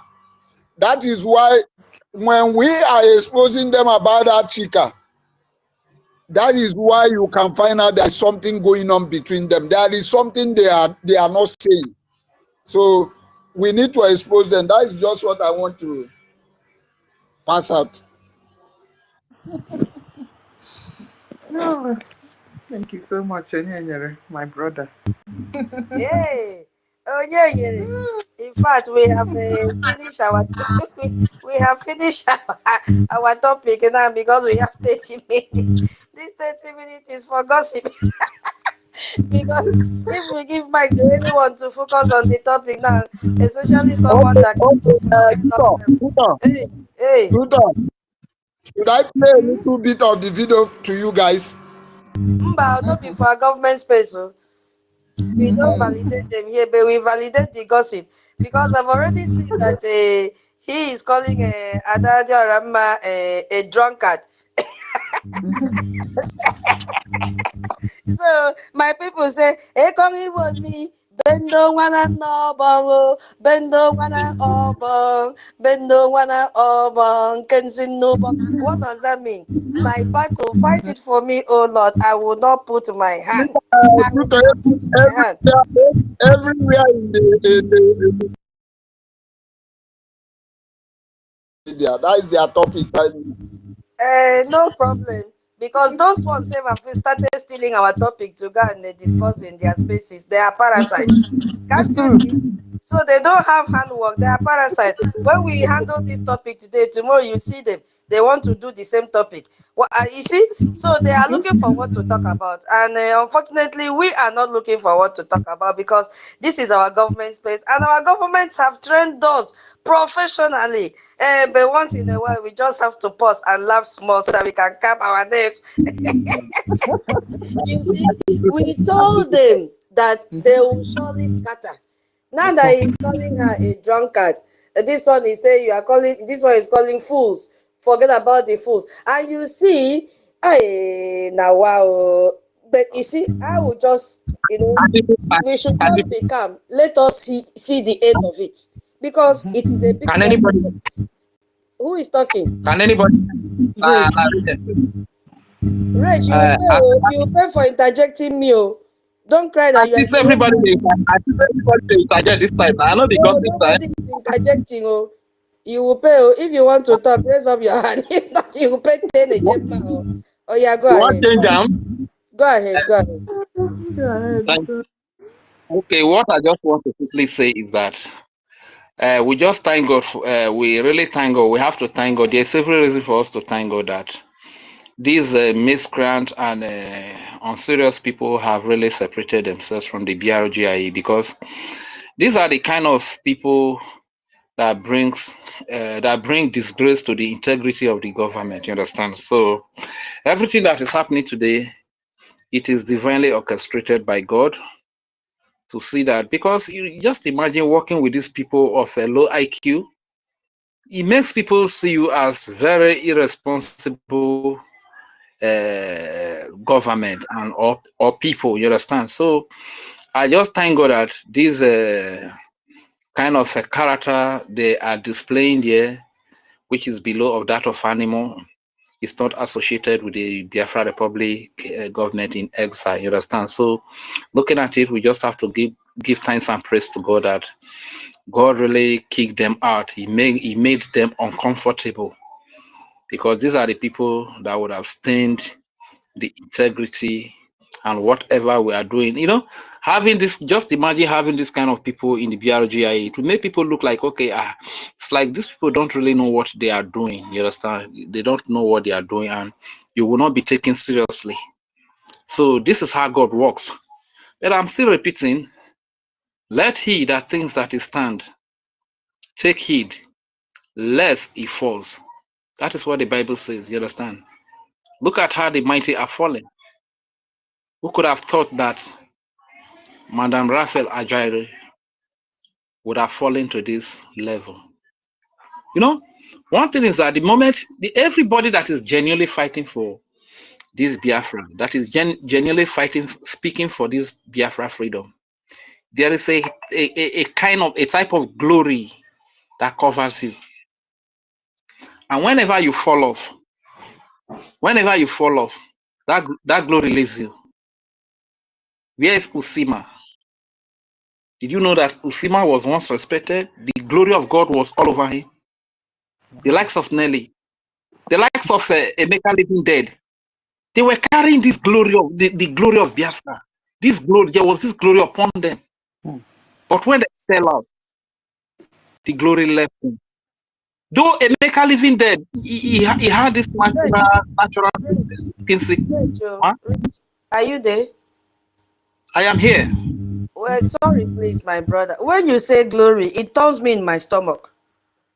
That they were carrying the glory of Biafra. Please, it is turning me. I feel like throwing up.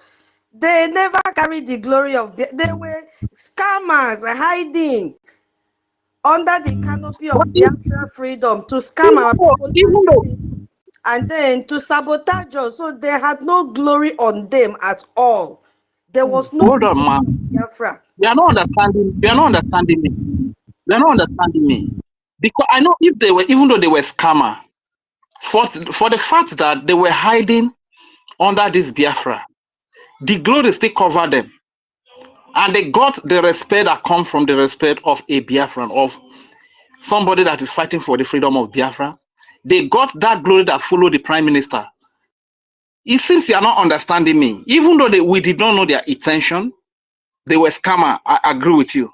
But for the fact that they aligned with the prime minister who carries the glory of Biafra, because of the fact that he aligns with his master, that he always refers to, that is Nnamdi Kanu, who also carries the glory.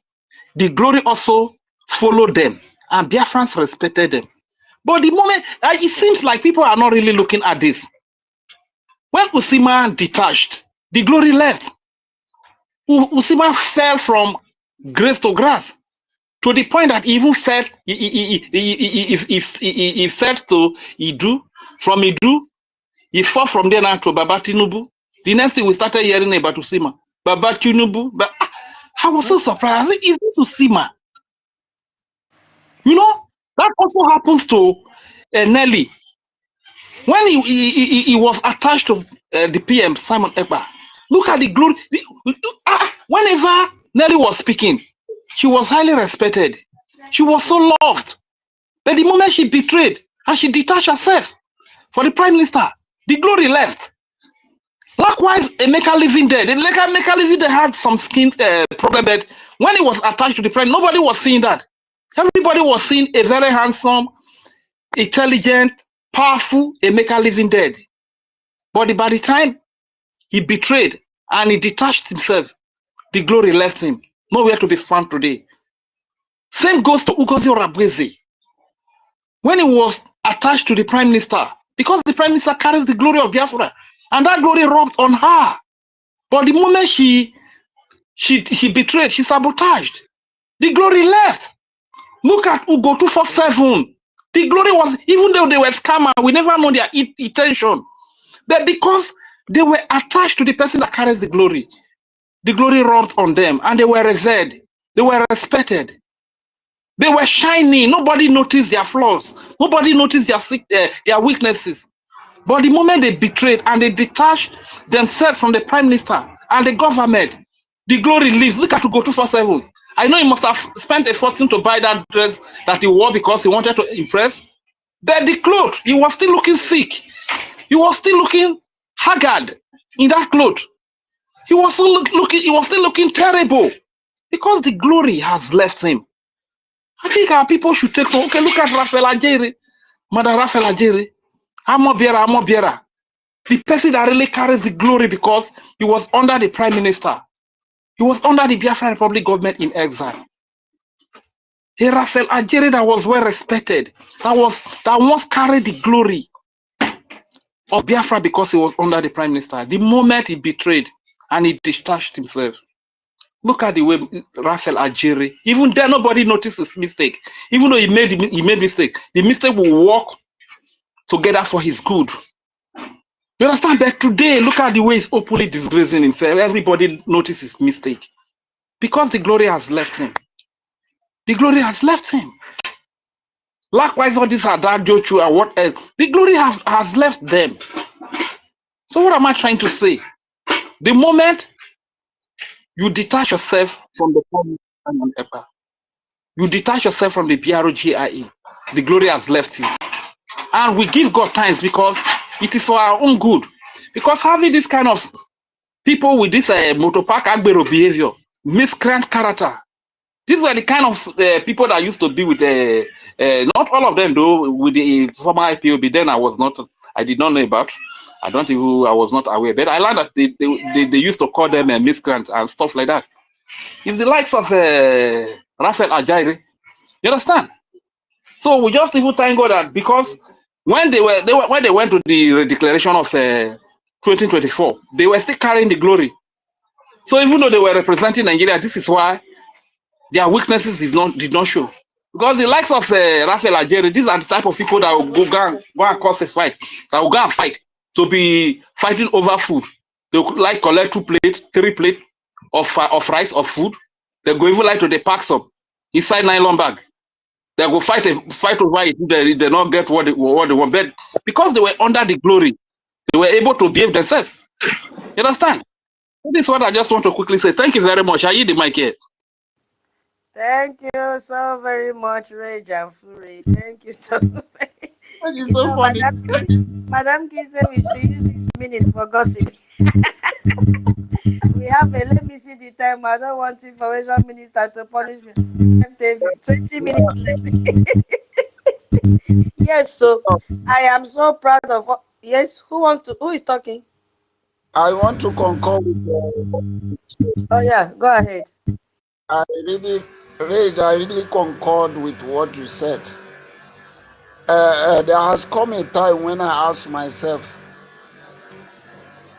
does it mean that when you left this struggle, when anyone decided to betray or to fight against this struggle, that is the actual time you will see the nakedness of that person? That is the actual time you will see how ugly. Do you know that since Ngozi Orebeze has been into this struggle, I have never seen Ngozi Orebeze as ugly as it is right now. When she was with our prime minister, all of us was hailing her. She go to South Korea, we hail her. Do you know that it was during this period we begin to see how her lips was as thick as ugly as I don't I'm just telling even you. know. qualify her with. Understand? Likewise, many of just go and take time and watch Bam Bam Bam. If you see Bam Bam Bam making a program, just focus on her face and see that this guy is on the way going. Exactly. Bam Bam Bam has gone. It is only empty Bam Bam Bam that you are seeing. To be frankly speaking, go and take time and watch on him. Look at her face, you will see the frustration written all over him. Forget about this. I am acting information minister. Today he will call himself information minister. Tomorrow he will call himself acting information minister. I look at these people, I say, why is these people fooling themselves? Yesterday fundraising, I was in their midst. I went there to see what happens there. They were up to 65, 64 people in the Zoom, but only one person raising hand. Only one person, and that person was this useless guy call himself Obi. This useless guy that always speak on Adadi Oramma. Adadi Oramma always give a platform to those like her. What is her name? Obieze. Obieze. Obieze.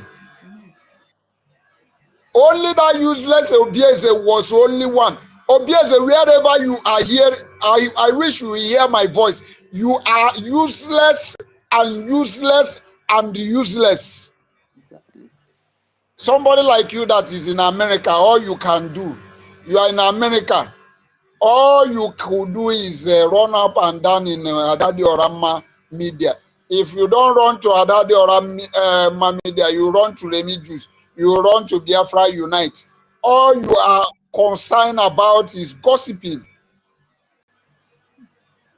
They can give this guy a mic for more than 2 hours to talk whatever. No, Adadi Orama can never hinder this guy for 1 minute. Because what? This guy always speak his mind, her mind, their mind. That is why when he come around, they will hand over mic to him to speak. This guy was the only one raising hand in that. I was asking myself, how could these people have 65 people in the room? Nobody was raising hand. The useless wife Mavan was even making utterances that if you want to raise your hand, or should I be calling you by names? I was looking at her in that their fundraiser. I said, look at these people.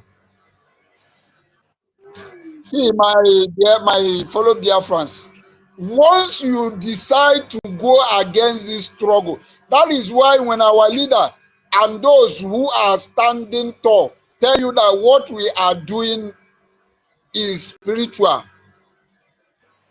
do not argue it. Like Tutor, why I say that I concord with Onyonye, round up so that we give Stella, senior citizen. We have just 15 minutes more.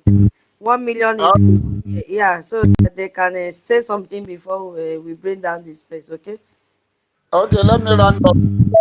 What I'm saying before, you interrupted me, though you are a host, but at the end you pay 10 Ejema for interrupting me.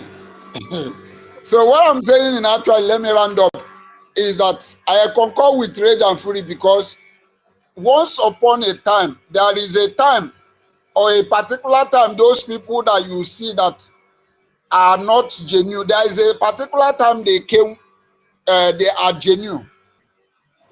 There might be a time, there is a time they came out to be genuine, irrespective that they may have their plans, but at that time they are working accordingly, and that is why the spirit of Biafra is with them.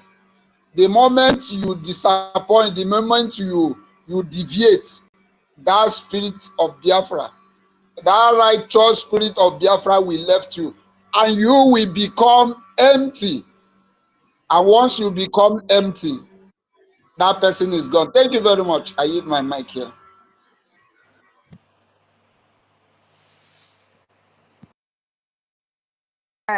Yes, so senior citizen. Yeah, yeah, I salute you. I salute you. Where I I am know in say that Saudi. this gist bring you up. Oh yeah, Amara. Yeah, because Abam Bam Bam really, the way he really talked to me, because he also called my name, and I was looking like, how come, how come? But you see, the evil men do. He lives with them. Or he lives with them, not when you are gone, when you are still alive, or they live with you. Because what Rage he just said was like a bomb to, like, I think Rage is really right when you look into this thing very well, you know, concerning this bomb bam bam thing. The thing is true. It's true, I'm telling you. He is the type of person, if not for the anointing, because you see what we are doing, guys, what we are doing is a holy thing. God brought out time to save his people, and he's using me and you. It's a very sacred thing. So as soon as you go outside it, you're on your own. It then means you're dancing the dance of the devil. That's what it is. So I want to let's just I thank you for giving us opportunity for a little Jara to laugh with, because we're getting better. Throughout this week, in the last week, we were busy discussing the real thing, and it made us more mature. It made us more, more serious. And I mean, our lobbies and everybody, I'm sure they'll say, "This is it. This is the real Brgie space." So I want to appreciate all of you and the Imajemolo Ibo, because those days my mother said, "They think it's only you I have. You guys are many. So when you're not there, your other sister is there, your brother is there. So I am not there. Everybody is here. So I am excited. And you guys have my back, and I'm so excited about it. So I can be relaxed. I'm even speaking very fast because very soon they begin to play music where I am. Akwalo Ibo Kanjelo. Ka m wee nwee ike nnata nkwọ tight. You understand? And so gbaalụ no more until nnata. I have to pay onye ji ụgwọ ya akwụ ụgwọ ji. So I'll pay my tithe. 1/10. Don't worry, I will do it. So I want to appreciate all of you for the job you guys are doing. If not for you guys, I don't know. You can imagine if everybody had gone to Oluoyibo. But because now he's God's thing and he knows how to deal with his children. So I want to also appreciate that. It's not easy, you know. So shout out to all of you, and for the upcoming fundraising that is coming. I said I love you, all of you. I love all of you. You understand? Just remain holy. Remain holy, because your God, your Father is holy. So I appreciate you, Tutor. I appreciate you, Nki, And, government doesn't allow us anymore to do some little gossips. Exactly. Because a lot of things are going on the other side, though. Hey, yeah, bomb. But anyway, I salute all of you. Obi Chicago, salute you. Betty Ford, salute you. 1 million, and everybody salute you. Eunice, and bye. Yeah, Thank bye bye. you for the opportunity. All right. Hey, Yeah. senior citizen, that was not do us, so, but we will pipe load till tomorrow. 1 minute. One And million my own. Where have you been? Oh yeah, I'll choke your mouth before I bring down the space. Madam Key, get ready. Oh. Tomorrow space they will create time for gossip small. I pray I'll be around. 1 million, go ahead. Before I bring down the space. I don't want information minister to bring Koboko and flog me. Wow. Even said me, I want to cry, sis. Senior citizen, Ekenefem, I greet you. Don't mind them, senior citizen. Supposed cry. Oh. I mean supposed cry and you become you were my co-host now. I did not see I think you didn't see what I screenshot and sent to you. I just saw it now. I've been calling you That is, and I'll be requesting. I've been crying since. As you are calling me, I will be crying. I'll be crying. I'll be shouting. You are not hearing me. Nobody is hearing me. So I have to. make it go viral so that at least oh my God, oh my God, oh my God. Senior citizen, don't mind these people. All wrong go and can actually just asịrị ha gbakwa ọkụ. Because I have seen them just as I don't want me come all this kind of things. I just that I know them na space ebe ha na-akọ eri ha sị na nke anyị nọ na-abịa side anyị na ị ka na-enyo anyị enyi na nke a na nwere ihe ndị a na-ekwu for just mgba nkịtị na-ele ndị a na-achịsi legodo ndị ara. Look at these smart people ndị na-amaghị their left and their right. Mgba ahụ nkịtị na-ele ha. You know, so I know if I'm hearing all these words now, you know, I just laugh. I just laugh because I think they are already lost it and they are already losing it. So here not there. Well, I want a topic. I don't know how I talk. I use the hand topic. I have to go that stage. Sometimes I say all works are no play. Makes just a double. Oh, because as you see now, we just have limited time. We want to go and face the real business. You know, you know, where we talk, we do. You understand? We don't come here after me. You know, so we are going to very soon now we're going to join the main team. So BIAFRANS, I apologize because the network has dealt with me today.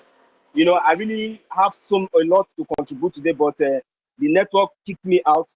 I have been trying to request, but unfortunately, we know. So, but we are still together.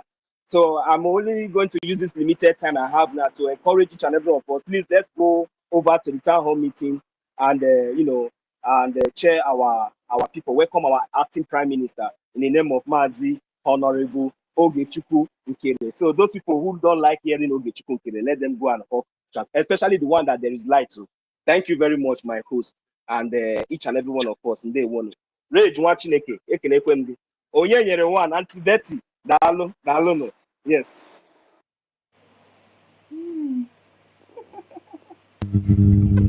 Madam, should we repeat this topic tomorrow because we've not even Madam Nki, okay, Madam Nki, I'm from every na tackle every nile. Na tackle every nile. 1 million will cost a Gemma for disappointing us for co-host. 1 million you're Gemma. One. I'm not going when I want Oye Nila got caught. I got caught Nankana. Are we going to go to court? No problem, my brother. I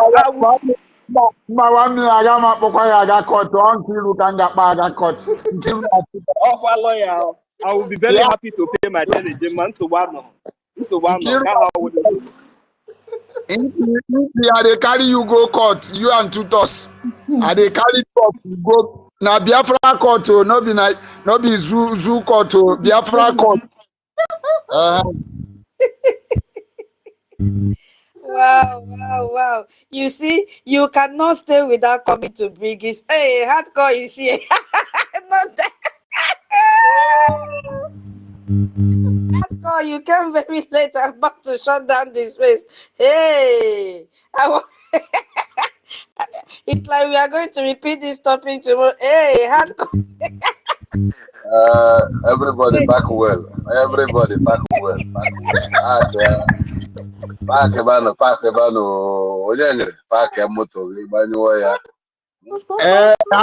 moto. Hardcore then Gemma for coming late. I was here since now. Now what to you? I just got the opportunity to come in. I think yes, sis. 1 million was supposed to be like at a stage. Tuto was looking for his co-host. You know that kind of co-hosting somebody and the person disappear. You know, just another co-host, but go to the other room. Whatever they want. And I told you, they're looking for you. 1 million. I think you can 10 a gemma or you have 20 a gemma. You quarter. Well, I'll give them. 2,000 the orator. Why Marama? I don't know. They will explain that for you. If they explain this for you, you will be very, very happy. When you tell a woman that you are Adade, hey, Chineke. You know, in Igbo tradition, when we kill a cow, you see the waist of that cow. No man there comes near it. It's meant for the ladies. Umuada. That's true. They will gather and if you see where they're sharing this meat, the highest problem you have in this world is to have a case with Umuada. You are not finished, but you are completely finished. But they will deal with you. So, Adanki, Yes, sir. why is your jemba? Thank you. Oriako. Oriako the megu. No matter what. Yes, sir. Dalono. Simon Ekpa. Ada Betty, the humble, honorable mama of the media. Wanyoma. Dalo. Oyejere. One more question. Man, you work bam keta. You work bam. You 50 jemma. Na mi de here. Vero wa. O te go kwa. Vero dalo. O. Fapos. Udejo. Beast. I don't know. Cyprian Ugo. Clement. Egigwe. Ay. That the BMO. Oyenna. Papa Keo. Oyenna. The elder of the elders. The veteran that have honor and respect. The man we love so much. Papa, Yes, so well done for you. I'm so sorry I have to end this place now. Tell a Gemma for you. I have to end this place now. I'm so Why now? Why? we got warning, oh hey, we got warning. We must end 30 minutes before the town hall. Yes, so, and okay, that's our whole meeting today. Jesus, I forgot. Okay, let me just make it a nutshell. I want to thank everyone for being present yesterday, and for those who are going to be present today as well. I'm going to join there. Though it's midnight, it's already morning. It's 2:30 a.m. You know. So I'm going to still join, even if it's 10 or 20 minutes. I will spend there. But then I want to thank everyone, and God knows that we are fighting just for survival, to have our own nation where we can call a country. Nigeria is not a country. So no matter how they hide the secret genocide going on, the US, Europeans, those that care to know, they know what is going on. And they know Nigeria for what he is. Well, you know that all over the world, as I'm talking to you, just talk to somebody and tell him that you are from Nigeria. You begin to lose whatever benefit you were supposed to get that place. Just to mention that you're from Nigeria. That is how bad the country have degenerated to. So I want to make it short here. I have a lot of long list of what I wanted to say, but I'm going to cut it short. Tomorrow I will come in. I want to tell you from the center bone, from the marrow of my heart, I say, I love you all. Airborne! All must hail Biafra. that's the voice. We've been waiting for that thunderous voice since morning. We did not hear it. Thank you. Thank you, my sister. Yeah, we knew that something was missing in us, and now we've just heard it, and it has woken us up because we have another program right at the time. Thank you so much, Biafrans. We will see if, because this media blockade, we did not even dig deep inside it, because the world have to hear. We have become our own media. We have become our own voice for freedom. So let's see what will happen behind our back channel, and we'll see what will come up tomorrow. Thank you so much. It was interesting. Madam Key, Simon Ekpa, all of you. If I want to call them now, Information Minister will give me boom on my head. So let's let's go to the town hall meeting. We'll continue from there. Let's go, everybody. Let's go. Our Gemmas and AJ. Let's go. Thank you so much. I'll close the space here.